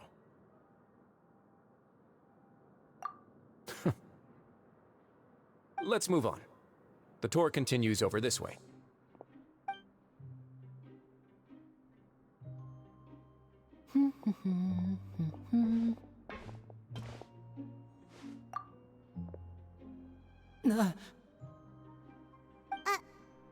Oh! Oh, you really scared me there. I didn't expect to see you here, Your Grace. I thought maybe I was so tired from work that I was starting to see things. The only thing you should be seeing is the work in front of you. Stay focused and keep up the pace. Oh? Is something the matter? It's nothing. Paimon's just worried about how hard we'll have to work tomorrow.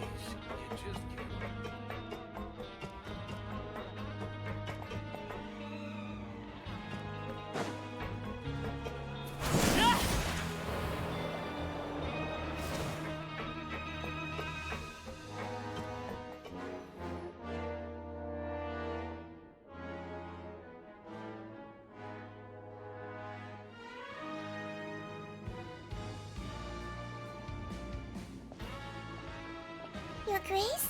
What are you doing in the infirmary at a time like this? Oh no, you didn't injure yourself, did you? Not yet, unfortunately for you. But thank you for your concern, Sigewin. Oh, then you must be here for those two. Allow me to introduce you. This is the infirmary, and Sigewin here is the Fortress of Meripede's head nurse. Hello, new faces. They call me the head nurse, but I actually handle all the nurse-related work all by myself down here.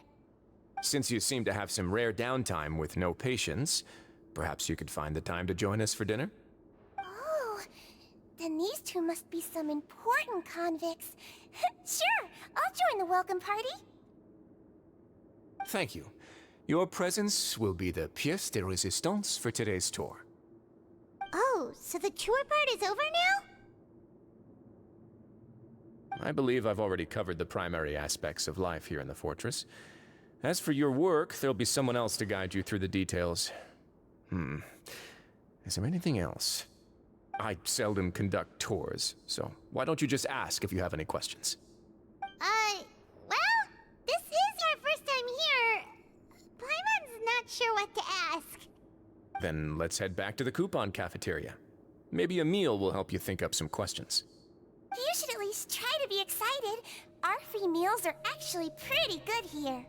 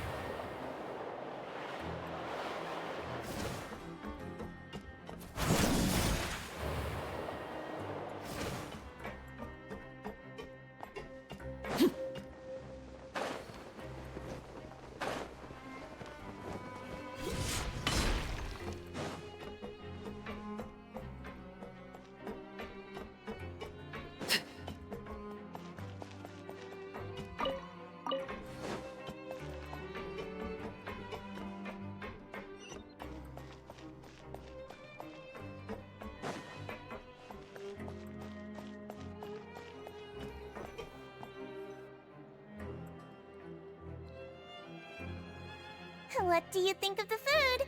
Does it meet your expectations? Wow, it looks delicious! Neverlet made it sound like living conditions in the Fortress of Meripede wasn't very good. Who would have guessed that criminals get to eat tasty food like this every day?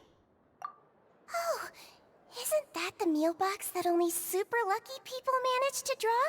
Seems like you two are quite fortunate. It actually has nothing to do with luck in this case. I had a word with Walsey, so you didn't have to draw lots like everyone else. Oh, you mean the meals are random? Yes, what you get to eat depends completely on your luck. You could say that it's a distasteful little game that Chef Walsey likes to play here in the cafeteria. Paimon knew it!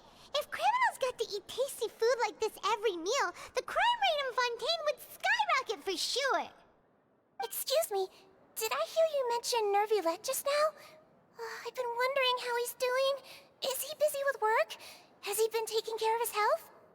He seems healthy no matter how you look at him, but he works so hard all the time, so it must be really tiring. It sounds like he hasn't changed a bit. Looks like you can stop worrying so much, Sigewinne. Oh, that's good. But I still feel like it's been too long since I've heard any news about him. No news is good news. Maybe next time I've got something to discuss with him, I can invite you to accompany us. But isn't the Fortress of Meripede independent from Fontaine's court system? What do you two have to discuss?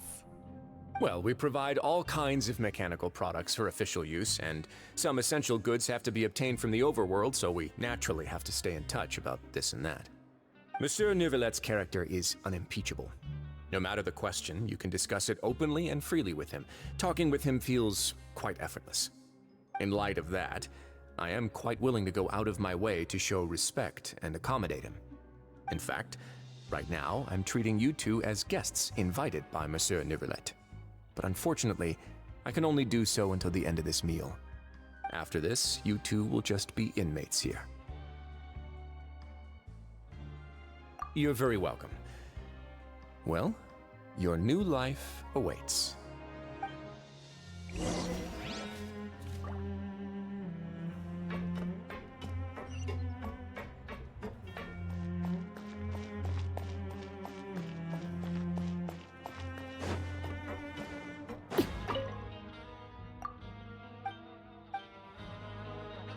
Grab yourself a welfare meal.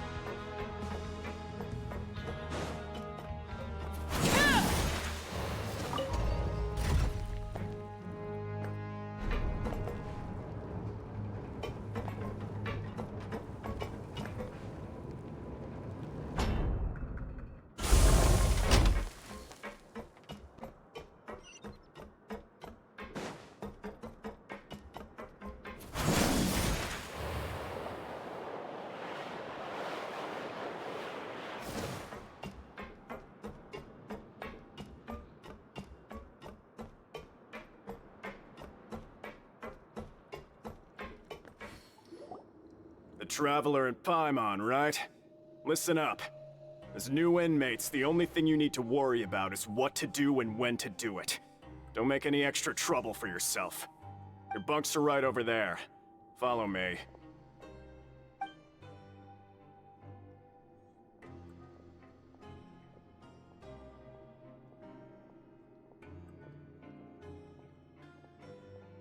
Whew. So this is where we'll be sleeping from now on. Oh, Paimon can't believe this! The days of staying home and reading detective stories are like a dream now. By the way, Traveler, we saw a lot of things worth investigating just now. Even though the Duke didn't say it too directly, judging from what he said at the end, it seems that he was only welcoming because we know Neuvillette. We are criminals, and Paimon did eat that cake, but we're actually here to help Neuvillette. Is it possible that he knows we're here on a mission? Or is Paimon overthinking things? Yeah, Paimon thinks so too. He probably knew why we came here from the very beginning and intentionally wanted to send us a message. Maybe something like, "Hey, I have my eyes on you, so don't try anything funny." Yeah, you're right. It's not like we can go back to Neuvillette empty-handed and say, "The dude looks scary, so we gave up." And besides, the Duke said that he was willing to go out of his way to show respect for Neuvillette, right? So, we at least need to try. But Paimon hasn't gotten a clue where we should start our investigation. You mean... Yeah, that's what Paimon was thinking too! Paimon almost spilled the beans when we ran into him. Fortunately, based on his attitude, it looks like the Duke sees Linny as just another inmate. We worked so hard to help clear Linny and Lynette's names, and yet we turn around and bam! He's in prison anyway!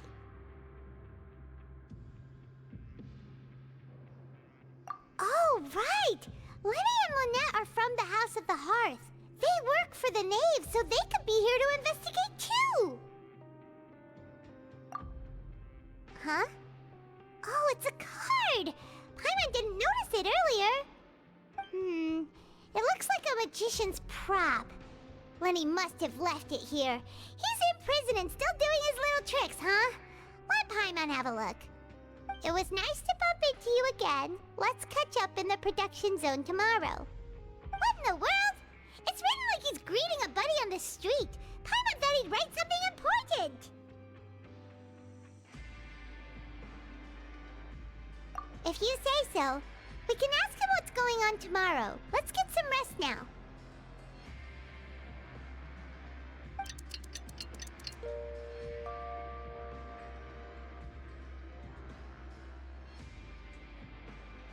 Hey, you're finally awake! Well, it's Paimon's first day as a prisoner. Last night, Paimon dreamed about getting interrogated by the guards until Paimon told them everything, and then Paimon woke up. Hey, come on! It's just a dream, okay? Paimon wouldn't really squeal. Maybe? Hey, lazy bones! What are you still doing here? If you don't want to starve, then get yourselves over to the production zone. Sorry! We're going right away!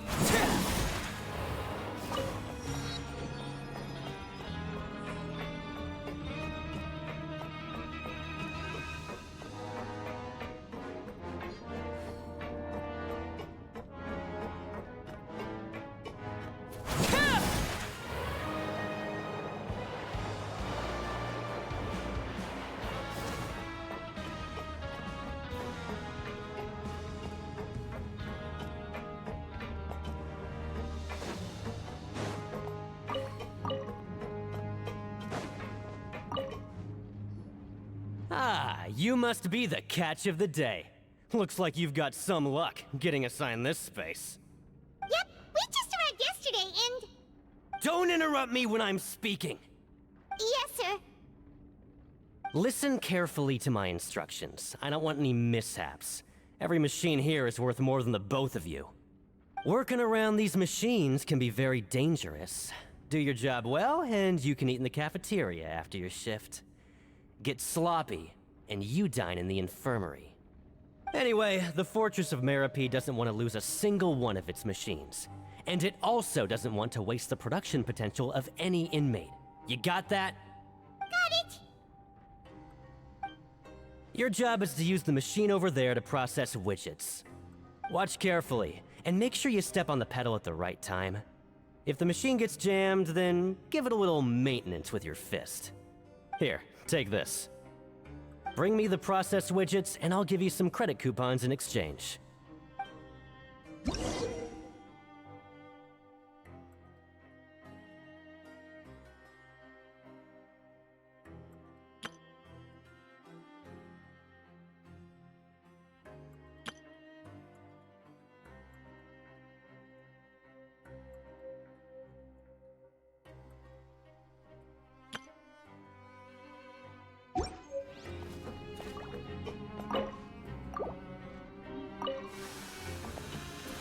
Once the widget is hot enough to blow, jump to step on the pedal and hit the widget. So if the machine gets jammed, you just need to attack it to fix the problem.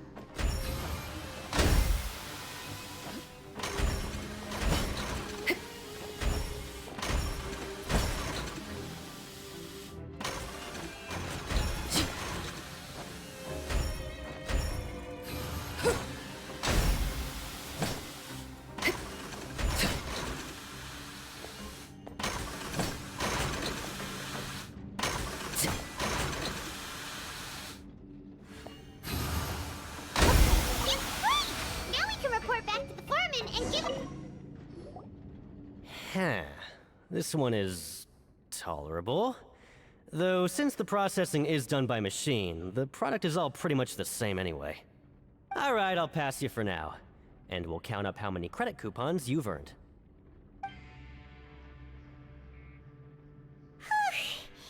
Paimon's exhausted. We're done now, right? Oh, that foreman. He's so scary that Paimon couldn't even speak. Ugh. Even though Paimon's starving and wants to head straight to the coupon cafeteria, we still need to meet Lenny first, right? He probably just finished up his work, too. He should be around here somewhere.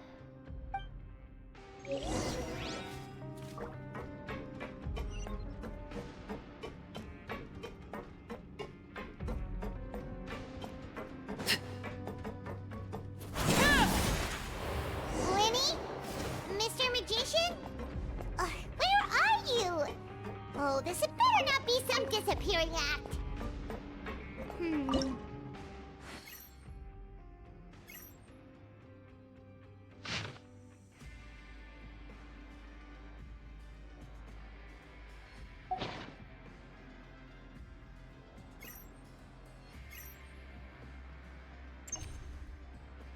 Staring into my eyes is ill-advised.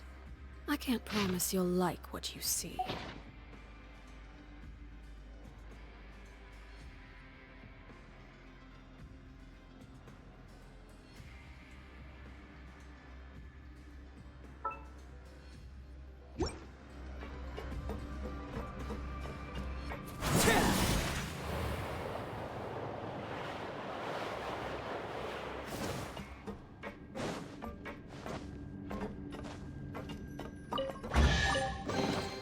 What greater pleasure is there than the unexpected?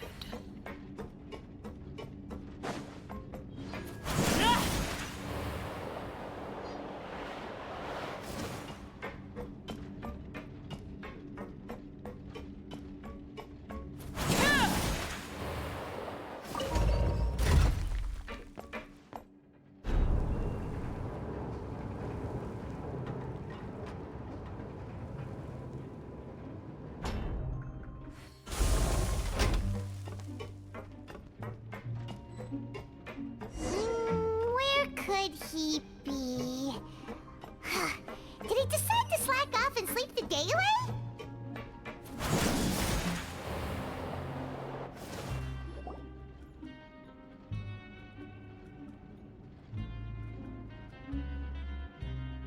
Hey, over here. Oh, you scared Paimon! How did you appear out of nowhere like that? Oh, you scare so easily now? Is there something worrying you these days? You little... The only thing we're worried about was trying to find you. Sorry. Come over here and keep it down.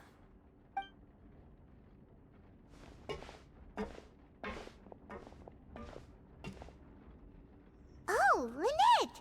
You're here too! You two really are inseparable. That's right. My brother simply can't stand to be away from me. It's not just Lynette. Fremine is also here. Do you still remember him? Oh, you mean that diver from the House of the Hearth, right? Paimon remembers seeing him in the Court of Fontaine before. Now hurry up and tell us, how did you end up as criminals this time? We fought so hard at court to prove you were innocent, but now it looks like our incredible court battle was for nothing! Sadly, even the teeniest of things can land you in prison these days. I put together a street performance and used the popularity we gained from the Opera House incident to attract a big crowd. And then? Next, I invited several audience members to participate in the show. And then, with the entire audience watching, their wallet suddenly disappeared. My brother was charged with theft, and I was charged as his accomplice, having assisted him in his crime. It really isn't that bad. The missing wallets are all in the leftmost drawer of the Maison Gardiennage's big filing cabinet. We just need to see how long it takes to discover them. Yep, we should be released then. In terms of the magic trick itself, I think the performance went perfectly. Leave it to Lenny to magic himself into prison. Indeed. Last time I hid my identity from you, I promised that I'd tell you absolutely everything if you were angry about it. No more secrets. So I don't plan on keeping anything from you this time either. At the moment, the House of the Hearth's interests don't conflict with yours at all. We were instructed by the father of our house, the Knave, to come here and conduct an investigation. Told you so! See? Paimon guessed right. As for what we're investigating, perhaps you haven't heard, but the fortress of Meropide hides a secret. Some even say that the entire fortress exists just to protect it. The House of the Hearth has been investigating this for a very long time, trying to uncover its mysteries. But recently, all of our informants, including the ones that had infiltrated the guards, suddenly vanished and have not been heard from since. We believe that this is a direct provocation, and it's the reason why we came here. Father has somehow managed to confirm that Focalors does not have Fontaine's gnosis. Huh? How did she manage to learn information that important? Father has her ways. Many of them are beyond our imagination, and we've never had the chance to see her at work. But we trust her conclusions. It was this information that led us to suspect that Fontaine's gnosis might be in the fortress of Meropide and is related to that secret. So it's all about the Gnosis again.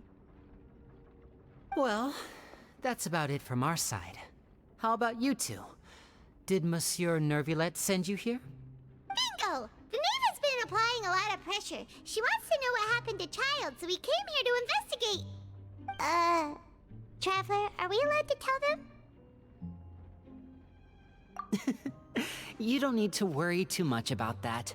She's just asking for a report on Master Child's predicament as a means of pressuring you. Father used this situation as a pretext to negotiate with two high-ranking officials in the court of Fontaine. She actually just wants to be able to make concessions on this matter for gains elsewhere, almost like a bargaining chip. Sometimes you need an excuse to do things you otherwise couldn't. And a harbinger is more valuable than you might imagine. Of course, it's not a complete farce. If we do manage to find out what happened to Master Child too, then diplomatic relations with Fontaine could improve, and Snezhnaya might even be able to adjust its stance a bit. Is it just Paimon, or does it feel like we're the only ones who actually care about Child's situation? The relationship between the Harbingers must be as bad as ever. I wouldn't go that far. Father just has different standards than we do when it comes to what can be sacrificed for an advantage. By the way, I have a suggestion. Why don't we team up? Even though we have different objectives, we're both here to investigate the fortress of Meripede. It would be more efficient for us to work together.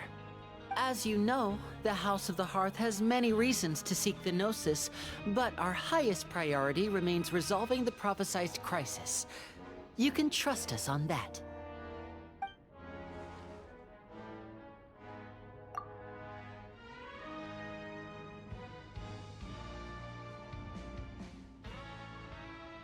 See, I told you.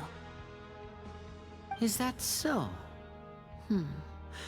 Sure enough, it won't be easy to convince them to cooperate with us. Lenny seems to be thinking pretty hard about something. Of course he is. Lenny has been looking forward to a chance to reach an understanding with you ever since last we met.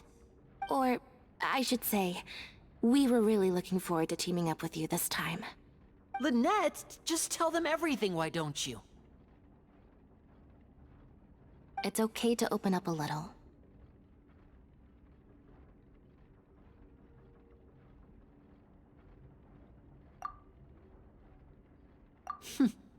Very prudent of you, and consistent with your behavior since we first met.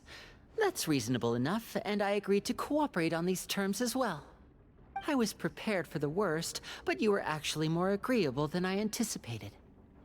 All right then, there's no time to lose. I have some information to share, so listen carefully.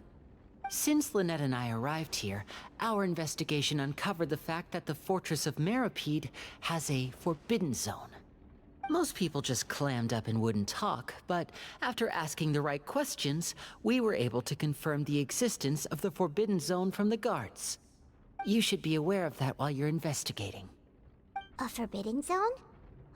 Could that be where Child disappeared to? You're right, we'll definitely keep that in mind. Good. That's the...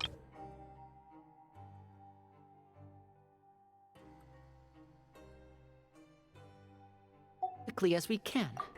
Anyway, I hope you find our information useful at least. Oh, look at the time. You two must be hungry. You should go to the coupon cafeteria and get something to eat.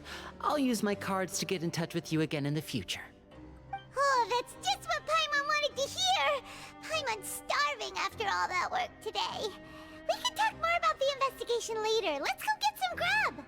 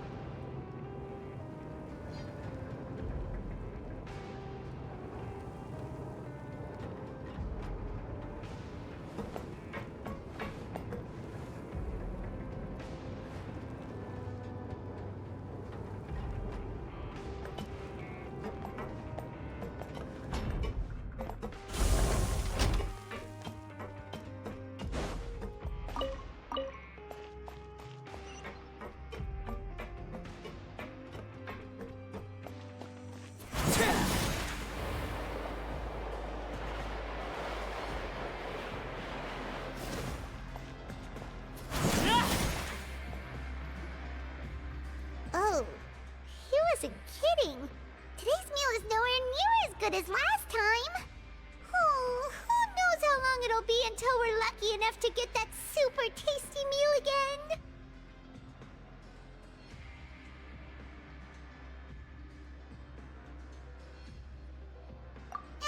Forget about it then. We'll just deal with the regular food for the time being. Let's just get out of here as soon as possible. But life here doesn't seem all that bad. Other than the foreman being kinda mean and the work being pretty tiring. You think so, mate? If I had a coupon for every fish who said that. Seems you fishies still haven't learned your lessons from your life up on the surface. If you take things at face value, then by the time you reach a dead end, you won't even know how you ended up on that road in the first place.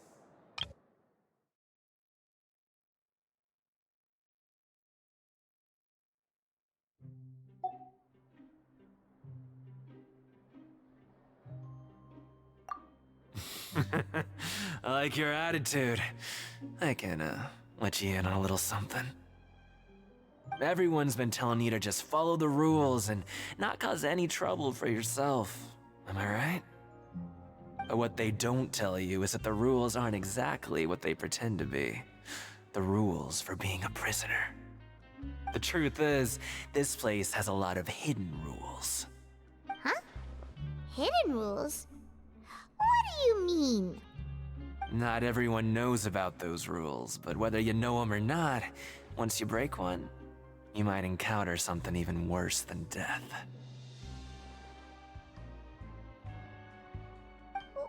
Really? Oh, now you're really scaring poor Paimon. Don't joke around like that! Of course. And I'd say that just disappearing would be one of the better outcomes. Oh, you mean that if there really are hidden rules, then Child's disappearance might have something to do with that? In that case, would you tell us some hidden rules? We definitely want to avoid breaking them. Come on, mate. This is valuable information. The difference between life and death. Do you really think you can just ask and I would tell you? Paimon understands, but we don't have many credit coupons yet. Yeah, I know. Not like I'm going anywhere. Just come talk to me after you've saved enough. Moreover, you're new fish, freshly caught, and completely out of your element. What'd be the point in even telling you anything before you've gotten a handle on your new lives? Come and find me once you've been here longer. I'm usually around the Rag and Bone shop. Just call me V-Doc. Bye-bye now.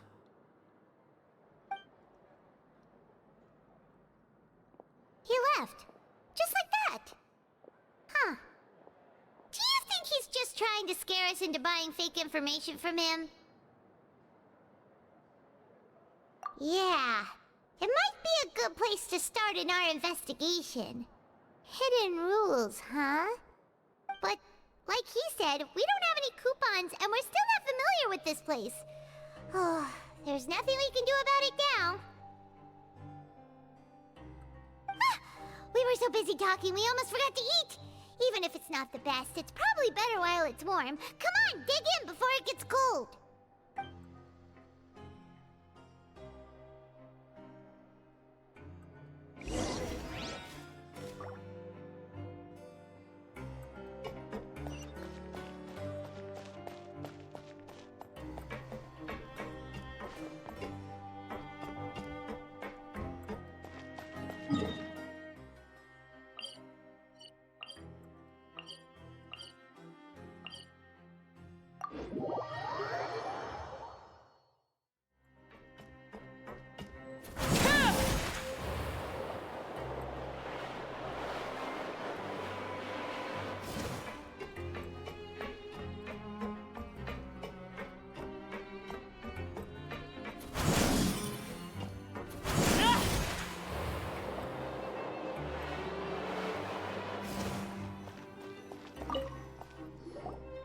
So Paimon just confirmed with the guards that our shift is set for every morning, and we're free to do whatever we want all afternoon.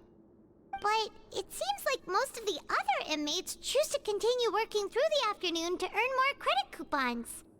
Oh, and they also said that you can use coupons to skip work in the morning and free up your time. They weren't kidding. Credit coupons really can be used to do anything here. Paimon's so tired. And we'll need to wake up and go to work in the morning. Without any credit coupons, it's not like we can really do anything else. Nighty-night, Traveler. Paimon hopes we can keep making progress on our investigation tomorrow.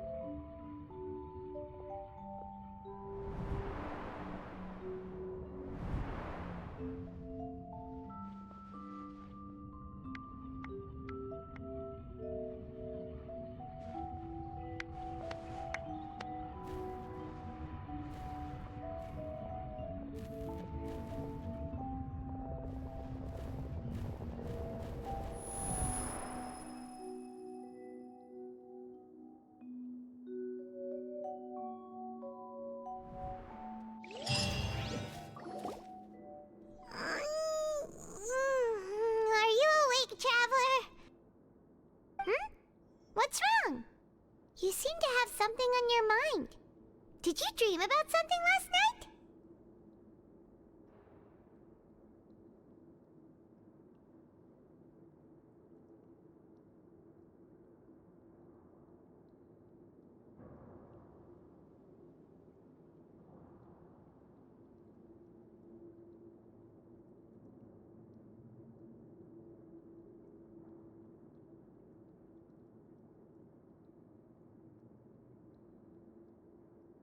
Is that even possible? Unless it wasn't an ordinary dream? Oh, Child's vision! So you had it with you this whole time? Maybe the vision connected Child's consciousness to yours!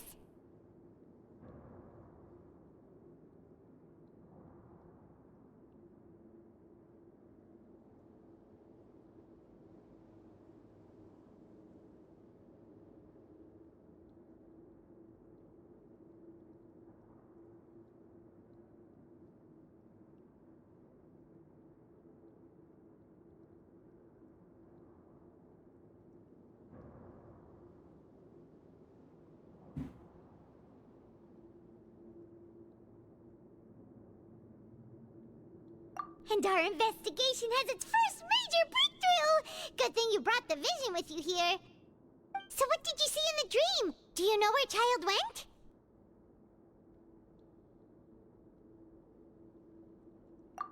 Huh. Okay. Well, hopefully it'll be a bit more helpful in the future. What's more important now is that it's the start of another new day as prisoners. Let's do our best to earn more credit coupons. What's the plan for today?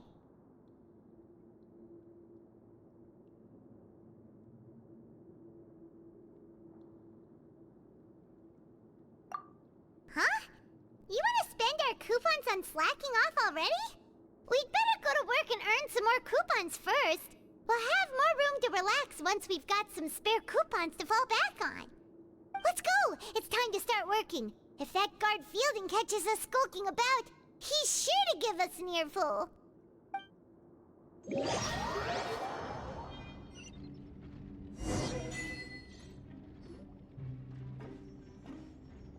Look who decided to show up. Get your butts in gear and get to work. Time's a-wasting. Good, here you go. Remember to give me the widget once you've finished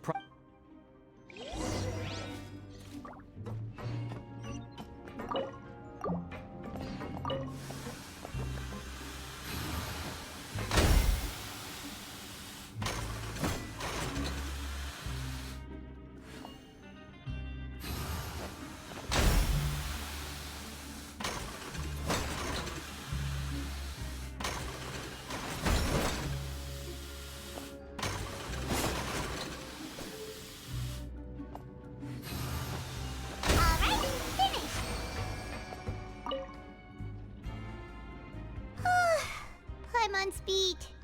But after so many shifts, it seems we're really getting the hang of it now. Hey there, fellow shiftmates. I saw you finished your work, so I thought I'd come over and say hi. Oh, hey there! We've seen you before. Your assigned workspace is really close, isn't it? That's right. The name's Rowan. This past few days, I couldn't help but notice the new faces working nearby. I guess we were destined to meet. I've been working here for almost 15 years. Even the foreman, Grainville, always calls me Chief. Whoa, you've been working here a long time, Chief. Hey, not so loud. If there's anything you'd like to know, just ask me. I know the work here in the production zone better than the back of my hand. All right, Chief. We'll be sure to come to you first. Did you just ask about the rules? Pretty sharp for newcomers. You've already heard about the rules, huh? Who'd you hear it from?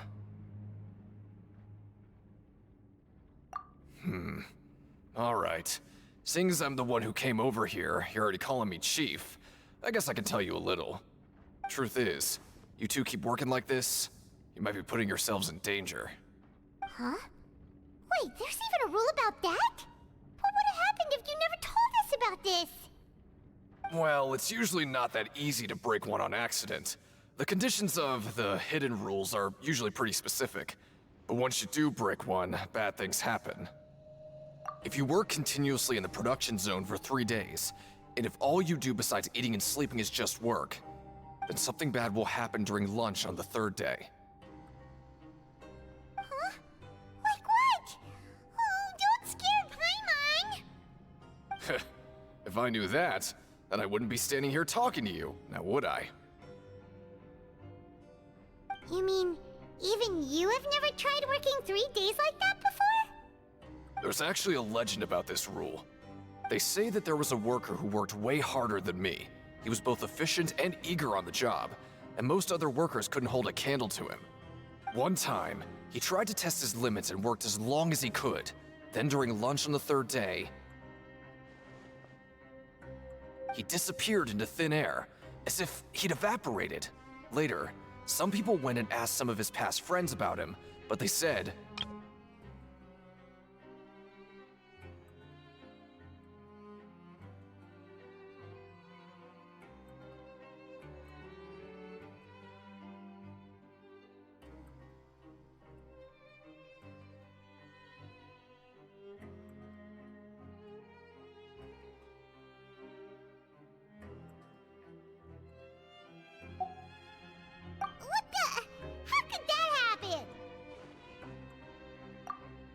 Unfortunately, we were assigned different production zones. I never saw for myself what he looked like. Wait, are you thinking that it was...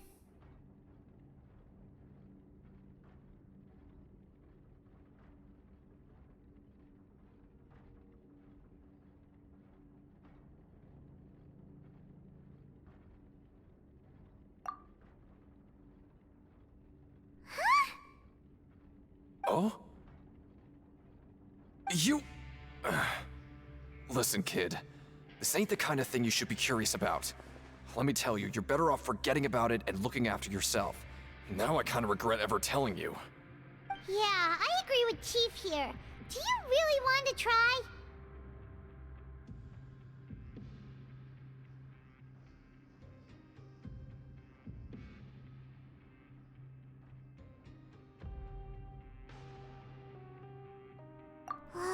Alright, if you insist. What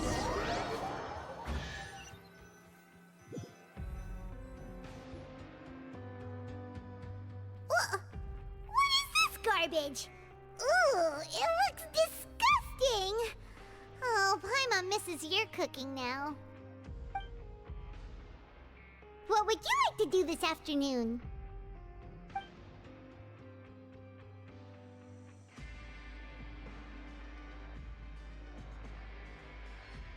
Knowing child, he must have been there all the time.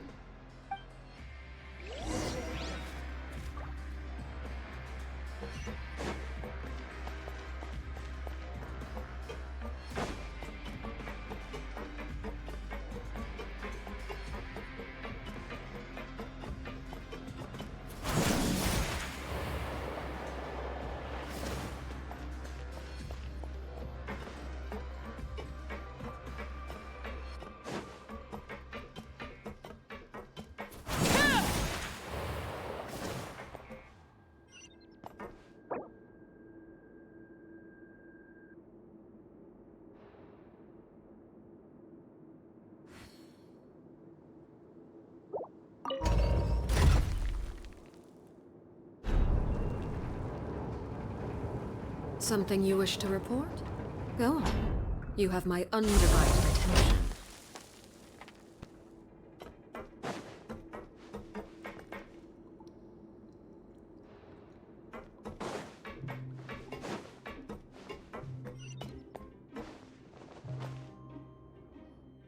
Oh, you must be the Traveler, huh? Sorry, mate, but competitors as strong as you are prohibited from participating. I don't make the rules, mind you, but I was given very specific instructions. Even convicts value their lives, don't they? I hope you can understand. But we have a game here that'll let you show off your strength, and you'll even earn some credit coupons in the process. What do you think? Interested? And if we lose the game, will it cost us credit coupons? Of course. That's the cruel reality facing every competitor in a place like the Pancration Ring. Okay, great. Let me walk you through the rules. The targets in front of you will pop up one after another. You'll need to hit the targets in the same order that they popped up. If you can complete a few rounds in a row with no mistakes, then you'll win credit coupons. But the second you mess up the order, you'll lose. Game over. The game costs 300 credit coupons to have it go. So, you up for it? Thanks for your patronage, mate. Now, let the game begin.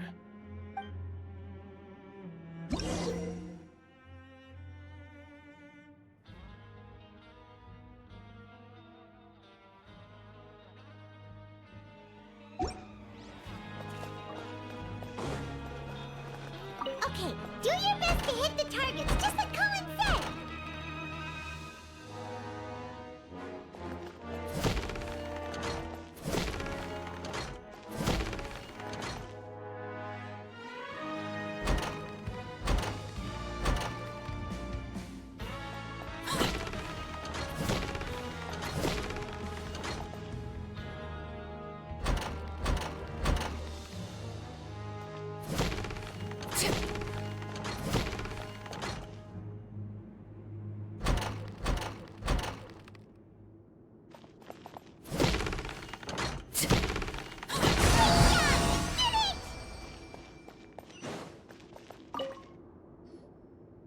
I'll be.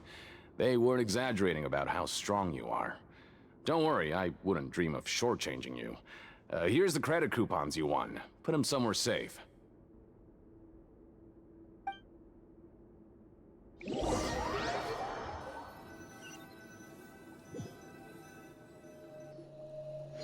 we had a productive day. Hope we can make even more progress tomorrow.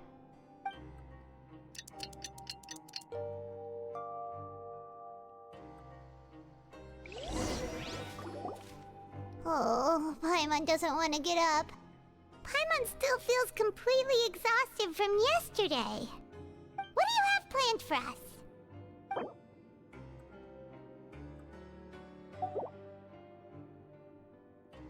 Right, we just need to keep at it.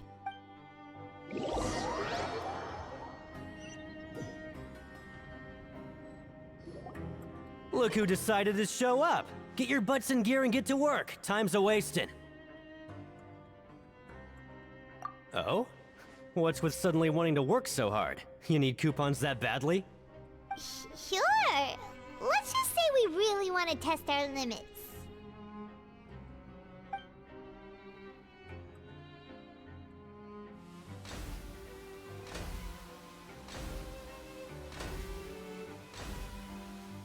Nice!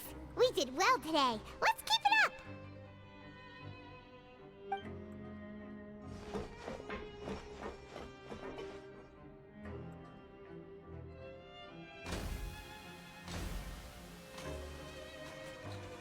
Ooh, Paimon's had it. Who knew that processing these widgets would be so tiring?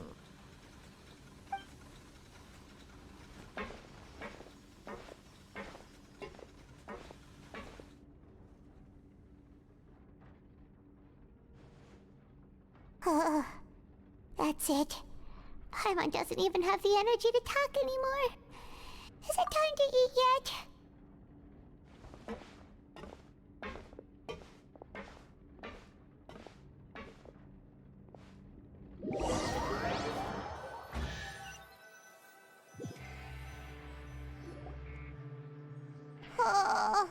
Paimon's exhausted. It's just work, work, and more work. Paimon's little body can't handle this much longer. Wait a sec. Now that Paimon thinks about it, haven't we been working non-stop for 3 days now? And, oh, Paimon feels a shiver going down her spine. What's going to happen? But it doesn't seem like anything's changed at all. And we made it to the coupon cafeteria safely. Are the so-called hidden rules only a rumor after all?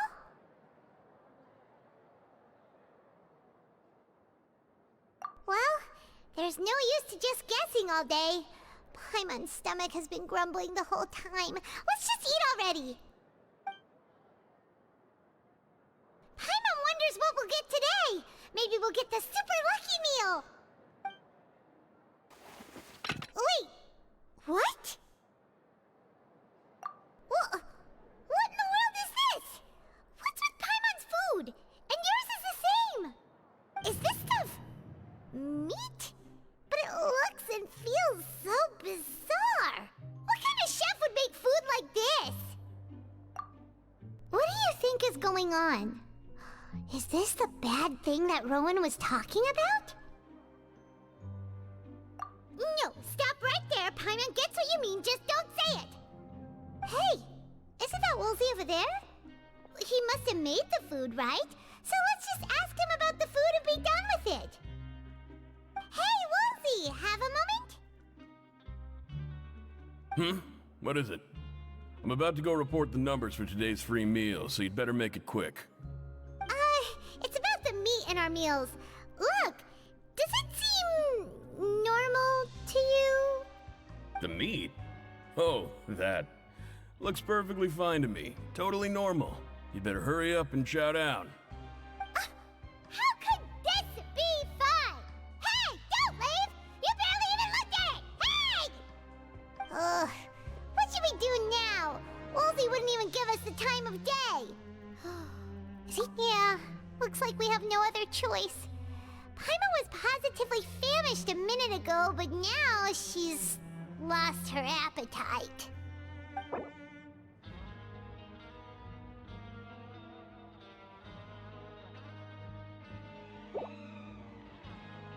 What would you like to do this afternoon? Since we have time now, let's focus on investigating some more.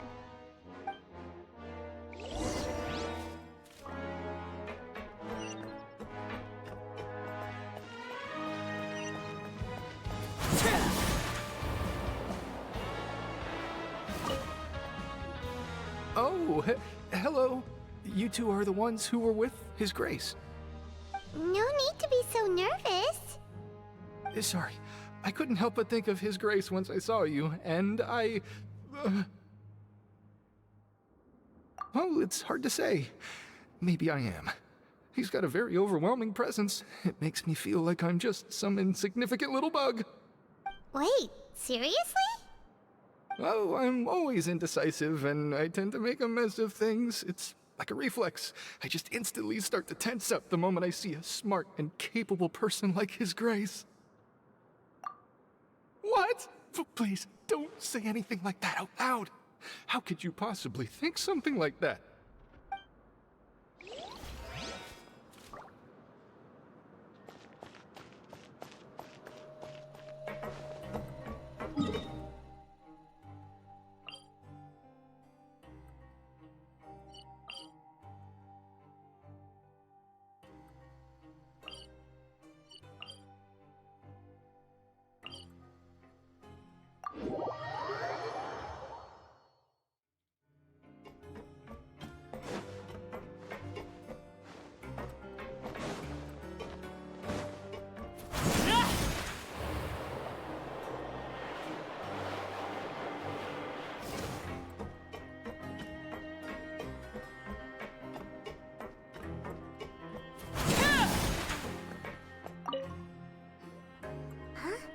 Rowan?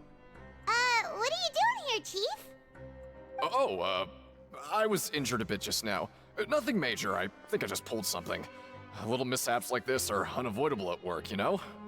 Huh.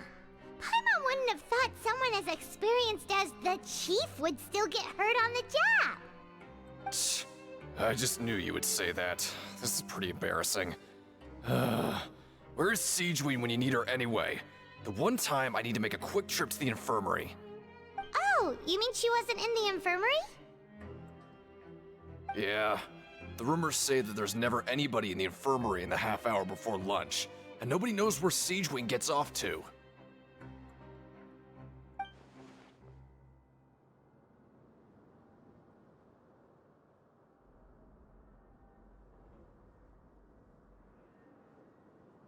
Huh.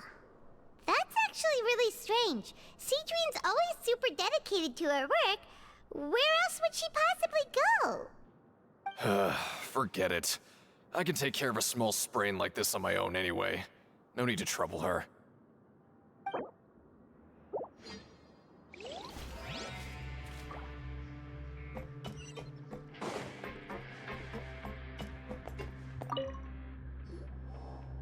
Oh, wonderful.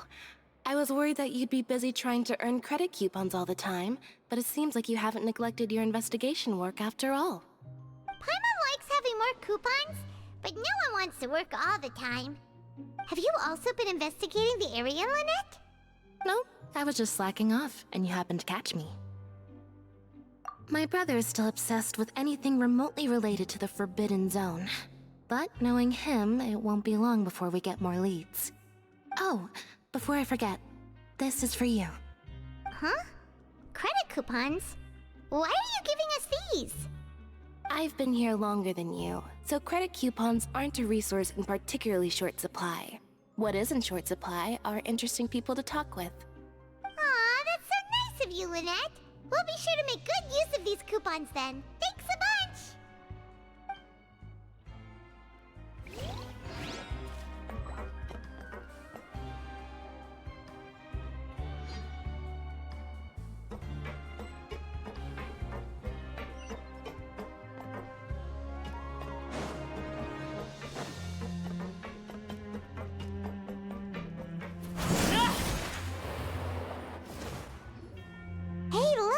There's something here! Looks like a research notebook. That suspicious guy peeking into the infirmary just now. Is he a fan of Siegeween? He must have dropped this. Let Paimon read it real quick! The Melusine perceive the world very differently from humans. There are significant deviations. As a result, their sense of aesthetics and beauty is also very different from that of humans. This must be taken into consideration when giving gifts.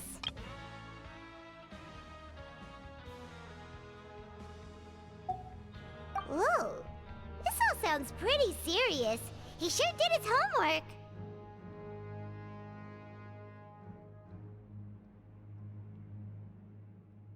And as for the notebook, let's take it.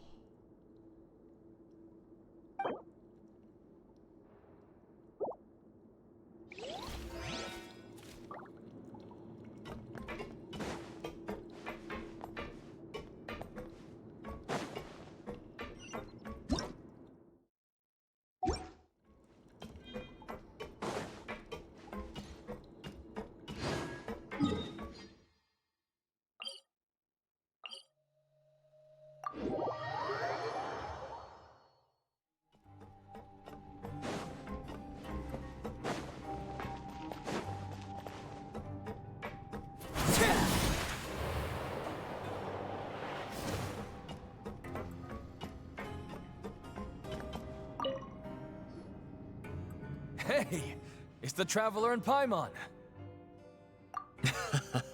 No need to tease me, okay?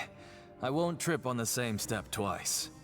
Just like His Grace said, paying attention to every little detail is the key to prosperity. Maybe this is the true meaning of rebirth, not just earning credit coupons.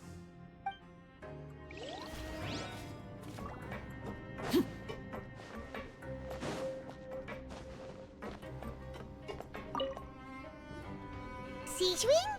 Aren't you supposed to be in the infirmary? What are you doing in the production zone? Hello, Traveler. Paimon? Everyone's usually busy around now, and we don't have any patients to look after in the infirmary. I thought I'd come here and enjoy the sight of everyone hard at work. Enjoy? What's there to enjoy here? It's really worth watching. I often stand here and observe everyone. Humans are just so interesting and adorable. I like to watch your expressions while you work. Are you talking about pets or people?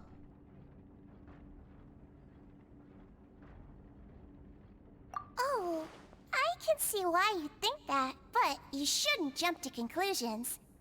See, we Melazines are a different species, and we see the world very differently from humans.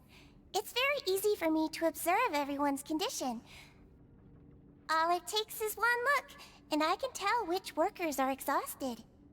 Wait, Melazines can see that? Huh. That does sound useful for being a nurse. Yes, running around.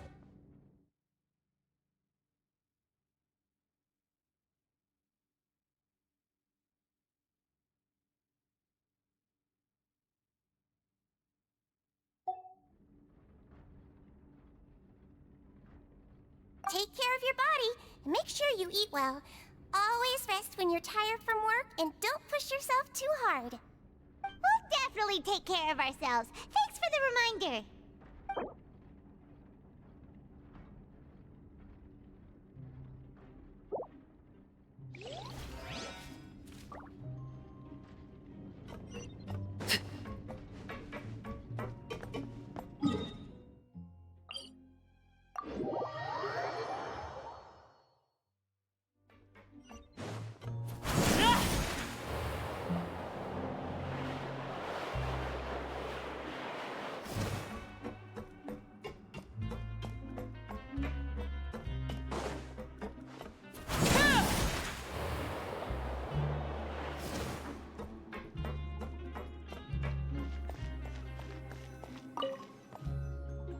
Oh, you want to stop investigating and go rest? Okay, you should rest up. We'll be back at it tomorrow. So after working a few days straight, we got some strange meat in our lunch. What was that all about? Has our investigation turned up anything useful recently? Really? Then it looks like that part of the investigation has hit a dead end. Well, we'll keep searching for more clues tomorrow. Good night, Traveler.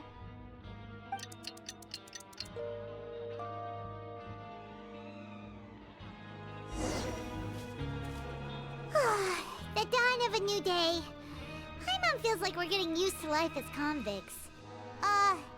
Is that a good thing or a bad thing? What do you have planned for us?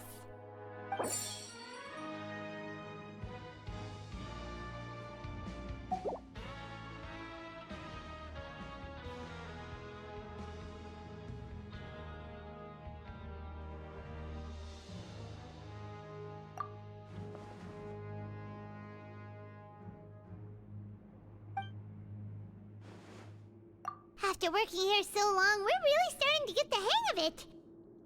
But doing the same thing all the time can get old pretty quickly. How are you holding up? Yeah, it's good to kick back and relax once in a while.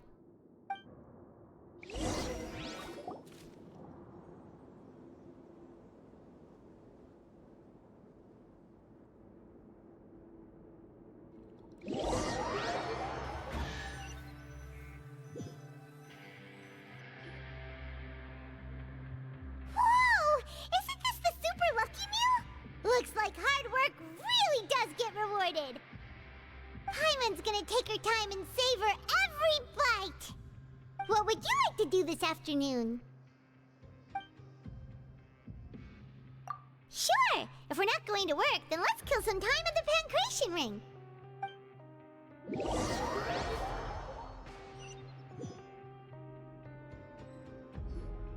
Oh, back for another try? I hope you brought enough credit coupons this time. All right, then get ready to play.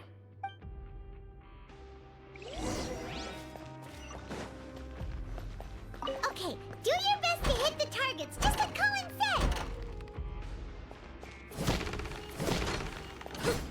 Yeah.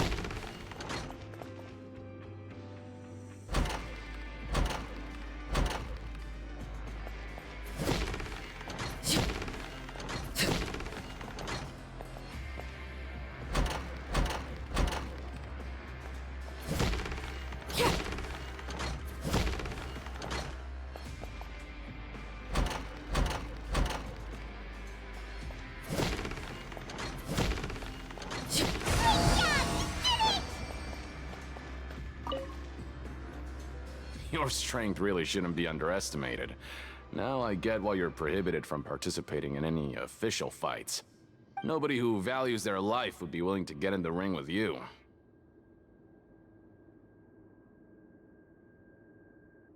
However, you two haven't tried betting on the outcome of a Pancration match yet, have you? Just go talk to Rusimov. Buy a ticket for whichever fighter you think will win. There's a big payout if the fighter you support comes out on top.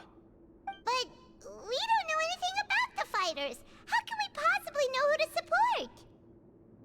That's normal. Just watch a few matches and get a feel for the fighters. It won't be long before you can pick winners in your sleep. He's got a point. Why don't we give it a try? If we have enough coupons, we could probably bet at random until we figure everything out. Bet at random, huh? Well, how should I put it? It's not like you can't do that, but I'd advise you to give it some more thought first. Huh? We shouldn't get too carried away. What's the problem? What? Never even picked a boxer before, and you already know about the rules? You're not just strong fighters. Seems you're pretty perceptive, too. Might as well tell you about it, since you already know that much. Plus, I think you've got the potential to be one of my greatest customers. I think I can let you in a bid. Besides, I don't want to risk ever losing a customer like you. Is it that serious? Okay. The hidden rule here is, if you buy both boxers' tickets and support them both, something bad will happen the next morning. So the rule is that we shouldn't pick both boxers in the same fight. But if anyone actually did that, wouldn't they be guaranteed to lose coupons? Who would do that anyway? And what do you mean by something bad will happen? How would I know? Not like I'm stupid enough to do that. But I've heard a story about the rule. According to the rumor, there was a masked boxer who possessed incredible skill and power. None of his opponents even stood a chance against him. However, in the final match, the organizers told him to take off his mask. He refused and never showed up to the fight. And after that, he was never seen again. Some say he died, or that he was taken care of by the event's organizers. But everyone remembers that he was someone who cherished honor above all else. In his eyes, supporting both boxers in a match would dishonor the competition itself. So you mean it's like a curse? He'll take vengeance on anyone who does that? No, he was always wearing a mask, like he was intentionally trying to hide his identity. I don't even know anything about his past. Traveler, do you think that boxer was... Huh? We will? You're not serious, are you? Look, here I was just trying to be nice and warn you, yet here you are trying to break it on purpose? Yeah, it sounds pretty scary to Paimon.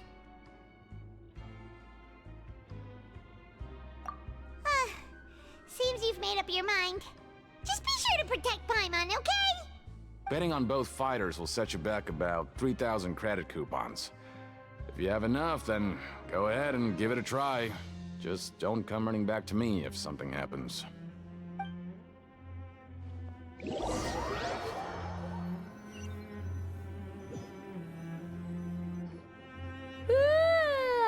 woke shower so early today that Paimon's been nodding off all afternoon. Good thing it's finally time for bed.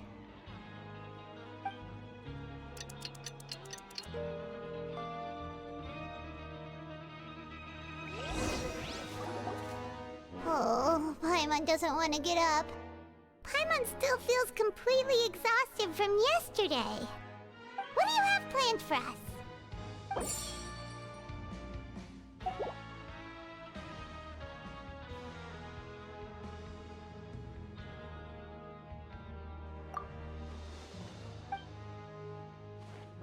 After working here so long, we're really starting to get the hang. But doing the same thing all the time can get old pretty quickly.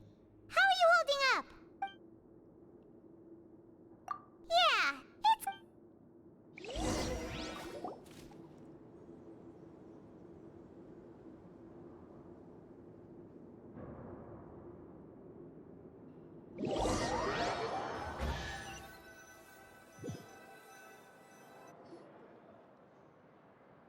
Whoa!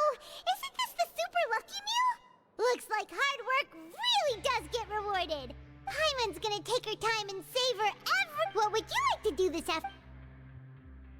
Maybe we'll be able to find some leads there.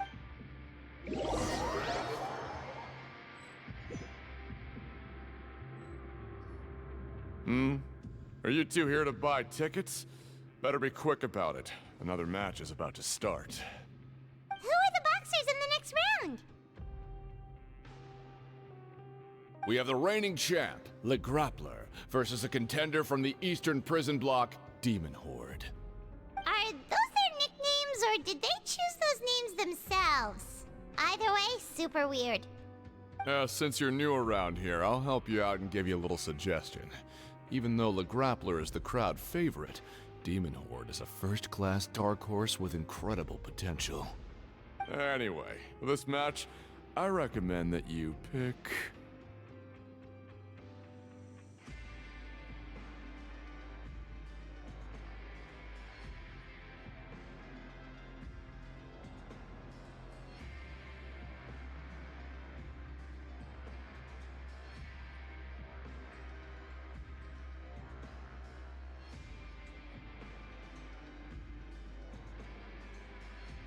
Huh? For both fighters? I could tell you're new to this, but I didn't think you were completely clueless. Maybe you don't quite understand the rules, no? Let me try to explain again for you more clearly. You see... Oh, no need. We're aware that we're going to lose coupons. All right then, if you're absolutely sure. Remember, no refunds once you buy the tickets. Yeah, we got it. Just shut up and take our coupons.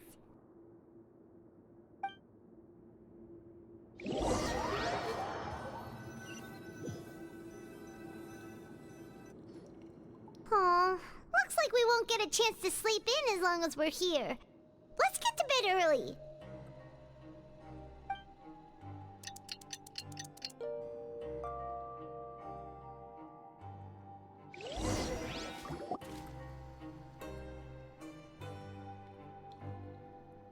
Hey, Traveler, Paimon. Package here for you. The next time you buy something, go pick it up yourself. I'm not a delivery man, you know.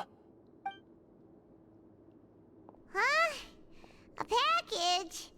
For us? Did you buy something, Traveler? Paimon's not quite awake yet, so why don't you go take a look? Ah, right! Yesterday we broke the hidden rule and bought tickets for both boxers. Oh, maybe this package is the bad thing that Colin said would happen. Paimon suddenly feels wide awake. Wait, maybe let Paimon go hide somewhere first. Just call Paimon after you opened it. Hey, wait! Paimon's still here! Don't open it!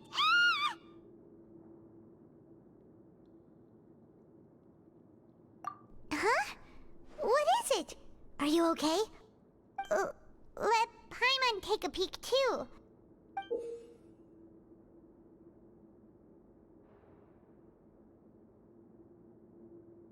Oh, it's just a small bottle. but the color of the liquid inside looks so wrong.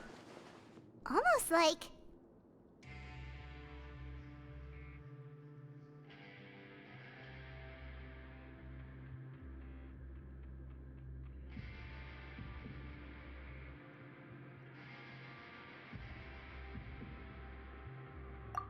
Alright, that's enough of that. No need to say it out loud. Paimon already knows what you're trying to say. Ugh! No way! Get that stuff away from Paimon!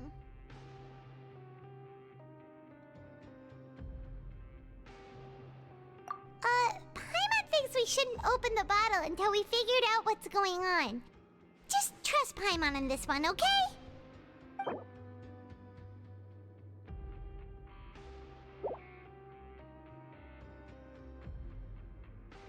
What do you have planned for us?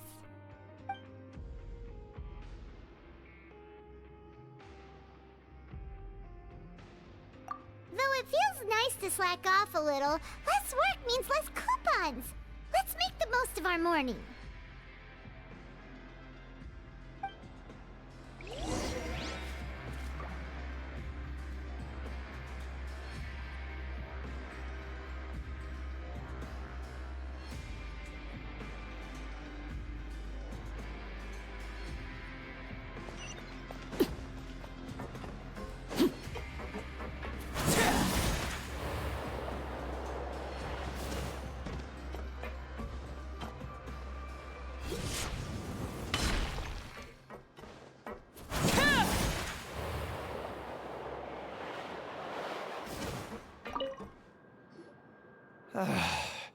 If there's no way to send it all out, then maybe I'll never get a chance to leave.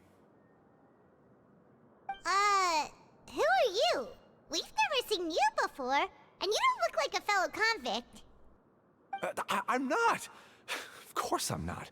Please, don't mistake me for a criminal. I'm a good, law-abiding citizen. Then what are you doing here? You sure seem anxious about something. I'm a promoter for Fontaine, and I'm usually responsible for promoting our drink products.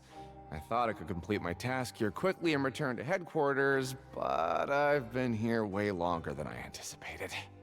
Oh, a promoter from Fontaine? So what kind of problem did you run into? I'm so upset. It's all because of that Duke.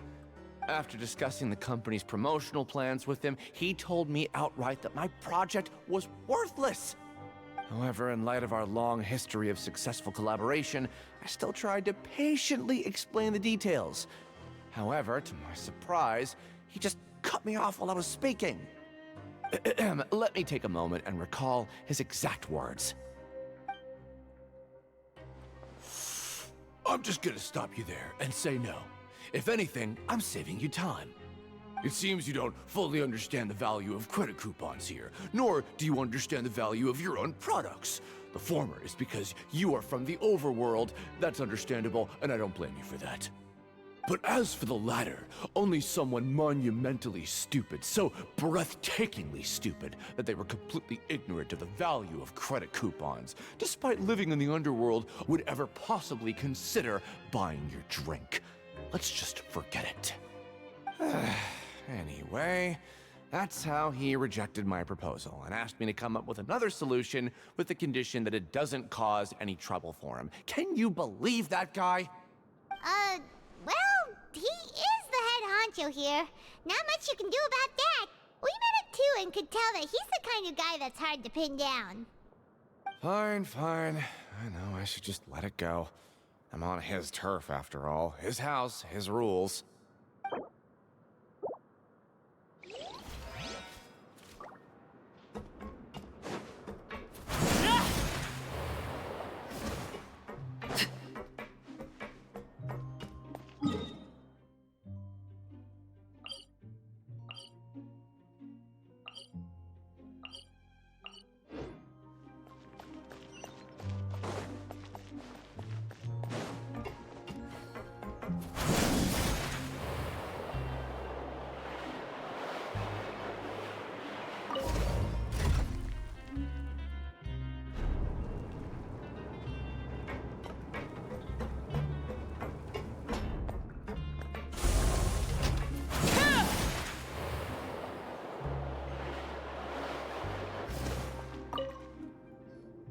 Hey, I heard you crazy fools really did it.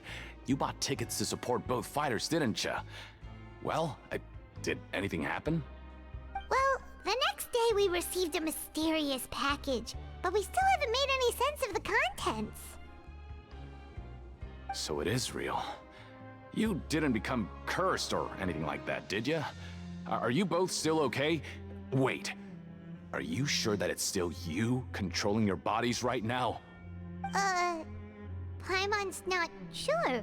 What do you think, Traveler? Is Paimon still Paimon? Oh, okay. Well, that's good. Yeah, you two don't seem to have changed at all. But I wouldn't let your guard down just yet. Still, I didn't expect you would actually do it. You'd actually throw away coupons like that just to satisfy your curiosity? Even if we bought tickets like everybody else, it's not like we could hope to earn any coupons. When it comes to things like this, it's always the organizer who makes the real profits. Hey, just what are you trying to imply? The Pancration Ring is an honest business, and we really don't make much from selling tickets. We make so little that even the current tournaments can only be held thanks to funding from the producer of Fanta. Oh, so it's the company that manufactures Fanta sponsoring the events?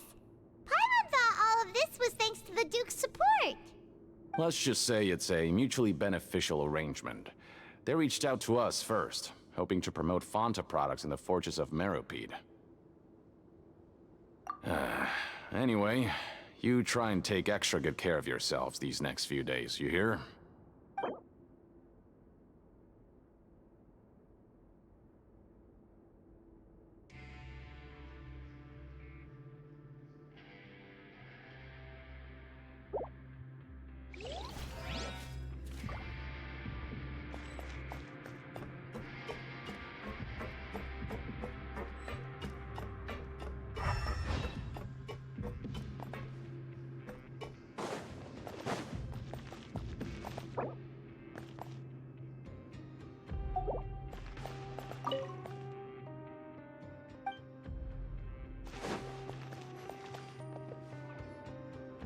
Hey, what are these papers scattered all over the ground?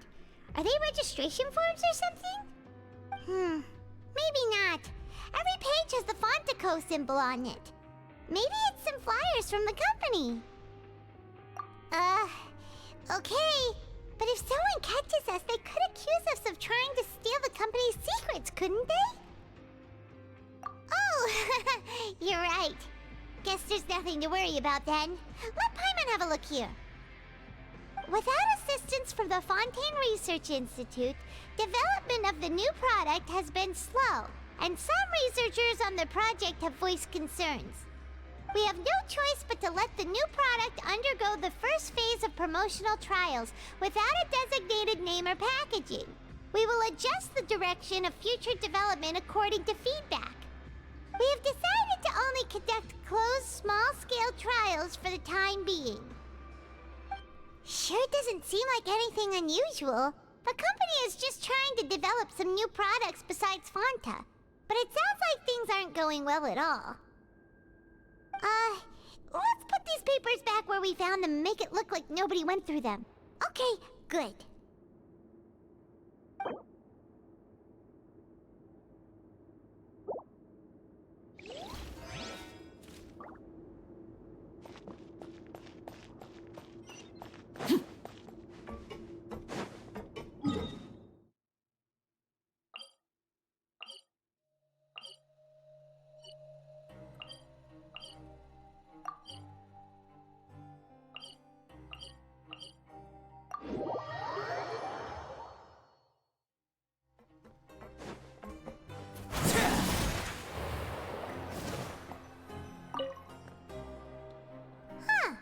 We ended up here without even thinking about it.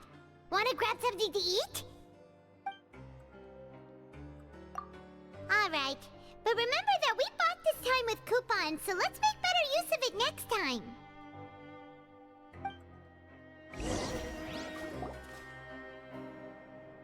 Whoa! Isn't this the Super Lucky Meal? Looks like hard work really does get rewarded. Paimon's gonna take her time and savor What would you like to do this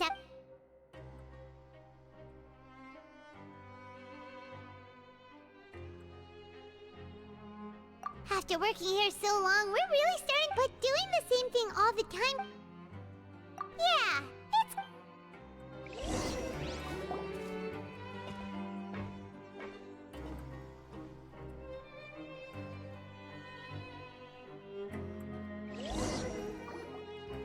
A mysterious box? A bottle of crimson liquid? Paimon still doesn't know what to make of it. Do you have any ideas, Traveler? Really? Well, maybe we'll have to...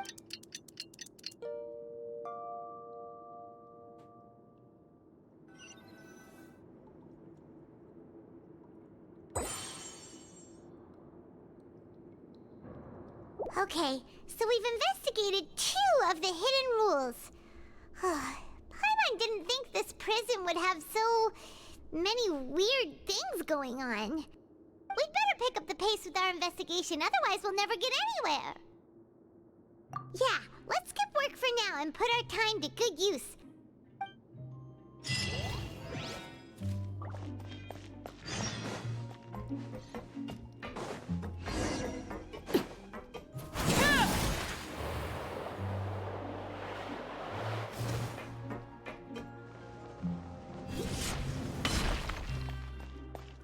Hey, isn't that Vidoc over there? Huh. Is it just Paimon, or are there fewer people than usual here today?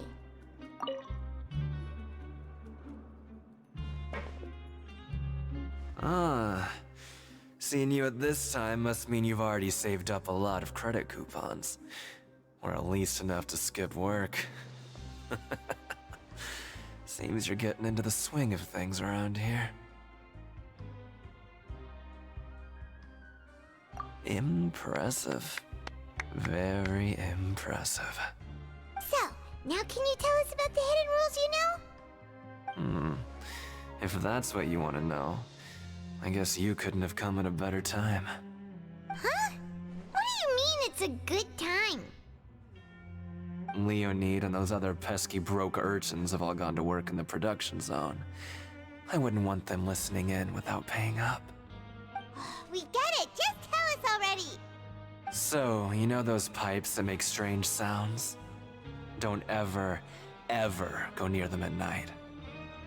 Even if you manage to avoid the guards, you might find something even more terrible there. Something even more terrible? Like what? A group of cannibals. Cannibals? In the Fortress of Meripede? Every month, they meet a few times in the dead of night. Rumor has it they might be connected to the people that have disappeared here. But what's even scarier is that they have a special proclivity. Since they have no way to dispose of the leftover remains, they have ways to transform them into other forms and keep them in the fortress forever. Paimon might already know what you mean by other forms. So that's what's going on here. Oh, Paimon's stomach doesn't feel so good.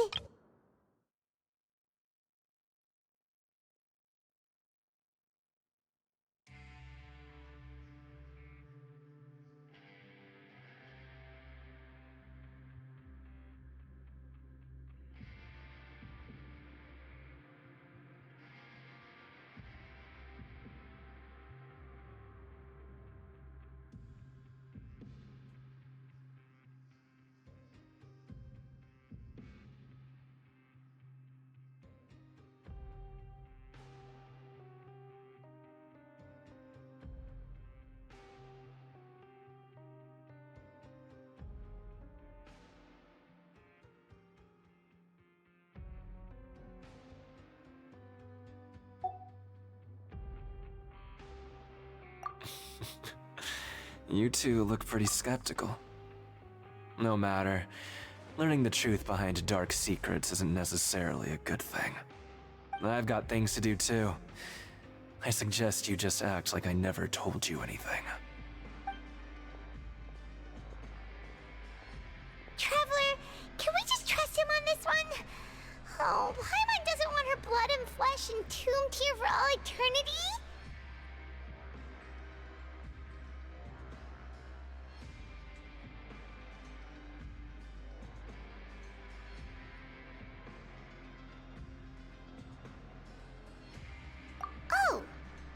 how you see the situation. Huh.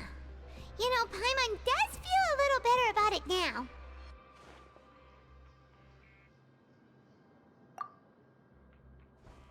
When will all the secrets end?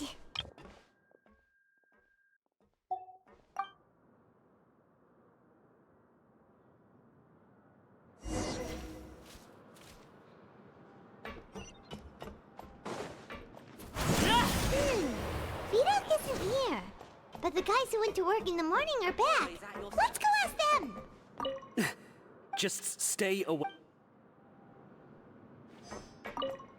What? What are you saying? You shouldn't go around saying stuff like that.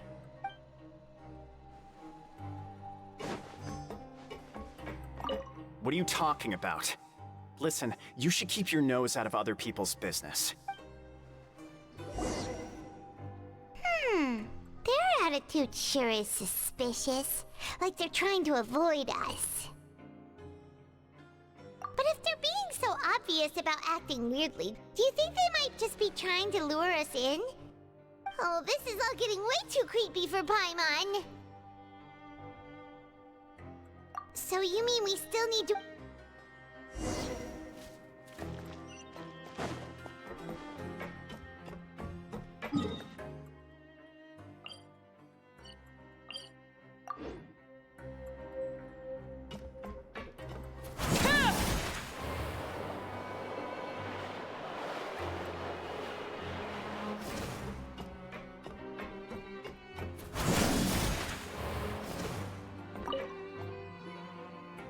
Fielding? What do you want? Criminals like you ought to be working right now. Catch my drift. We just want to ask you a simple question. Have you ever discovered anything odd during your nighttime patrols? Why are you asking about something like that? Whatever happens at night isn't your concern. All you need to worry about is getting enough sleep. Well... Right! We've heard it happens a few times every month. Paimon has sensitive ears, so it makes it hard to sleep. Really? I see. But it's not like I'm on duty every night. And now that you mention it, I recall my colleagues talking about something like that before.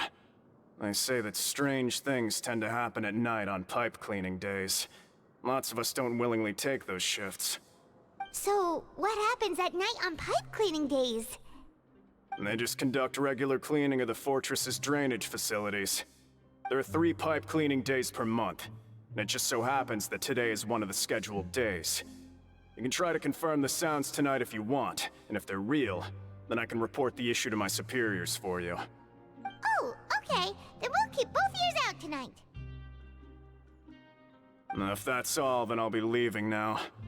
I advise you not to try anything funny, though. Even if I'm not on duty tonight, someone will still be watching you. Don't worry, we don't want any time added to our sentences. Oh, he left. So what do you think about the pipe cleaning days he mentioned? Right, both are a possibility. But Fielding did say that tonight is a cleaning night. Paimon knew you would say that. Alright, sounds like we'll be up all night tonight then.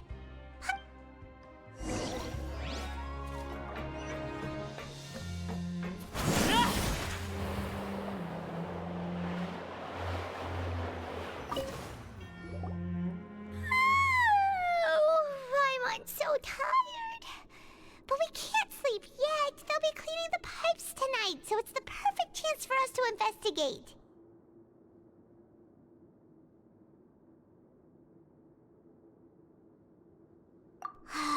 Whatever.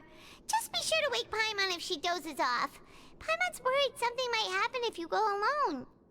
Huh? Traveler? Did you fall asleep already?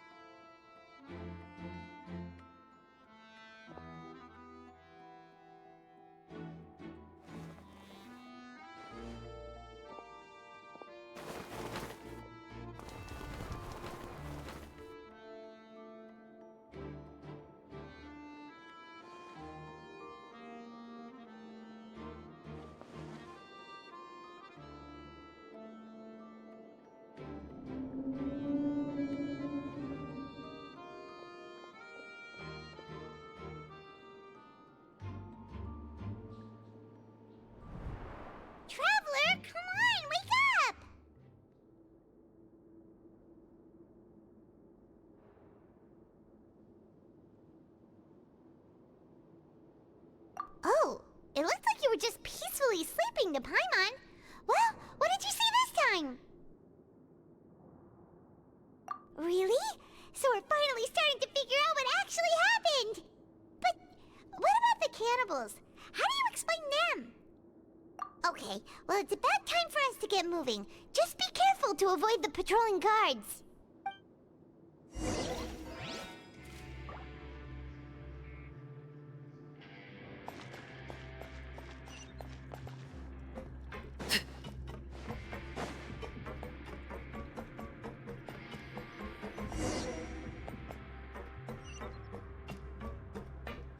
Shh! Careful! We'll get in trouble if the guards catch us.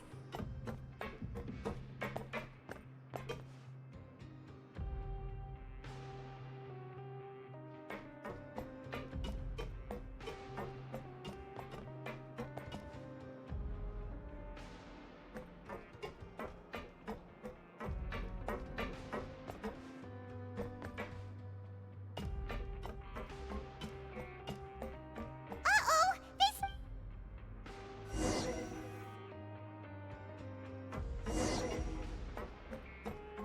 Shh! Careful! We'll get in trouble if the guards catch us.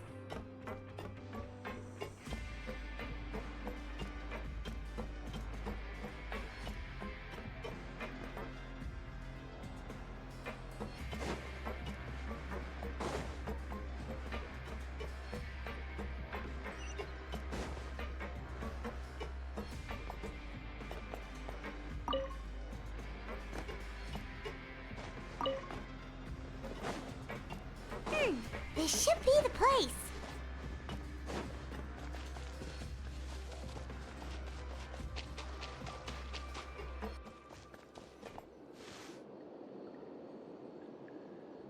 What? I know you. You were the ones we saw. Huh. You've got guts showing up here. You know who we are, right? You'd better leave now. Ain't nobody coming here to save you. What'd you say? Yeah, so what if they were? If you push us, we can make those rumors a reality at any time.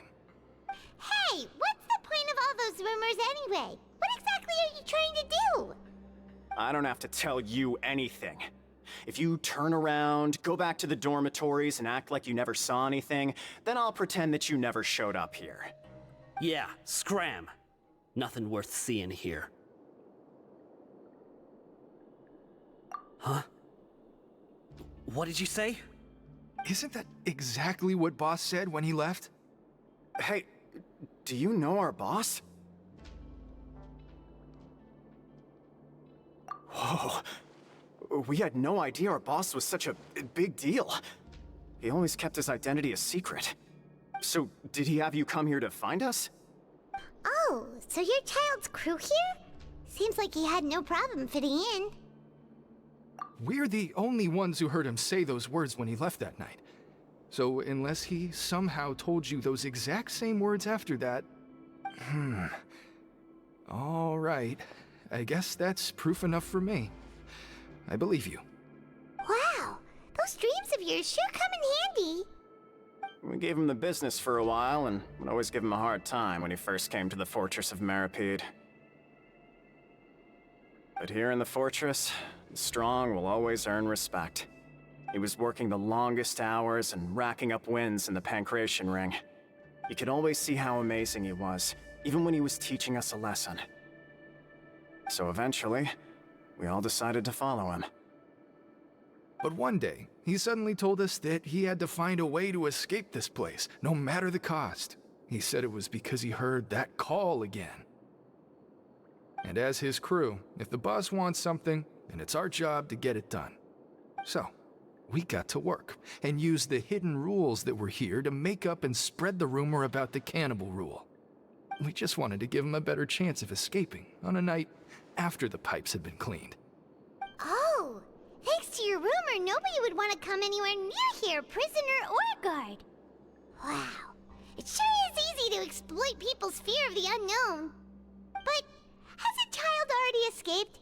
Why are you all still coming here after pipe cleaning day? Because as far as we know, the pipe he went into isn't actually an exit. It should be a dead end.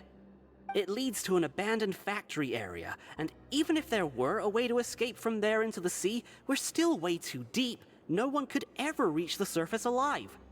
But Boss still insisted on going in. It's like he was obsessed about it.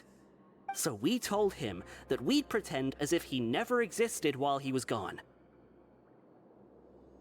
And that if he wanted to come back, he should wait for nighttime on a pipe cleaning day. That way, we could meet him here and help cover the whole thing up. So you come and wait here through the night a few times a month just because of that promise? Yeah, but it's been so long now. We already know in our hearts that he must have managed to escape somehow. Is it also possible that something unfortunate happened to him? Nothing could ever defeat Boss or slow him down. It's one thing we know for sure. Okay. Paimon was just brainstorming possibilities. All right. Keep quiet and follow us.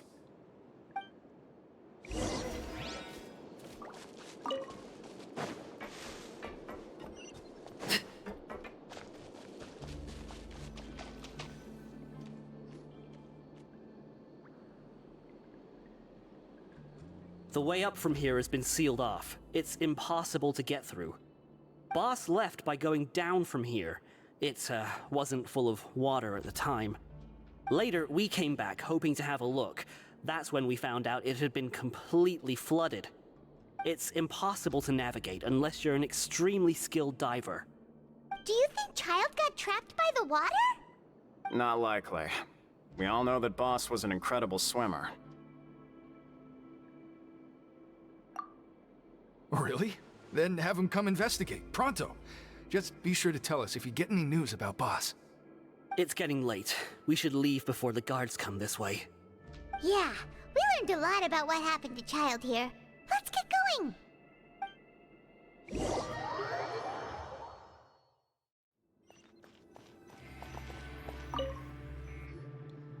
Whew. We finally learned some key information. Seems all of our investigative work has finally started to pay off. When you said you knew a diver, you were talking about Fremine, right? If we ask Linny, he'll definitely have Fremine help us. Ugh. Why is Child like this? What was he doing going into the pipes? Not making our jobs easier, that's for sure. Fortunately, though, it seems like it's only a matter of time now before we find out what really happened. Now that we can finally relax, I'm starting to feel super sleepy. Let's try to get some rest.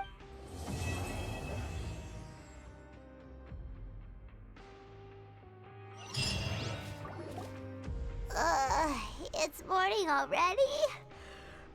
Oh, Paimon still needs more sleep. Huh? Wait, look over there! Isn't that...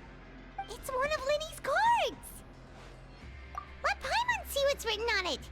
Maybe you haven't heard, but today is the monthly free day. Everyone has the day off today, which makes it the perfect time to do some investigating. It's been a while since we last talked. Have you been making any progress lately? Let's meet at our usual spot in the factory area before lunchtime. I have new information. Ooh, today's our lucky day. We have the day off. From the sound of it, Lenny's been making progress with his investigation. Wonder what he's discovered. We still have some time before we meet up. Let's talk with the people here for a bit more before we go.